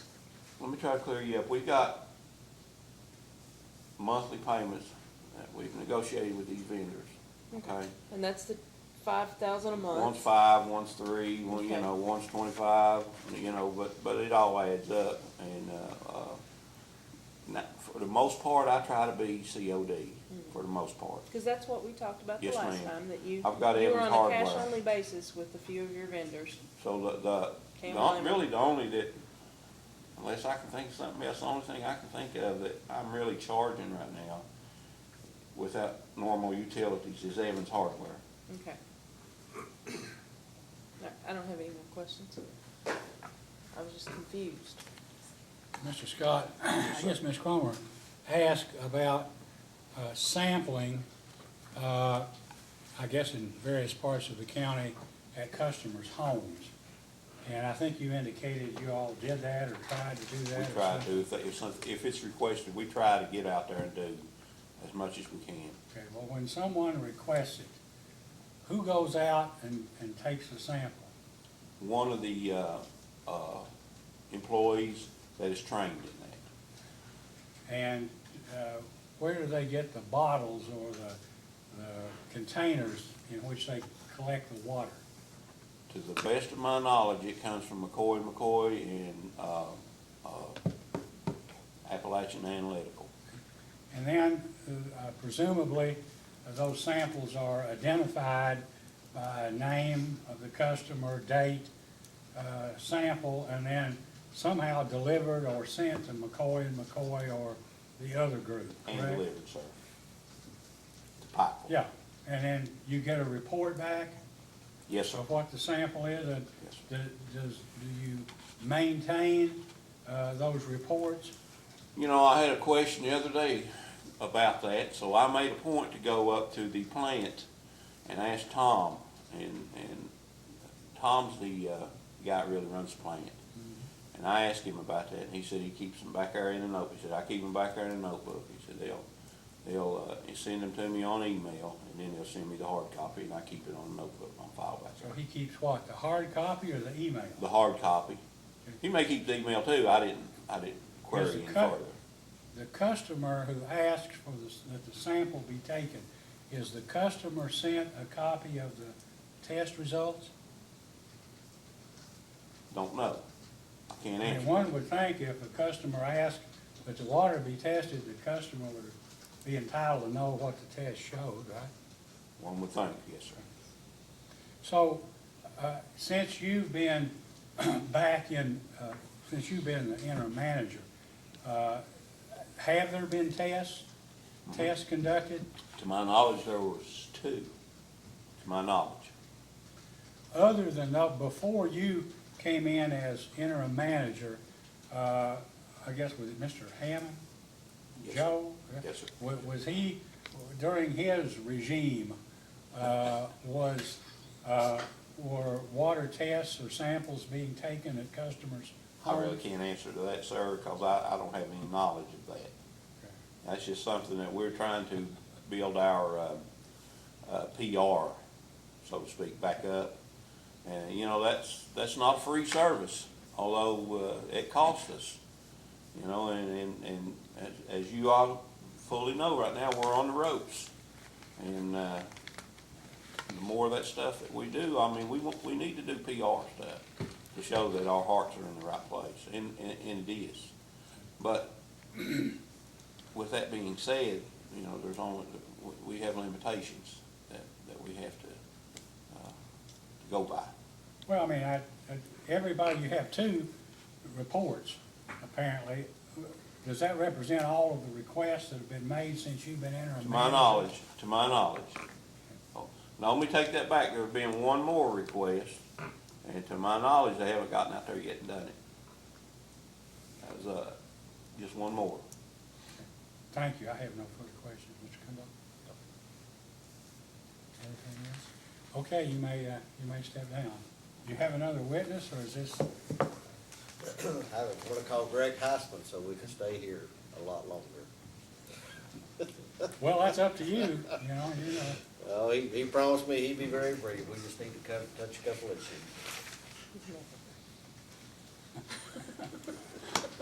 You get to conduct the orchestra. Mr. Heisman gets to play the instrument.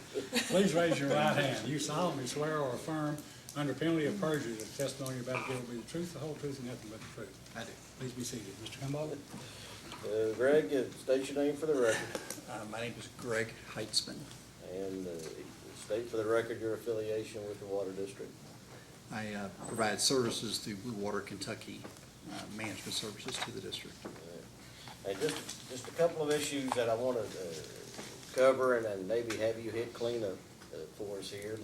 Specifically the grants. Can you share with the commission the status of each of the grants that the Yes. district has? There was a number of questions earlier today about the grants, and I thought this would be helpful to provide an update, serving as a liaison and representative for the district. So I'll talk about first the ARC grant, the Appalachian Regional Commission grant, $1.2 million. The scope of that work is for service line and meter replacements, as we talked about earlier. There has been discussion about expanding that scope to include pipe replacement. The condition right now of the district to be able to go out and apply for additional grant money and or loan, we're just not in a good financial position to be able to do that. So we recognize the need is there for main replacement. We chose service lines and meters to get what I call the biggest bang for the dollar in order to be able to reduce our water loss. So that project has now been entered into. The grant agreement has been executed. I talked to actually the engineer, Kentucky Engineering, Bob Taylor, this morning. He is prepared to advertise that project scope within the next 2 to 4 weeks with the approval of the district's board at the next meeting, be able to get that contract underway. Our estimate for that amount of funding is about 1,000 services. One of the advantages of doing a service project is the fact that it's a unit price contract that will be bid.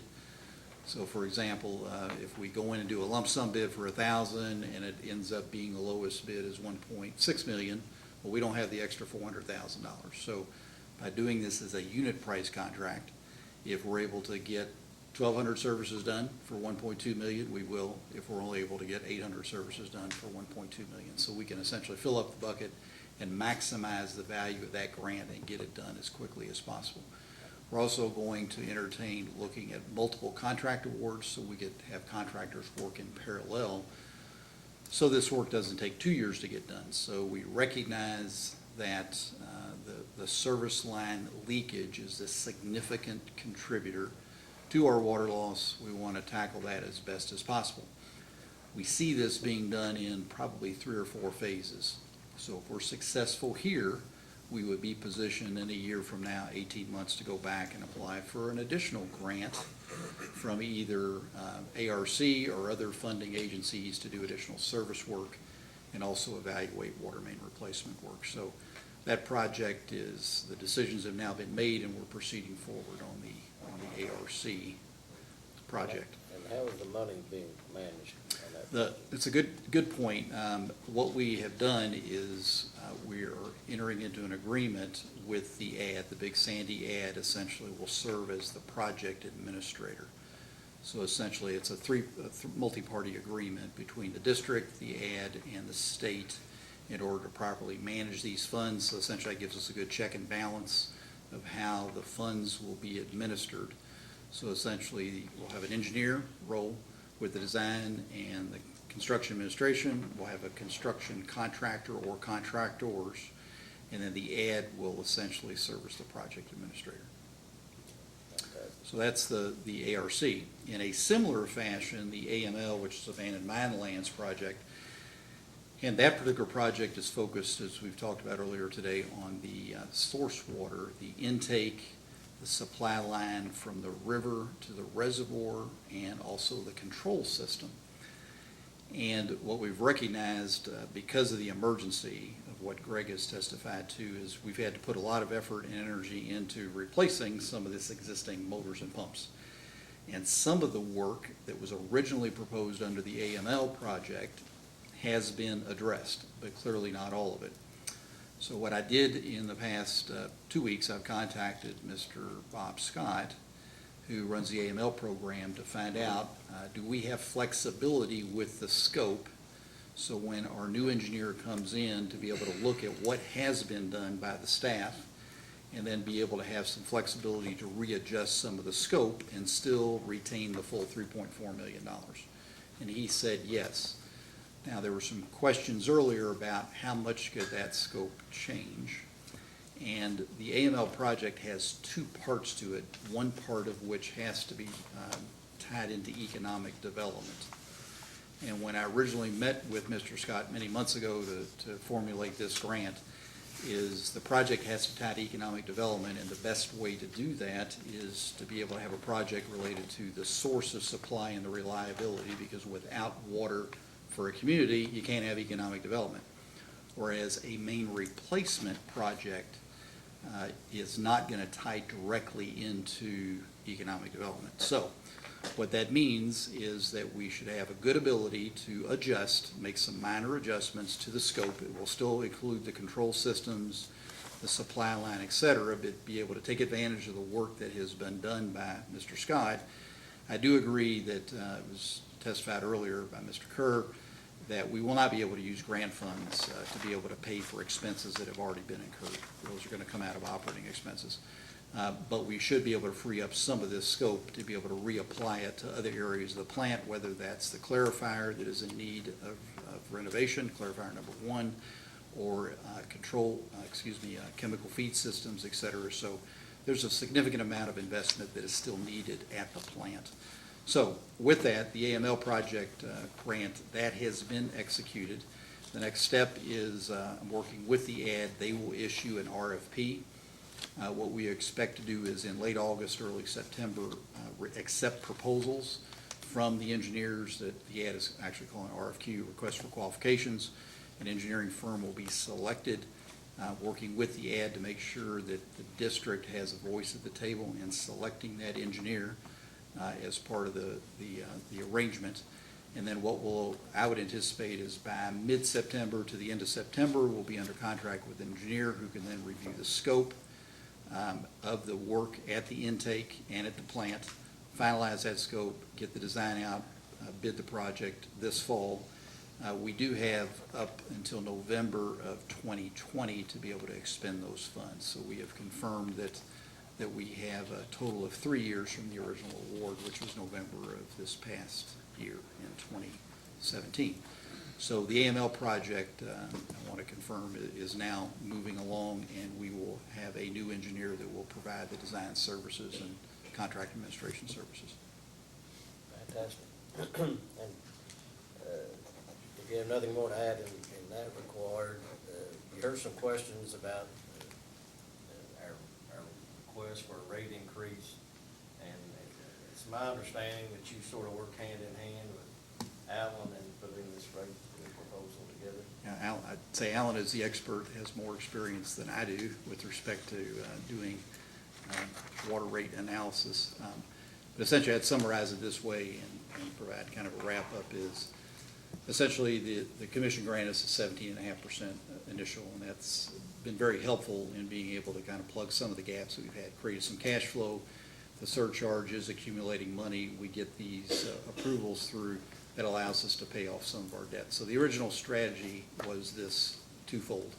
One is we had a significant amount of debt, about $900,000 of accounts payable prior to April of this year that had to be paid.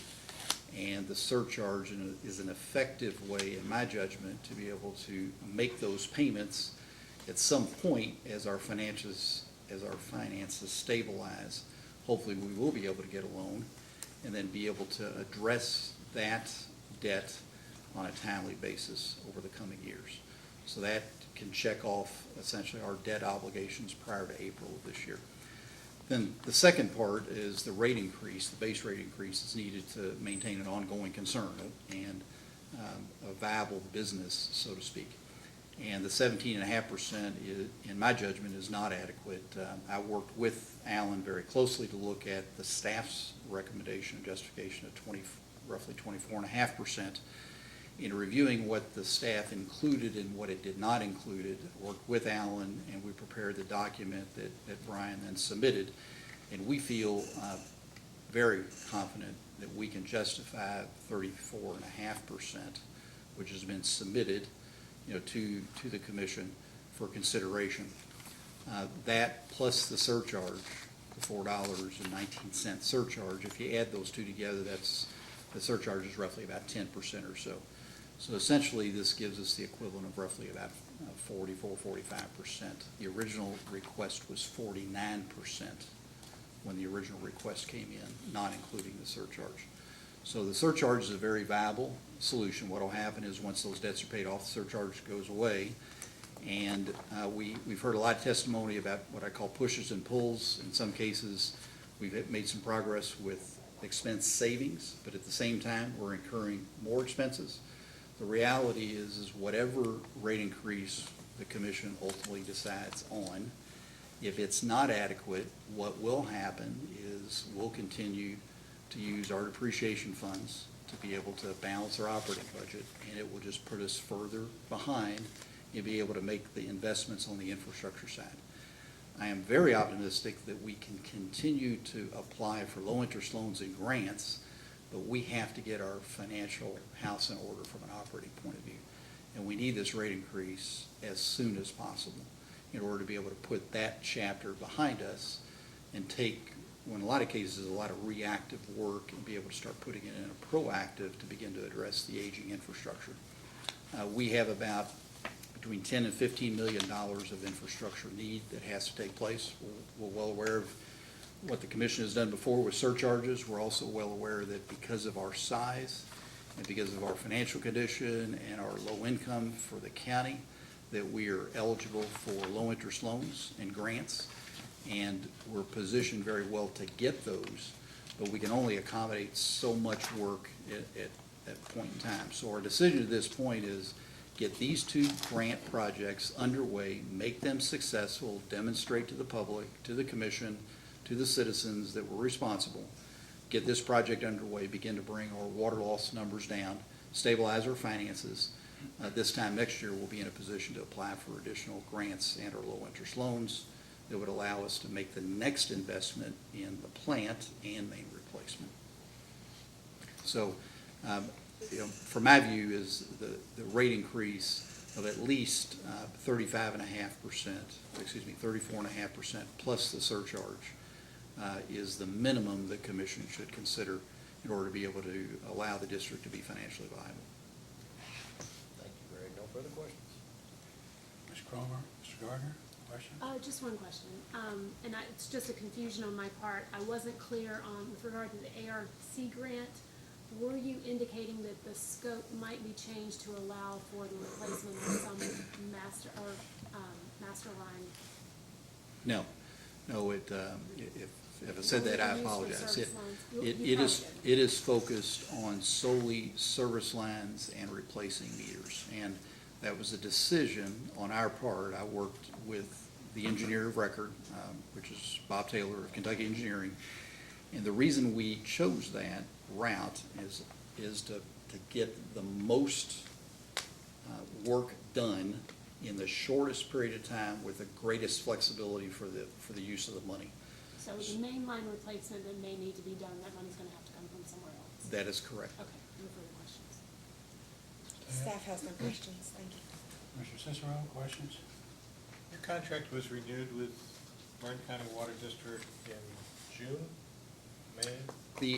My original contract went through this past December of 2017, and the board did a 6-month extension to June. And I understand, I don't know if has the board taken action on the second, so there is a second extension for work since June that is pending. And the original 6-month extension was worth how much money? The original was 13,000, not to exceed $13,000. Your 6 months extension from January to June was 13,000? No, the extension, what I call extension, the original contract was 13,000 through this past, I believe it was December 1st. Then it did a 6-month extension, What's how much? and it was not at a fixed amount. What it was is at a reduced hourly rate. So I reduced my hourly rate, and I gave them a not to exceed an upset limit of a total of $19,000. So it went from 13 additional 6 to get to $19,000. And how much did you end up billing for that 6 months? What I agreed originally to do, there was an original payment of $6,500 up front, and then no payments for 6 months. And then beginning in December of last year, there would be $1,000 a month. So since December, there's been a billing of $1,000 per month that went through June of this year. But that $6,000 pay you're the- referring to is for the For the original scope. So how much have you billed from January through June? Billed from January through June, well, I can say it this way, because I know that I had reached the $19,000 limit. So essentially, I've billed that full amount of $19,000. But it has all not been paid. And what function do you perform for Martin County at this point? I provide on as-needed services, so primarily working with Mr. Kerr or Mr. Cumbo. If they would need assistance in some way, they would give me a call. My original scope of work, which was recommendations, was completed. So you primarily performing in the developing how the grant money is going to be spent, or what would you say you're? If they need management, consulting assistance, guidance on how the grant money should be spent, or getting additional grant funds, or breaking down the barriers between different government organizations, I serve in that role to help facilitate that process.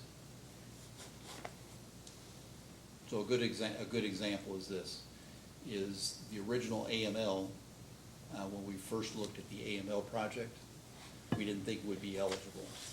So I spent time with Bob Scott in Frankfurt in order to be able to sit down and see what is the best way for us to configure a grant project that Martin County would be eligible for, because on the surface, they appeared not to be eligible. Once we determined that we could tie the plant production to an economic development component, that allowed us to be able to make an application for AML. So essentially, understanding the process, the grant process, understanding the loan process of the various agencies, whether it's rural development, AML, ARC, and be able to come back to the board or to the interim general manager, to Greg Scott, and assist them with guidance on how to navigate what is a pretty tricky process with respect to grants and loans. So what do you see yourself doing in the next 6 months, and how much is that a not-to-exceed contract? Every contract that I have with them is always it's an hourly rate, but a not to exceed, so they know there's an upset limit. And so what I would continue to do at their request, if they would want me to look into any of the areas related to procuring engineering services, or looking at water loss, or helping them with grant projects, I would provide those services. And how much do you anticipate your not-to-exceed for the last 6 months of the year? For the last 6 months, I provided an estimate. I think it would be between $1,000 and $1,500 per month, depending on the number of hours. So you're going to be at $12,000 or $15,000.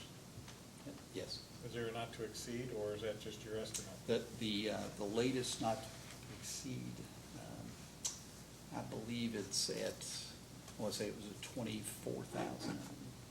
I can actually get a copy of it if you want. And that's added to the 19. No, that's the total. In other words, the way that I'm accustomed to doing business, rather than start over, essentially be a Right. contract So extension. it So is it went added from to the 13 19. to then 19, into 24 and a half. So essentially, we'll build over time, as opposed to restarting. So just so we understand the amount we're talking about here, the last 6 months, you're just adding 6,000 for January through June under 13,000 for it to be Yes. 19,000? Yes, approximately, yes. And then another 5,000 to make it 24,000. So the total amount for 2 years would be 24,000, not to exceed? Yes, yes. Okay. That's, well, I And was- and what might be good is, once these contracts are approved, provide copies to you. That way you'll have the actual documentation. well, it's good to clarify, because I thought you were adding the 19,000 to the 13,000, and then you were gonna add 24,000. I was gonna say, No. they could hire a general manager for that amount of money, and they No. really wouldn't need your services. That's correct. You did make one comment that you said they would continue to balance their operations through the depreciation. And I went back and looked, and depreciation for the test year was $772,000. And the loss in the test year, as submitted, was $797,000. So it's almost a wash. Now, the commission granted a rate increase of 17.5% plus an additional $4.19, Yes. which, I don't know what that is on a percentage basis, whether that brings it up to 5 or 6%, but whatever it is, plus whatever the depreciation is, wouldn't you think at this point that really you could balance, understanding you're not saving anything for future infrastructure, but that the district could balance based on the additional money they're receiving for, and it's not additional, but depreciation funds that aren't being used for what they're intended for? When you ride that out over a period of time, Mm-hmm. yes, over 3 to 5 years. But there would not be any funds available for any exigent conditions like we're experiencing at the intake, or any investment in infrastructure. The reason why I'm mentioning it is because you've got a $3.4 million grant and a $1.2 million grant, which is gonna be new infrastructure, which is going to be basically gifted. So there's really gonna be no depreciation on it, because it's no cost to the district. That's correct. And that additional, you're still gonna receive depreciation money based on the base rate application that was submitted. That's That's going correct. to be at the rate of, as if you were replacing, but instead, the gifting portion of it is gonna be depreciation that will help the district out. That's correct. But what we all recognize, the commissioners recognize as well, is this $4 million, $4.5 million is well short of what is needed for the investment. We have a significant amount Probably about a of main third of replacement. what's needed. We have about another $2.5 million of service lines to replace. So there's gonna be additional requests for loans and or grants that will be needed over time in order to essentially get this system in proper working order. And my only comment is that in the immediate need, there is need for additional funds, I understand that. But over the long period, if the district ends up with additional grant money, that depreciation account will build based on the base rate test year Yes. versus actuality. I agree. I don't have any other questions. Commissioner Matthews? I think I may have asked you this before, but the 1,000 service lines, or the 800, 1,200, whatever it ends up being based on the bids, do you have any order of magnitude guess on how much you think that would help the water loss? There's really no way to tell, because we don't have accurate field data on a per service basis. All we know is when we talk to the field supervisors, the folks in the field, where does their energy go in repairing leaks? The majority of it is going to service line leaks.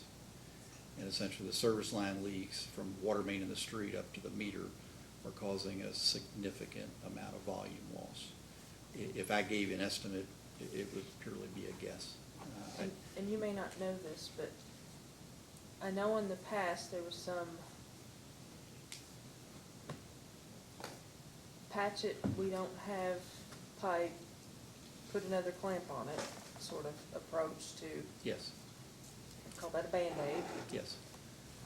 Do you know if there are resources now to actually, when they find a leak, to replace the section of I don't know that. Service I line? think Greg would have a better feel, but I want to say this, is that based upon the testimony we've heard, is essentially we're limited on the materials that we can buy, and we're limited on what we can do, so I believe generally they're going to be going out there, replacing, putting a clamp around the pipe to be able to secure it as best they can and hope it doesn't break, 2 I or think 3 I feet saw a away. pretty impressive picture of a 6-foot section of pipe with about 16 clamps on it. Yes.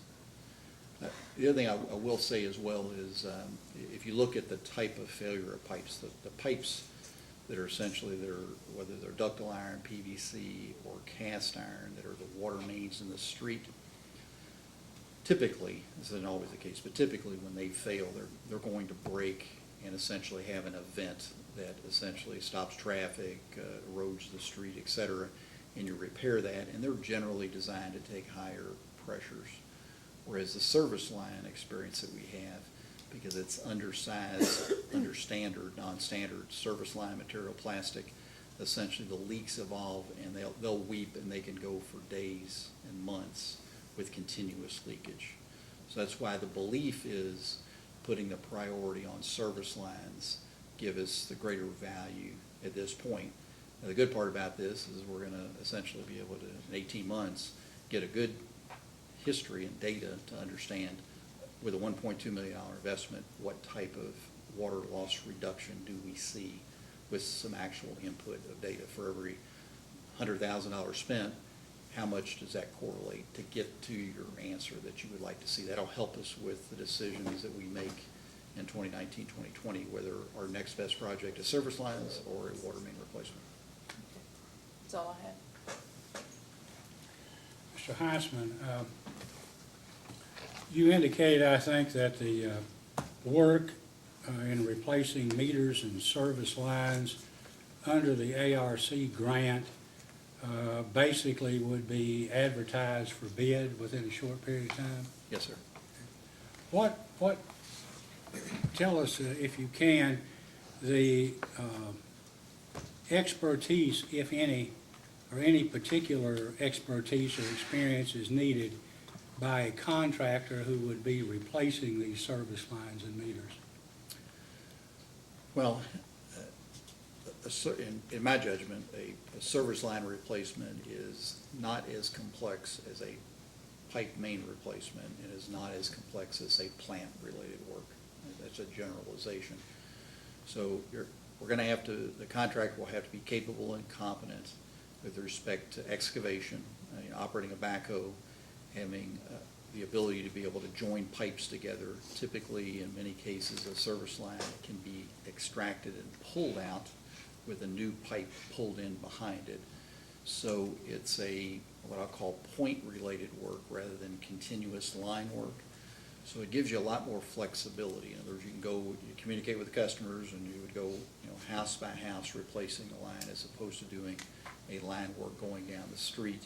It'll require some traffic control, but not as much as a main replacement would. So still a skill set with general construction, backhoe, dump truck, excavating material, backfill materials, et cetera, but not as complex as a 6 or 8 inch. So Uncle water Bob and Cousin Joe that had a backhoe and a couple of cones and had done some work on a reclamation job could bid on this project and possibly get it, correct?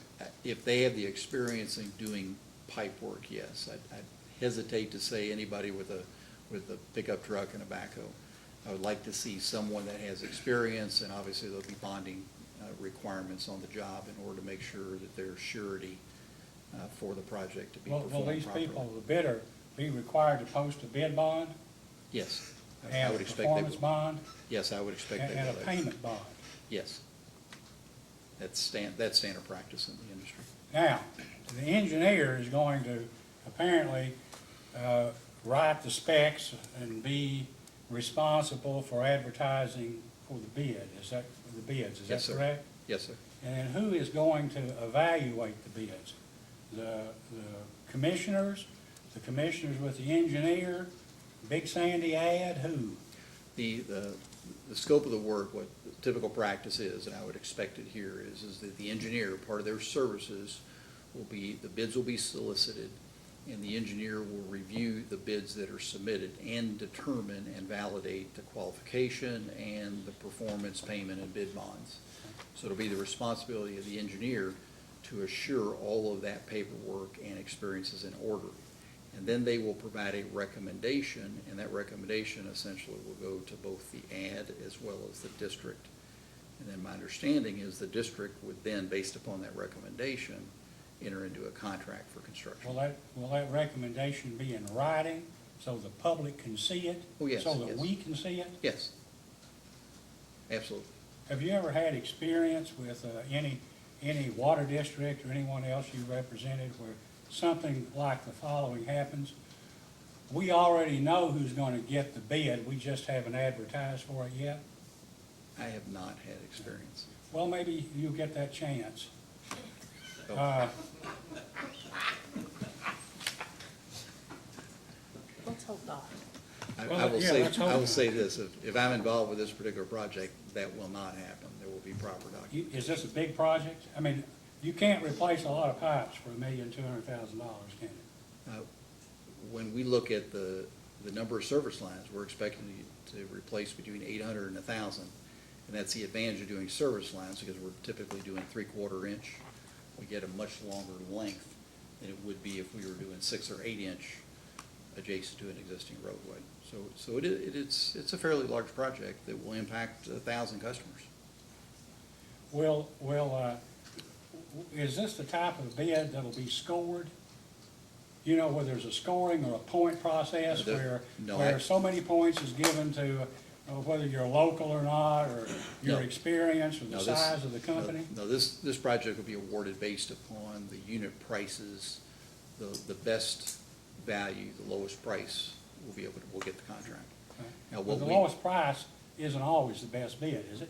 that is correct. And that's why the engineer is going to make evaluate the bidder, the low bidder, to see if he can actually complete the project and whether he has the financial wherewithal to do it for the price that's bid. That's correct, but it is not in what I would call an evaluated bid, where there's a certain point or weighted score applied to different criteria.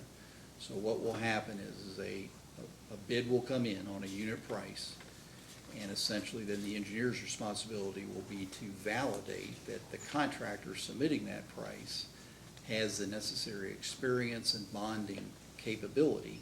And if it's a switch, a light switch, either they have it or they don't. If they don't have it, the engineer's got to be able to defend why they don't have it, and they should go then to the second bidder, the next lowest bidder.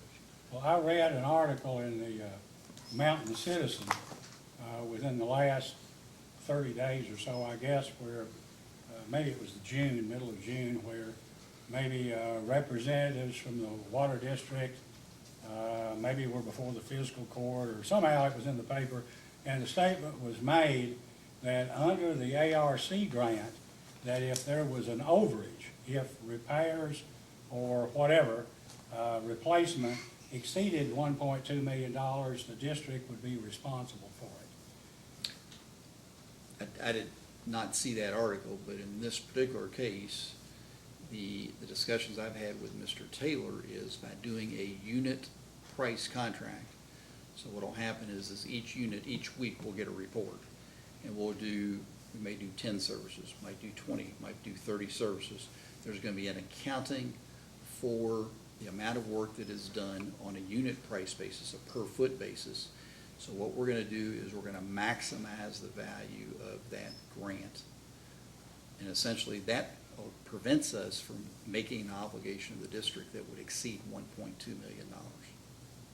So under that system, presumably, you could get less bang for the buck, less work for the money, but you can't go over $1.2 million.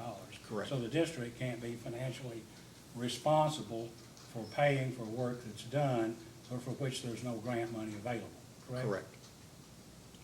how important, I know from your experience in working with water districts, how important is the office of general manager? I think it's, in my judgment, from a management point of view, it is the most important position, is the general manager for the Why? organization. For the So- record here, why? Essentially, the general manager is responsible for the day-to-day operations. The board sets the strategic and the policy position of the organization, whereas the general manager then executes the policy and the strategy of the organization. So it's critical that a capable, competent general manager be selected in order to be able to operate the day-to-day ongoing operations of the district. What kind of experience or duties, what kind of experience or education or training would you expect a good general manager to have? I would expect for this size system that if a general manager should have a degree, preferably in an area, for example, in business, because so many of the transactions are business-oriented. In this particular case, the district relies on outside engineering expertise, so I don't think it, in my opinion, it needs to necessarily be an engineer, but essentially a degreed individual with a business background, a management background, or an engineering background. What's also important from my perspective is having experience with a water or wastewater or similar type of utility operation, preferably having experience in a regulated environment with the Public Service Commission. So that would be a plus. I don't think it's a requirement, but it would be a plus. So in my judgment, it's a combination of degreed, demonstrated education through a 4-year degree program, coupled with experience, and I would look for at least 5 years' experience in managerial responsibility. Okay. And just based off the top of your head, if you know, fine, if you don't, just a guesstimate on your part, what kind of salary would a person with those qualifications command? I think for this size system, I would be looking at somewhere between $70,000 and probably $95,000. And should this district be prepared to pay that in the event they interview and have a candidate with those qualifications? Yes, yeah. Again, assuming that they have the financial capability to do so.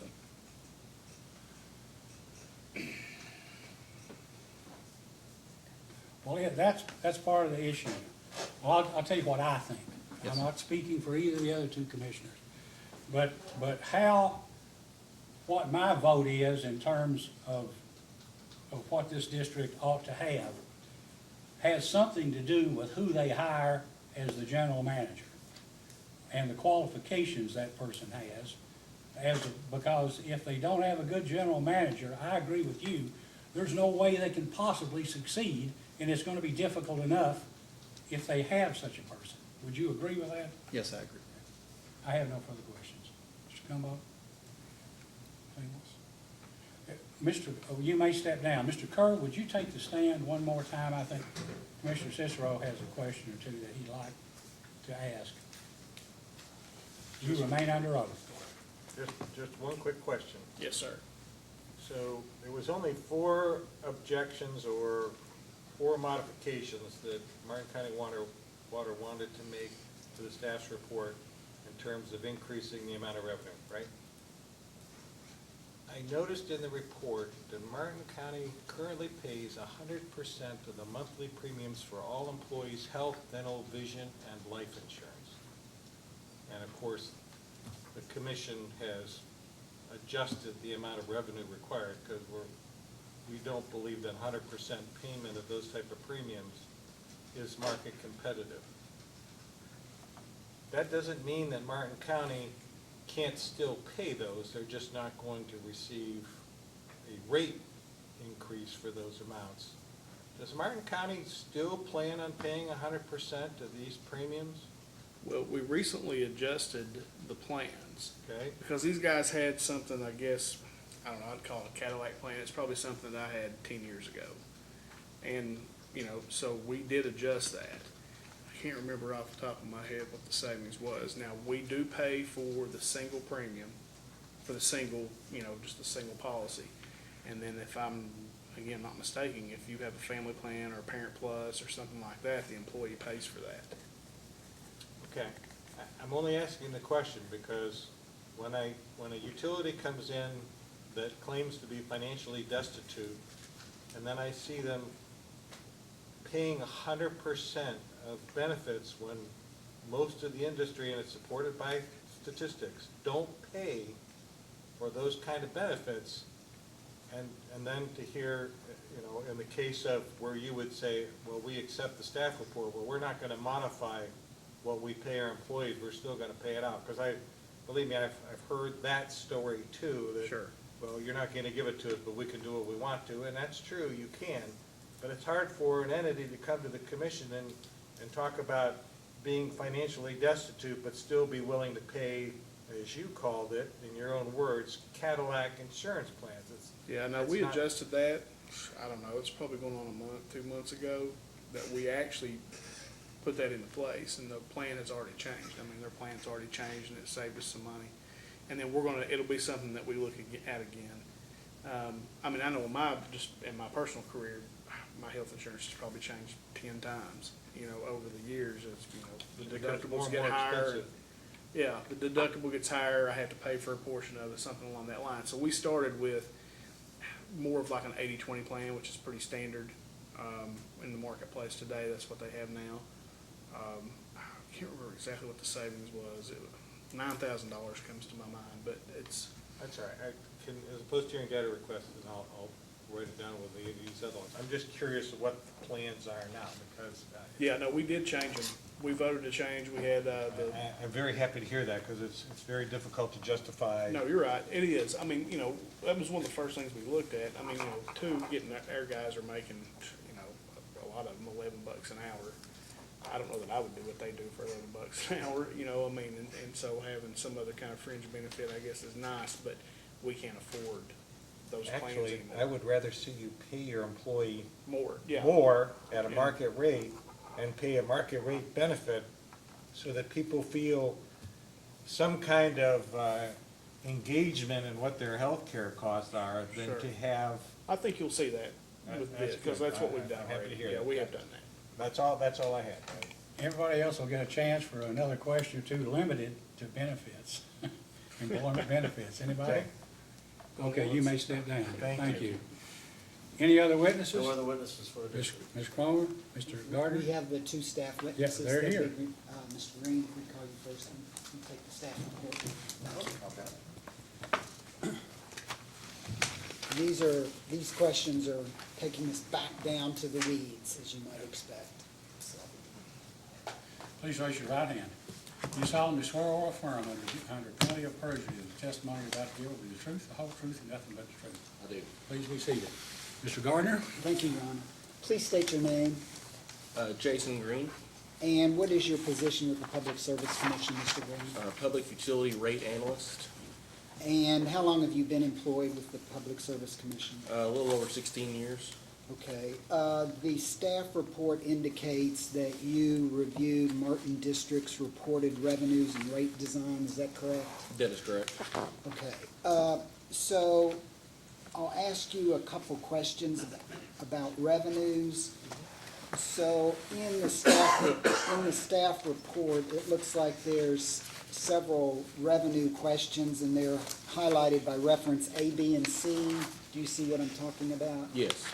And so, reference A, were you responsible for making that $34,146 adjustment? Yes. Okay. And then B, basically, you're just showing a placeholder there, showing that you did not allow for a reduction in water sales. Is that correct? That's correct. And the district agreed with you. Is that correct? Yes. And so they subsequently never presented any documents to you to change that? No. Okay. With respect to C, C looks like it is dealing with the Prestonsburg contracts, and there's some pluses and there's some minuses. What I honestly didn't understand was where that 106.66 number came from that it looks like you all accepted. So is that related to Prestonsburg, or is that something else? I believe that's related to Prestonsburg. I would have to look and calculate to see exactly where that came from. Yeah, I tried those numbers each way. I couldn't figure out where they came from. Okay. Could we have that done in a post-hearing data request?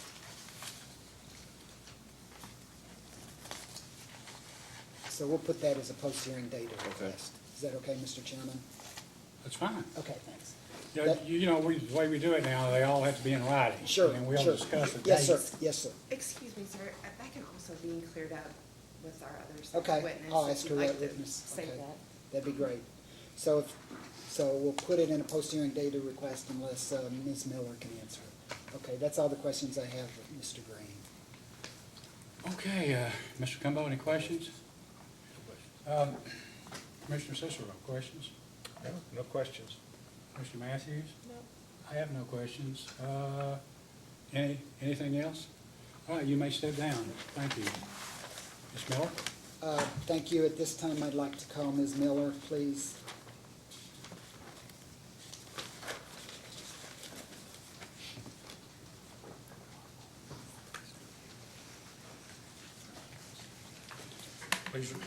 Please raise your right hand.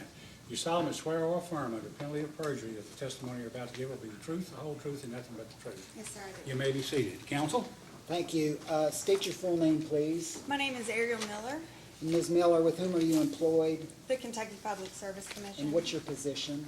I'm a Public Utilities Financial Analyst 3. And how long have you been with the Public Service Commission? 5 years, August 1st. All right. And did you prepare, the report indicates that you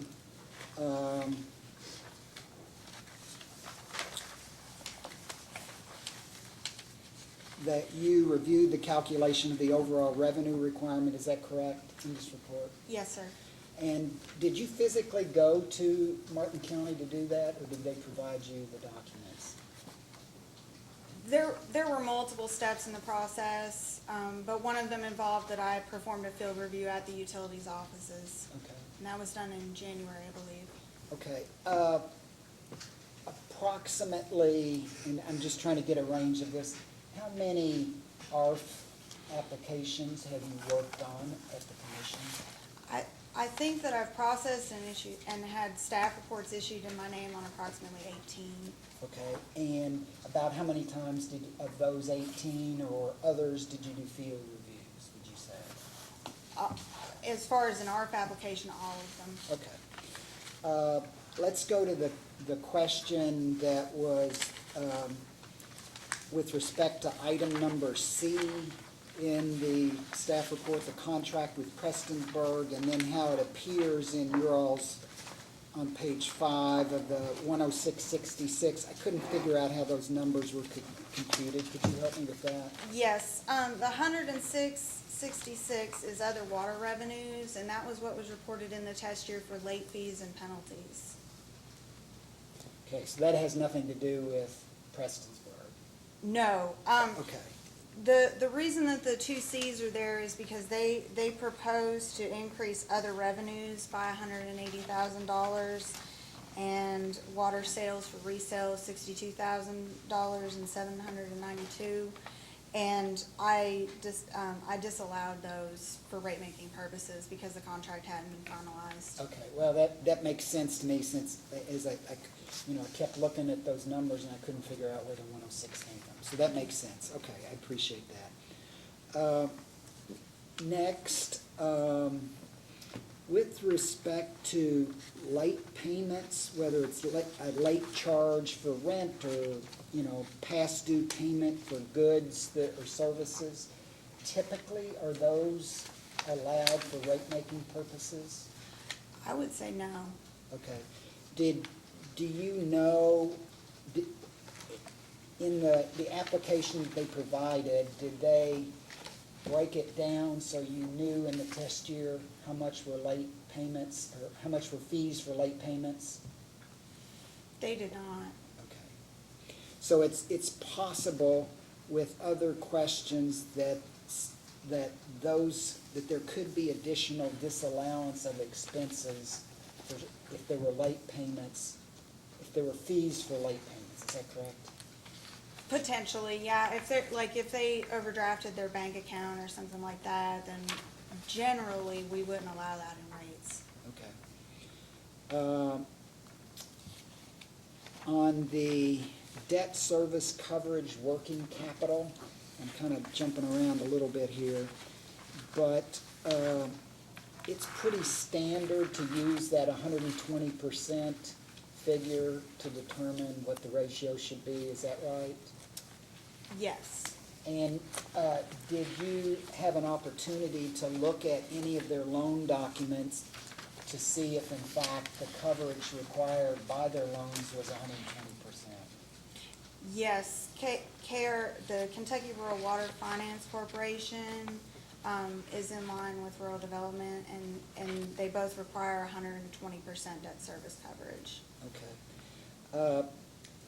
You were here this morning when I believe Mr. Valines was talking about where that 38,822 number came from, and that what was disallowed, what was added in as an expense, what was removed as an expense, and what was removed as revenue was for the debt, was for the payments on the lease, the capital lease, I guess, or the lease.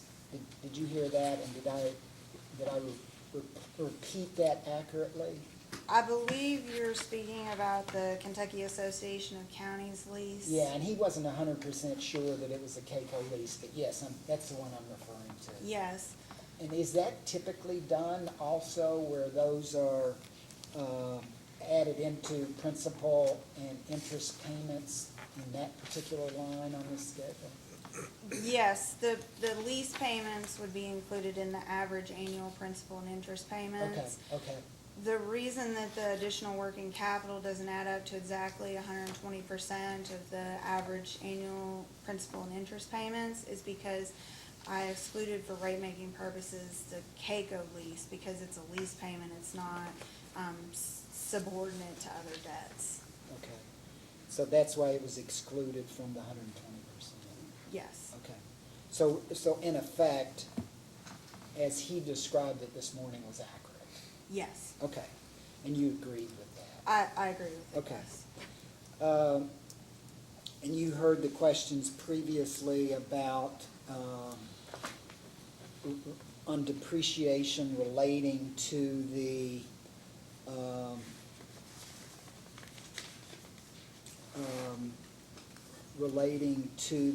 net salvage value being included. Did you, well, let me ask it this way. On depreciation, are you familiar with the NARUC 1979 guide for small utilities on depreciation? Yes, I am. And has the commission historically used that as the guide for? They've historically used the, I guess for lack of better words, the chart that's used in the 1979 NARUC study for rate-making purposes. I'm sorry. Okay, so typically, I mean, as I understand it, net salvage value was not added in or was not factored in when they did the depreciation. Do you agree with that? Or how does the commission typically deal with net salvage value with small utilities? I think I agree with your statement. What I'll say is that I think that there's significant commission precedent to agree with the staff's reports, and that in the staff reports, there is no regard to net salvage value. Do you know why that's the case? Or is that just something you've always done? It's something that I've always done. That's what I was trained to do, was just to use the Precedent? the precedent, yeah.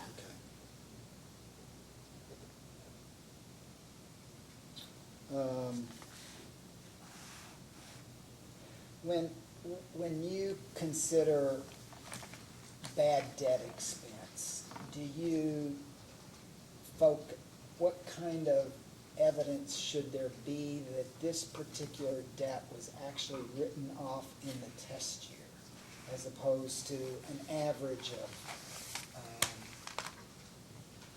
as opposed, or in this particular case, how did you verify, or what did you do with respect to the bad debt that they used as an expense in the test year?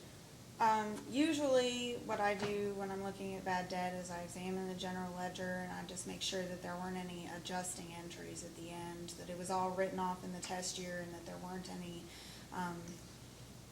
adjusting entries that would raise a red flag to me, such as an audit, adjusting journal entry that would reflect an adjustment from a prior year. That would be an example of something that I would think would be out of the ordinary and would want to remove. I didn't see anything like that in this case. Okay, so no red flags were raised about this issue? Yes.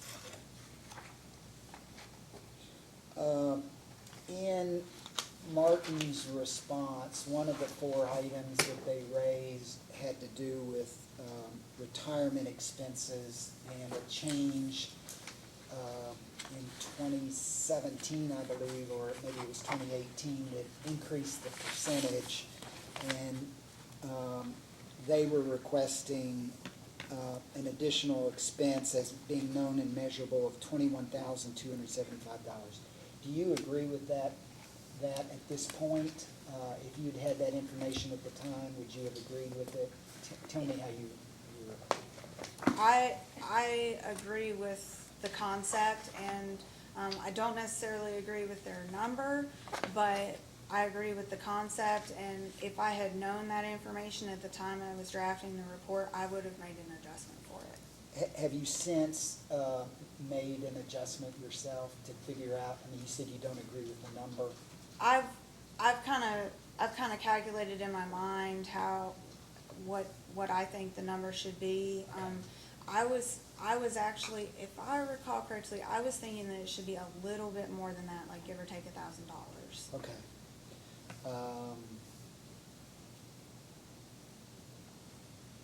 But it's close.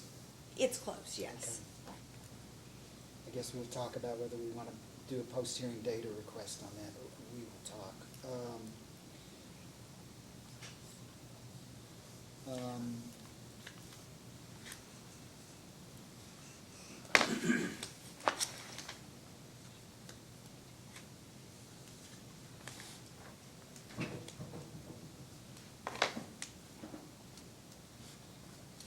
One more. Give me a second, please.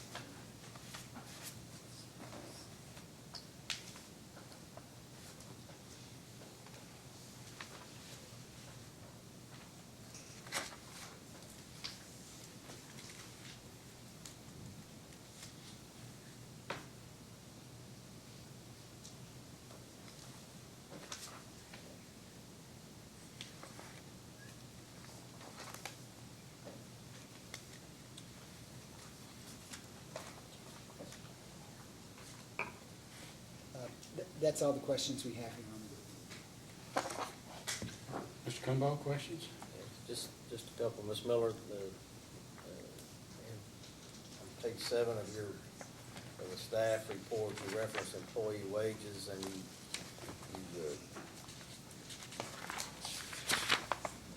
reduced some numbers because the district had hired an interim general manager, although you just laid the general manager in the report at $9,000 per year. And surely you would agree, based on what you've heard today, that that's an unrealistic number. I believe that it's based on what is known and measurable, it's the only number that I could come up with at the time. I understand.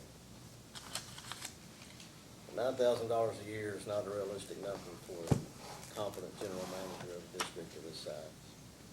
I think that if the district were to hire a general manager, that they would be best to let the commission know as soon as they did so.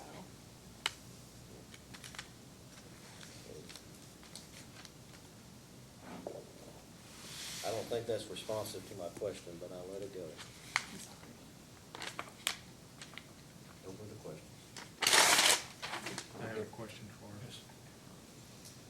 As far as the bad debt goes, did you look at just the one test year, or did you compare it to prior years? I just looked at the one test year. Would you agree going forward that Martin County is going to benefit from the fact that all this is being written off in 2018, and going forward, the bad debt should probably be much less than $67,000 a year? I believe so. I think that number is probably a little bit inflated.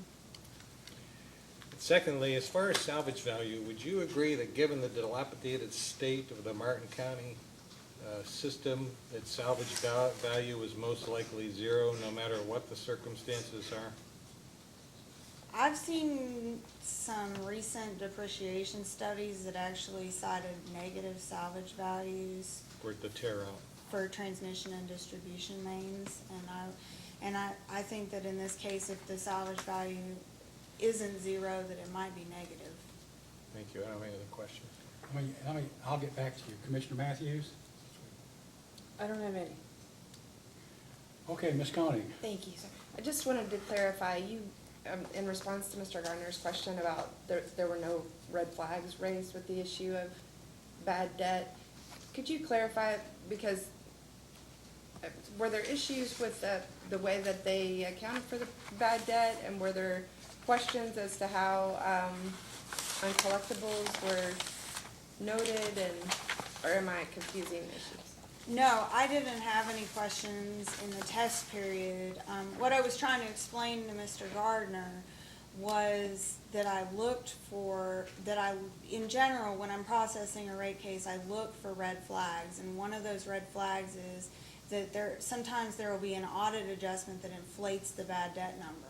Because what happens is the water district won't write things off, and then the auditor comes in and says, well, you should have wrote these 3 years worth of unaccounted for items off, and then they go ahead and make one adjustment, and it just so happens to fall in the test year. But I didn't see anything like that in this case. Okay.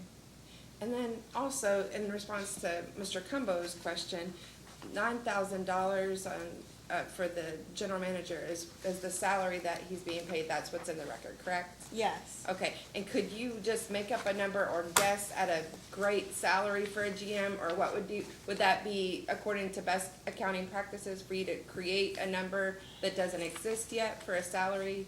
I can't quantify a known and measurable number. I mean, I would just be pulling it out of the air if I did that. Because is that the procedure that you follow in your analysis? You follow correct procedure to account for known and measurable. So even though $9,000 might not be a great salary or something for a GM, you can't do anything until Martin County hires somebody, correct? I agree with that statement, yes. Okay, so it's not your choice of what to put in for a good salary, for them to have that placeholder for an amount. It's the way the process works, is that correct? Yes, it's the way the process works, and I have to go with what's known and measurable in my report. Okay, and just in line with that, I mean, your calculations are based on what Martin County produces to the commission, correct? Yes, It's I the have to information they go on provide? what's in the record and what I obtained during the field review. Okay, so it's what Martin County Water District has presented they put forth their case to support their proposed rates, and then you look at the evidence they provided and account for the percentage, is that correct? Yes. Okay, thank you, no further questions. Mr. Gardner? You may step down. Mr. Gardner, Ms. Cromer, anything further?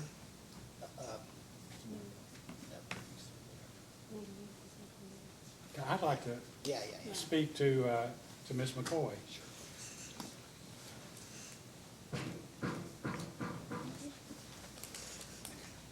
I guess I'll ask questions first, and then we'll go to the commissioners in a roundabout way. Please raise your right hand, Ms. McCoy. Do you solemnly swear or affirm under penalty of perjury that the testimony you're about to give will be the truth, the whole truth, and nothing but the truth? Please be seated.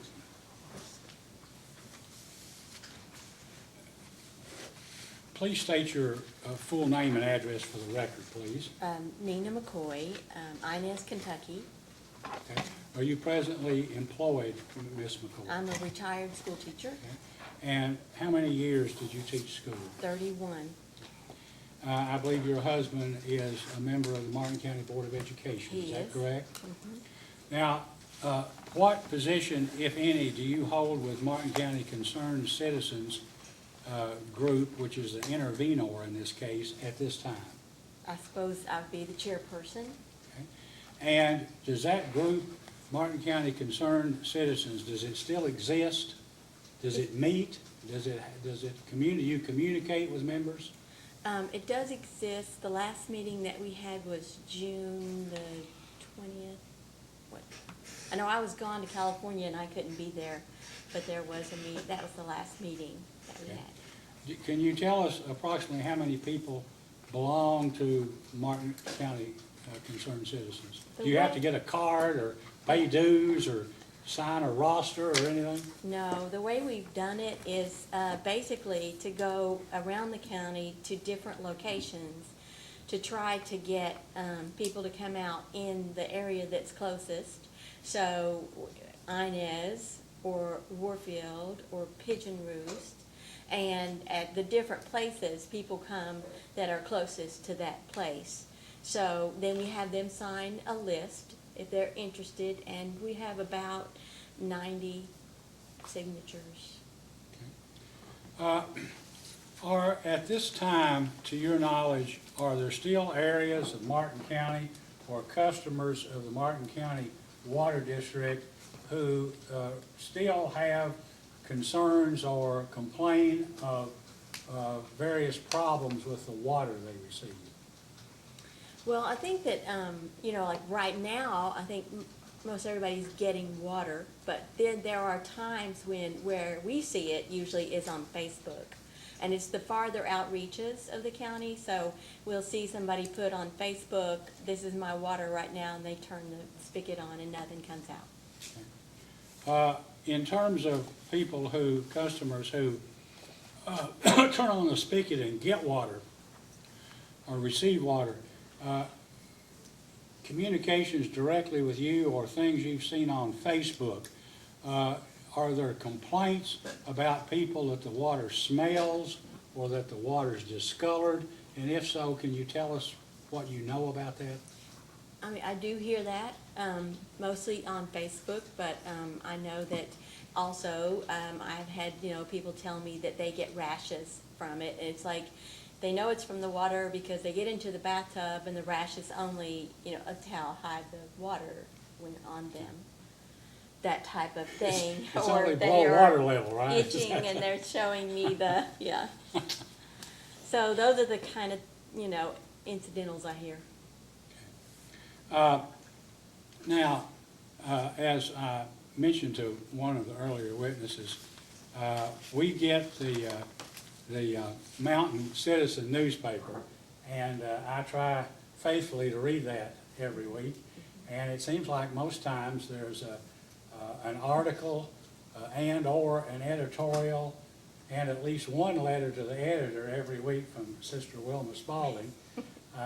I didn't see one this last paper, but yeah, I noticed, and I wanted to ask you about it. Here, looking at the June 25th, 2018 editorial,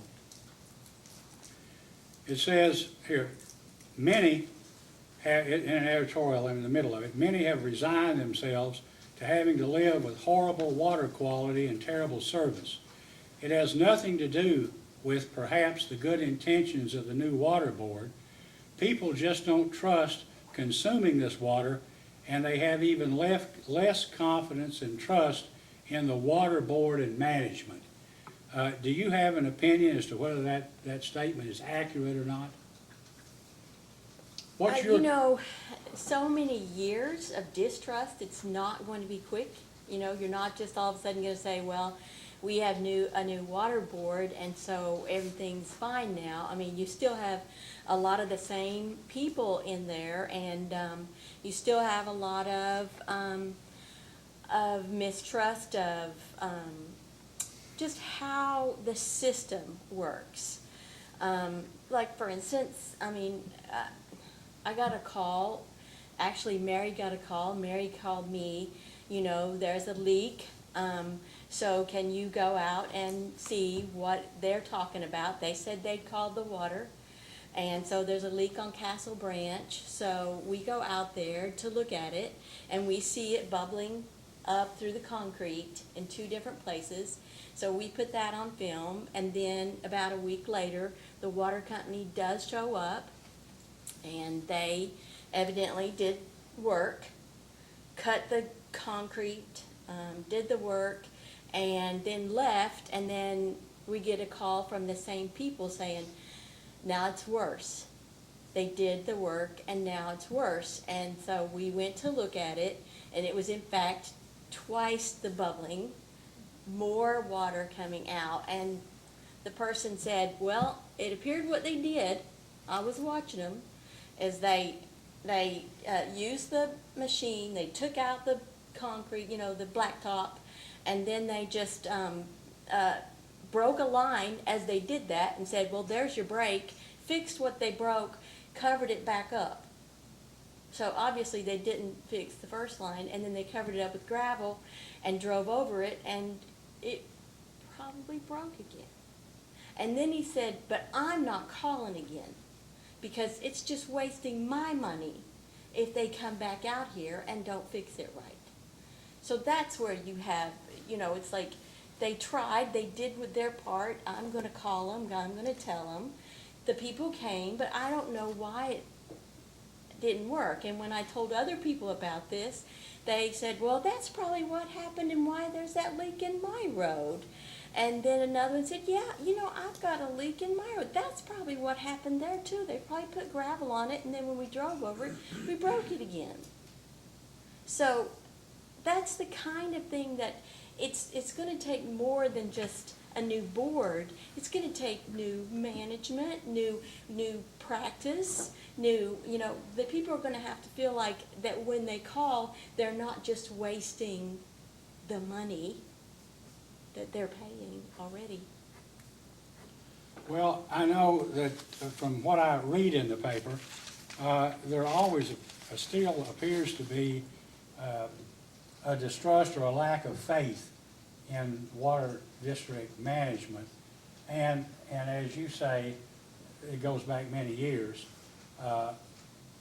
and it's going to take a lot of time to rebuild trust. But in the meantime, I know in the paper of August 1st, here was the question that was written in the sound-off section. I'm sure you've seen it. Are you willing to pay more for what you receive from the Martin County Water District? Now, I guess if you just look at the answers in the context of the question, maybe that explains it. But I mean, there are a number. I just a few read portions of a few of it. It says, oh my goodness, not another rate hike for our cancer water. They have a huge grant. We really already had a raise in water rates, and they can't get the job done. I'm totally against any more raises. They can't seem to keep up with any money they already got. On top of that, they sure can't deliver safe, clean water in a constant supply. Why should we be the ones to pay? Okay. Now, is that a prevalent sentiment in Martin County among the customers of the water district? I guess it is. People are not wanting a rate hike because they still feel like that there's a lot of problems. But at the same time, I think they feel like that there has begun to be a change, but again, it's very slow, and we still have a lot of the same. We just don't have a real, practice of, well, we should have somebody there at all hours, so that when you call, at least they know, oh, you've got something spouting up, and we can go fix a major leak or a minor leak or whatever it is. And those type of things have not been addressed. Well, I know that the last time, I guess we had a hearing, or maybe it was the first hearing, the one when I said, in my opinion, the Martin County Water District is the worst water district in the state. I did say my opinion, it got a lot of press. In point of fact, we have a ranking system here where our people have gone through with computer analysis and everything and have ranked the water districts in Kentucky, the 117 plus, in order of the worst, and Martin County is the worst water district in the state. There are others that are close, but not that close. But I say that because after I made that statement, I got some criticism in one newspaper that said, well, Schmidt talks a good game, but they're not going to do anything about it. If he lived in Martin County, you can bet your life they would have done something about it long before now. And of course, we weren't here, but the issue is perhaps what could we have done? But in another, don't look at Mr. Gardner like that. I'm That's not not it. Here's another what it sound off. No, I'm not willing. By the time I pay my water bill now and buy drinking water, I'm paying about $150 a month. I hope you are reading this, Mr. Schmidt, Kentucky Public Service Commission Chairman. The people don't deserve to pay more money when the water stinks to high heavens and you can't drink it. Of course, the issue is, what do you have to pay to fix, what are you willing to pay to fix a system that is terribly broken as a result of never having rate increases over the years and management which would see that infrastructure was replaced prior to the time it fell apart? And I don't know if people understand that or not. Well, and you know, you gotta realize that you have a stipulation, or the PSC has a stipulation of, in order to get a rate increase, you can't be losing 60% of the water. So I don't think they've ever gotten to the point where they thought, well, it looks like we got our water loss down, so we could probably go to the PSC now and see if they won't give us a rate hike. I think that's the catch-22 that you get into. Of, you know, how do you ask for a rate hike when one of your the PSC stipulations is you can't be losing that much water? Of course, then the question is, if you don't have the money, you can't fix the leaks. Right. And apparently they That's can't the borrow money. catch-22, right? I mean, That's the. What, if you had $500,000 to spare, would you loan it to the water district? You know, that's one of the things that I know that they get mad because of the Attorney General looking into it. But honestly, I think until there is some light shown on all of this process, I just can't see putting money into a black hole, you know. So I know people get mad about the fact that there's all this investigation, all this paperwork you have to do, all this checks you have to do, but, you know, our people are finally being listened to. They had resigned themselves to the fact that they had bad water and nobody was going to do anything about it. And they pay so much money. I mean, at the last water board meeting, I stayed for the sewer meeting, and a guy came and he was talking about, he was apologetic for having to come, but the smell of sewer was so bad in his house because of the sewage problem and he said, you know, we've dealt with it for a number of years, ever since they built the nursing home. And I'm like, oh my God, and you're apologizing for showing up to talk about it? And then he said, and you know, it's only me and my wife, and we pay $60 a month for the water, and we're paying $30 a month for the sewer. And I'm like, why are you paying so much? And he said, I've checked for leaks, I've done everything I can. I hear that all the time. I mean, $90 water bills. This is from people I know that wouldn't lie to me. And so when we look at, yeah, I pay minimum, you know, and you might say, you see, you're not paying the highest water rates, but there's a lot of people that are paying huge water bills. And when you add that percentage onto it, Do people generally have some faith that the current management of the water district or the water district commissioners, the new commissioners, will be able at some point to stabilize the problem and work toward a satisfactory solution? Or not? Or is that jury still out on that point? I think there's that hope. I would have to say that there is that hope.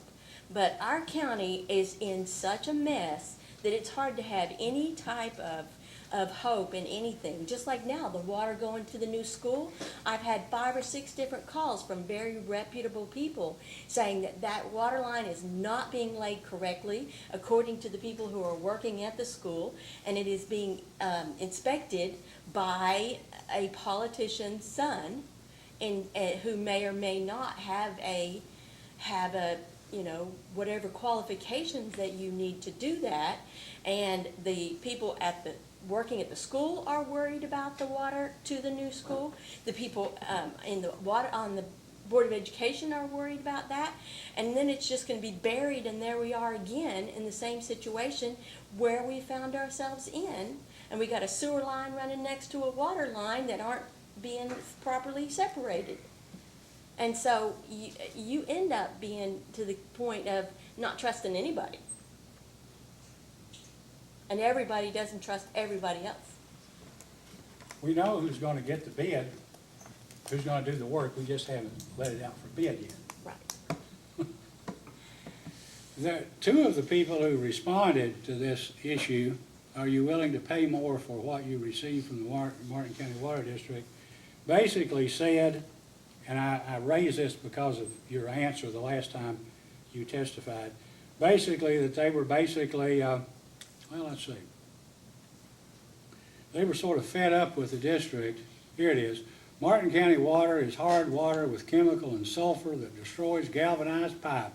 They need to merge with Prestonsburg or Paintsville, or then provide us with water instead of raising our rates. Another said, I remember hearing on the video, and I thought this was what I said, from one of the hearings, that people in Martin County didn't care where the water came from. All they wanted was clean water they could actually use. That's true. I don't care if it comes from Prestonsburg, Paintsville, Pike County, or even Kermit. I just want safe, clean water, even Kermit. All right. Now, I asked you at one point in time, the last time you were here, what you thought about potential merger of the Martin County Water District with some other entity that had experienced management, more personnel, and a larger number of customers over whom to spread the costs. And you testified, I think, that that it was your understanding, I don't know if it's your opinion or if I asked you if it was your group's opinion generally, or people in Martin County, about what they thought about preferring a local management as opposed to a partial management with some other company or entity involved with representatives from Martin County, perhaps on the board. Do you have an opinion as to what your constituents think about that, would think about that? I don't. Again, what they want is clean water. They like representation because you don't want to be taken over by some entity. I don't know who would want to take it over, really. But you don't want to be taken over by some entity that then raises your rates to $100. And, you know, tough if you can't afford it. But what good has representation done you or your fellow Martin Countyans over the last 20 years? You've had representation, you've elected the county judge and the magistrates, you've had a water board consisting of different people, and there have been complaints throughout the years, but where has that gotten you, except in a big hole where you are right now? Well, that's true. I mean, we supposedly had representation, but we didn't feel that we had representation because anytime you tried to find out something, you couldn't. We now have more open representation. That's the way I look at it. Thanks to you all. Well, of course, we can't be here forever. I know. I had seen somewhere, I guess in a paper months and months ago, where Ms. Cromer was advocating that some member of the Martin County Concerned Citizens perhaps feel what was in a vacancy on the Water District Board of Commissioners. But apparently nobody was interested, or was somebody interested but the county judge executive wouldn't make the appointment, or what? Somebody was interested. And as you mentioned earlier, is someone in the more outlying areas willing to serve on the board, or have they been asked? We did ask. They are still interested. And they are very, they know their community, they are aware of their own problems, and they're very well educated, and they would be an excellent member. I have mentioned it a couple times to the board. They said that's never been recommended for them. There are no vacancies on the board at this time, though, is that correct? Do you go to meetings of the Martin County Water District Board of Commissioners? I do. When you go, do you or other citizens who may go ask questions? Are you permitted to ask questions, and are your questions or concerns answered or responded to? They are now, yes. In one of the, I guess the June 25th, 2018 Mountain Citizen, the editor, I'm not sure who actually wrote this editorial, but it says, quote, "Customers won't like it, but we believe a further rate increase recommended by a staff report by the Kentucky Public Service Commission will be accepted. However, any increase above this staff report's recommendation will be contested by customers." Has the Martin County Concerned Citizens determined that any rate increase above the 23% or so that staff has recommended, that you intend to appeal any such award of an increased rate? We haven't polled our members or discussed that. In this proceeding, as I understand it, the Martin County Concerned Citizens have objected to a rate increase above the 17.5% that was awarded on an interim basis, and have also objected to the $4.19 per meter or customer charge, which would permit the water district to pay off its accounts payable, or reduce its accounts payable, which at the time exceeded $800,000 and now apparently is more than $1 million. My question to you is that the Concerned Citizens' position at this time? And if you say we don't know, we don't have a position, or I need to talk to my lawyer, that'd be fine. I can only tell you the way I feel about it. Well, I'd like to hear how you feel. I like that surcharge, because then it seems as if, I mean, it is a bad thing that our current people have to pay off a bad debt, maybe from mismanagement, who knows, whatever. But this way, it is evenly distributed. So those people who have the $90 water bills are paying the same amount on that bad debt that the rest of us are. It's $4.19, and we're all equally trying to pay off a bad debt. I just wish that it was distributed amongst the bad debtors in a way that could be just, let's just work this through. It seems to me it could be about 5 years, and you'd have them all paid off as long as you don't get into worse debt. And you understand that is, the water district cannot spend that money unless the Public Service Commission authorizes it. And it's limited to that certain amount of money Right. that existed as outstanding debt in sometime in March or April 1st, maybe. And if they're not, 2018. if they're not charging as much interest as, they're actually not being, then it wouldn't be as bad as if they are, we don't know what the interest or whatever is.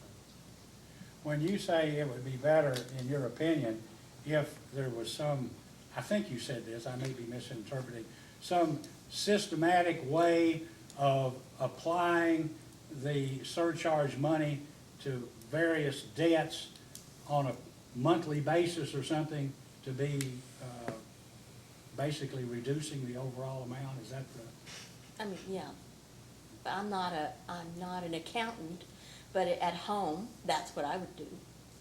I would set up this is how much I'm gonna pay every one of them, or each one of them. All right, I don't have any further questions, but I want to ask the commissioners first. Vice Chairman Cicero, do you have any questions of Ms. McCoy? So the Martin County Concerned Citizens has acted as a group to raise awareness of the problems with the Martin County Water District. Is that a pretty accurate statement? Well, to respond to, though, to try to get people to just stop quarreling in their living rooms and actually, come on, tell us what you're talking about and what can we do about it. And it's been fairly well accepted, the organization. It has. So would you say that you are as much of an educator as you are as of an awareness raiser? In other words, like listening to some of these stories in the newspaper talk about they just received all this grant money and we're not going to give them any more. I mean, does Martin County Concerned Citizens say, wait a minute, that money is for capital, it has nothing to do with a rate increase or operating and maintenance, and oh, by the way, they haven't even received that yet? I try to do that in my own way, personally. Like, for instance, when people were quarreling about on Facebook, of course, they were quarreling about the rate hike and, and I tried to lay out, well, since you're actually paying a surcharge instead of a percentage, you gotta realize how much less that is. So I try to explain wherever I can, wherever we can. Well, and that's good to hear, because misinformation is usually the worst enemy of any solution. Right. Because people do quarrel, they have a belief of what's going on, and people jump to conclusions. It's human nature. I'm not And I saying think that's anything sometimes unusual. they think it's like a school system takeover, Floyd County got taken over by the state, and there are some people who believe that you will just come in and take over our water system and run it. And so we try to explain to people that that's a different thing than what We are just looking for a solution. Right. We aren't interested in running it. Right. One last comment, and that, well, the thing that concerns me is you talked about this water line being laid, and I know that the district is not laying the line, but your background in education and your husband's being on is that a school board? Mm-hmm. And you said that the school board believes that the line is not being laid correctly, but Well, when I was told, I told him, there were 3 different people that called me to tell me. And so I told him, and he called the superintendent, and the superintendent said, yeah, I've heard that. So isn't there a fiduciary responsibility of the school board in their contract with in this building or this construction phase, that Well, they make sure that the line is being properly monitored by a Kentucky engineer to? See, this is where we come into problems with all of this. Whether it was what happened with the sludge spill, whether it's what happened with this, or so many times it's like they're just, oh, well, you go to that one for that. That's not ours, that's theirs. So everybody's just pointing their fingers at the other direction, and we don't get any answers from any of them. So, who do you go to? We hear, well, like when I talk to the water board members, they're like, well, that's not our project, that's the county project. And, the school board, they were not allowed to do it at all. All they paid is a tap-on fee because someone else is going to be using the water. And so it's not the school board. And so, well, it's not the water board, it's not the school board. So, but then the Martin County said, oh, well, we didn't do that. That's Kentucky Engineering who hired that person. And so it's just everybody pointing fingers at everybody else, and pretty soon it's going to be buried, and there it is. And you got the same engineer they have, isn't that Yes. correct? Well, on August 29th, we have another hearing, and we get to talk about the water line that goes to the school, I'm because afraid it'll be buried. I know, but we're going to find out who takes responsibility for the water line after water starts flowing through it and the project is done. And if it's Martin County Water District, they should probably take an interest in, before that property is turned over to them, and they take responsibility for its maintenance that is done correctly. And I'm only saying that out loud now, just in case anybody wants to hear that. But I don't have any other questions. Thank Because you. this is the thing that it worries me so much. This is our chance to get this done right. Not just the school thing, but the water. And this is our chance to get this done right. We've been waiting, I've been waiting, I know, 18 years since I found out how bad it was. And so this is the chance, we gotta finally get it right, and you just don't wanna mess it up. Believe me, I only have a couple of years left, and I hope in my commission time it gets done, but I don't know whether it's gonna happen or not. Commissioner Matthews, questions? I have a question. You walked through the 419 and the surcharge and the paying off debt, and it seemed like you were okay with that because it was segmented, it was dedicated just to paying off the debt, is that correct? That's what I like that. And you said, I think I heard you say, and that's fine as long as we're not going in the hole further? Yeah. I think the filing that your group, or the attorneys for your group, filed said they didn't want more than a 17% rate increase and did not want the surcharge. Is that correct? That's what they said.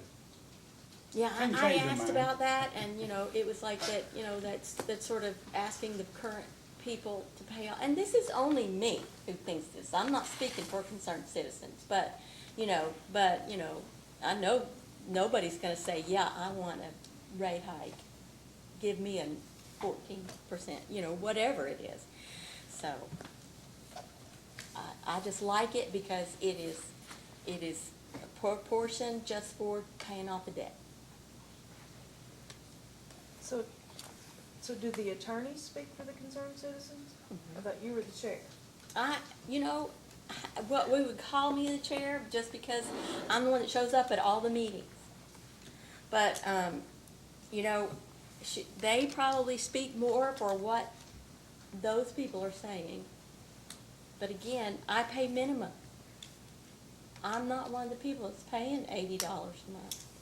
Well, perhaps one of the things that would come out of the ARC money is if there are new meters and new service lines, maybe that helps calibrate folks and they figure out if they really do use $90 worth of water. I just wish the engineers would have said, and while we're there, why don't we just replace the main lines that go to those service lines? Because, well, we're there. But, it's not my call. Right, and I was just, really, I'm trying to understand, I think similarly to the chairman, do people recognize that you can't fix 18 years of neglect without money? I think everybody realizes that.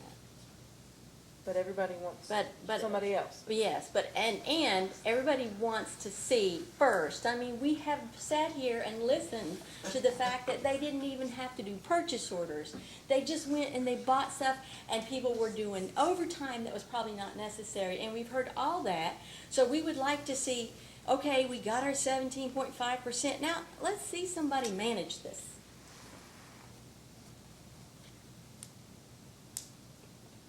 Are you seeing mismanagement with the board that exists now?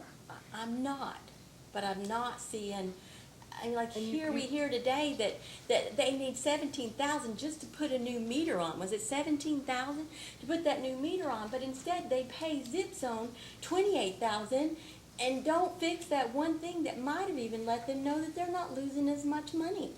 Those are the type of things that makes you question. Zip Zone should have been in one of the old accounts, and that comes out of 419. Those are the type of things that you just think, could this be streamlined, or do we just want to give them more money and just say? I don't think you'll see, give them more money and just say. Yeah. Just say it. That's, our citizens might say, might not say, yeah, well, we'll give them some more money. Okay, thank you. I'm gonna ask a couple more questions before we go around. What is the largest school in the Martin County School District? The high school. The high school. How many students does Martin County, does Sheldon Clark High School have at this time? About 600. And but the Martin County Water District serves maybe 2,300 people, correct? Do you know? I've got 2,961. 2,961? But that's old, but. Well, that's okay. Now, you heard Mr. Heisman talk about what the qualifications required, or the ideal qualifications of someone who would serve as the general manager of the Martin County Water District, correct? And they handle a lot of money. What does the principal of Sheldon Clark High School earn? Do you know? About 75,000. And, of course, that's within the range of Mr. Heisman's testimony, or his opinion, $75,000 to $90,000 about what the general manager ought to make of this water district, assuming he has a college degree in business management, maybe 5 years experience, somebody who can do the job. You basically have to, would you agree that to get proper management and to get the district out of its present malaise into a spot where perhaps people in 4 or 5 years could have adequate water and a decrease in rates, would it be worth it to pay that to a qualified manager? Absolutely. No further questions. Mr. Cumbo, do you want to ask? No. I have Mr. one Donner? follow-up question, Your Honor. Ms. McCoy, we've had several discussions about the surcharge in particular, and that you like the concept of the surcharge, and I think you indicated that. That the monies would be segregated, that it would go to just this, the commission would approve it. Did you express to us any particular concerns about the implementation of it? Well, just as I said, I would just wish that instead of coming and saying, I want to pay this person, could you just I would think they would tell the PSC, this is the way we want to distribute it, and that way we're going to let these people know that this is how long it'll take to pay you off, and, And is the problem stated another way, which you told us, was there doesn't seem to be any plan out there as to how they're doing it? Right. That's all. Staff, questions? No, thank you. Anything else? No further. All right, thank you very much, Ms. McCoy. I appreciate your coming here and testifying at my request. Thank you. All right, there appears to be no other witnesses. Is that correct? We have data requests that will be outstanding, and is there any reason why those with data requests can't have them in writing, reduced to writing and filed by Friday, August the 10th, by midnight on August 11th or something? And if they could get their data requests in by sometime on Friday, August 10th, is there any reason, Mr. Cumbo, why your client couldn't have them answered by the end of the day on Friday the 17th? We know pretty well what they are, right? They've already asked for them. Do you want to talk to your client for a minute? Well, I don't think there's any reason other than there are 1,000 demands on their time.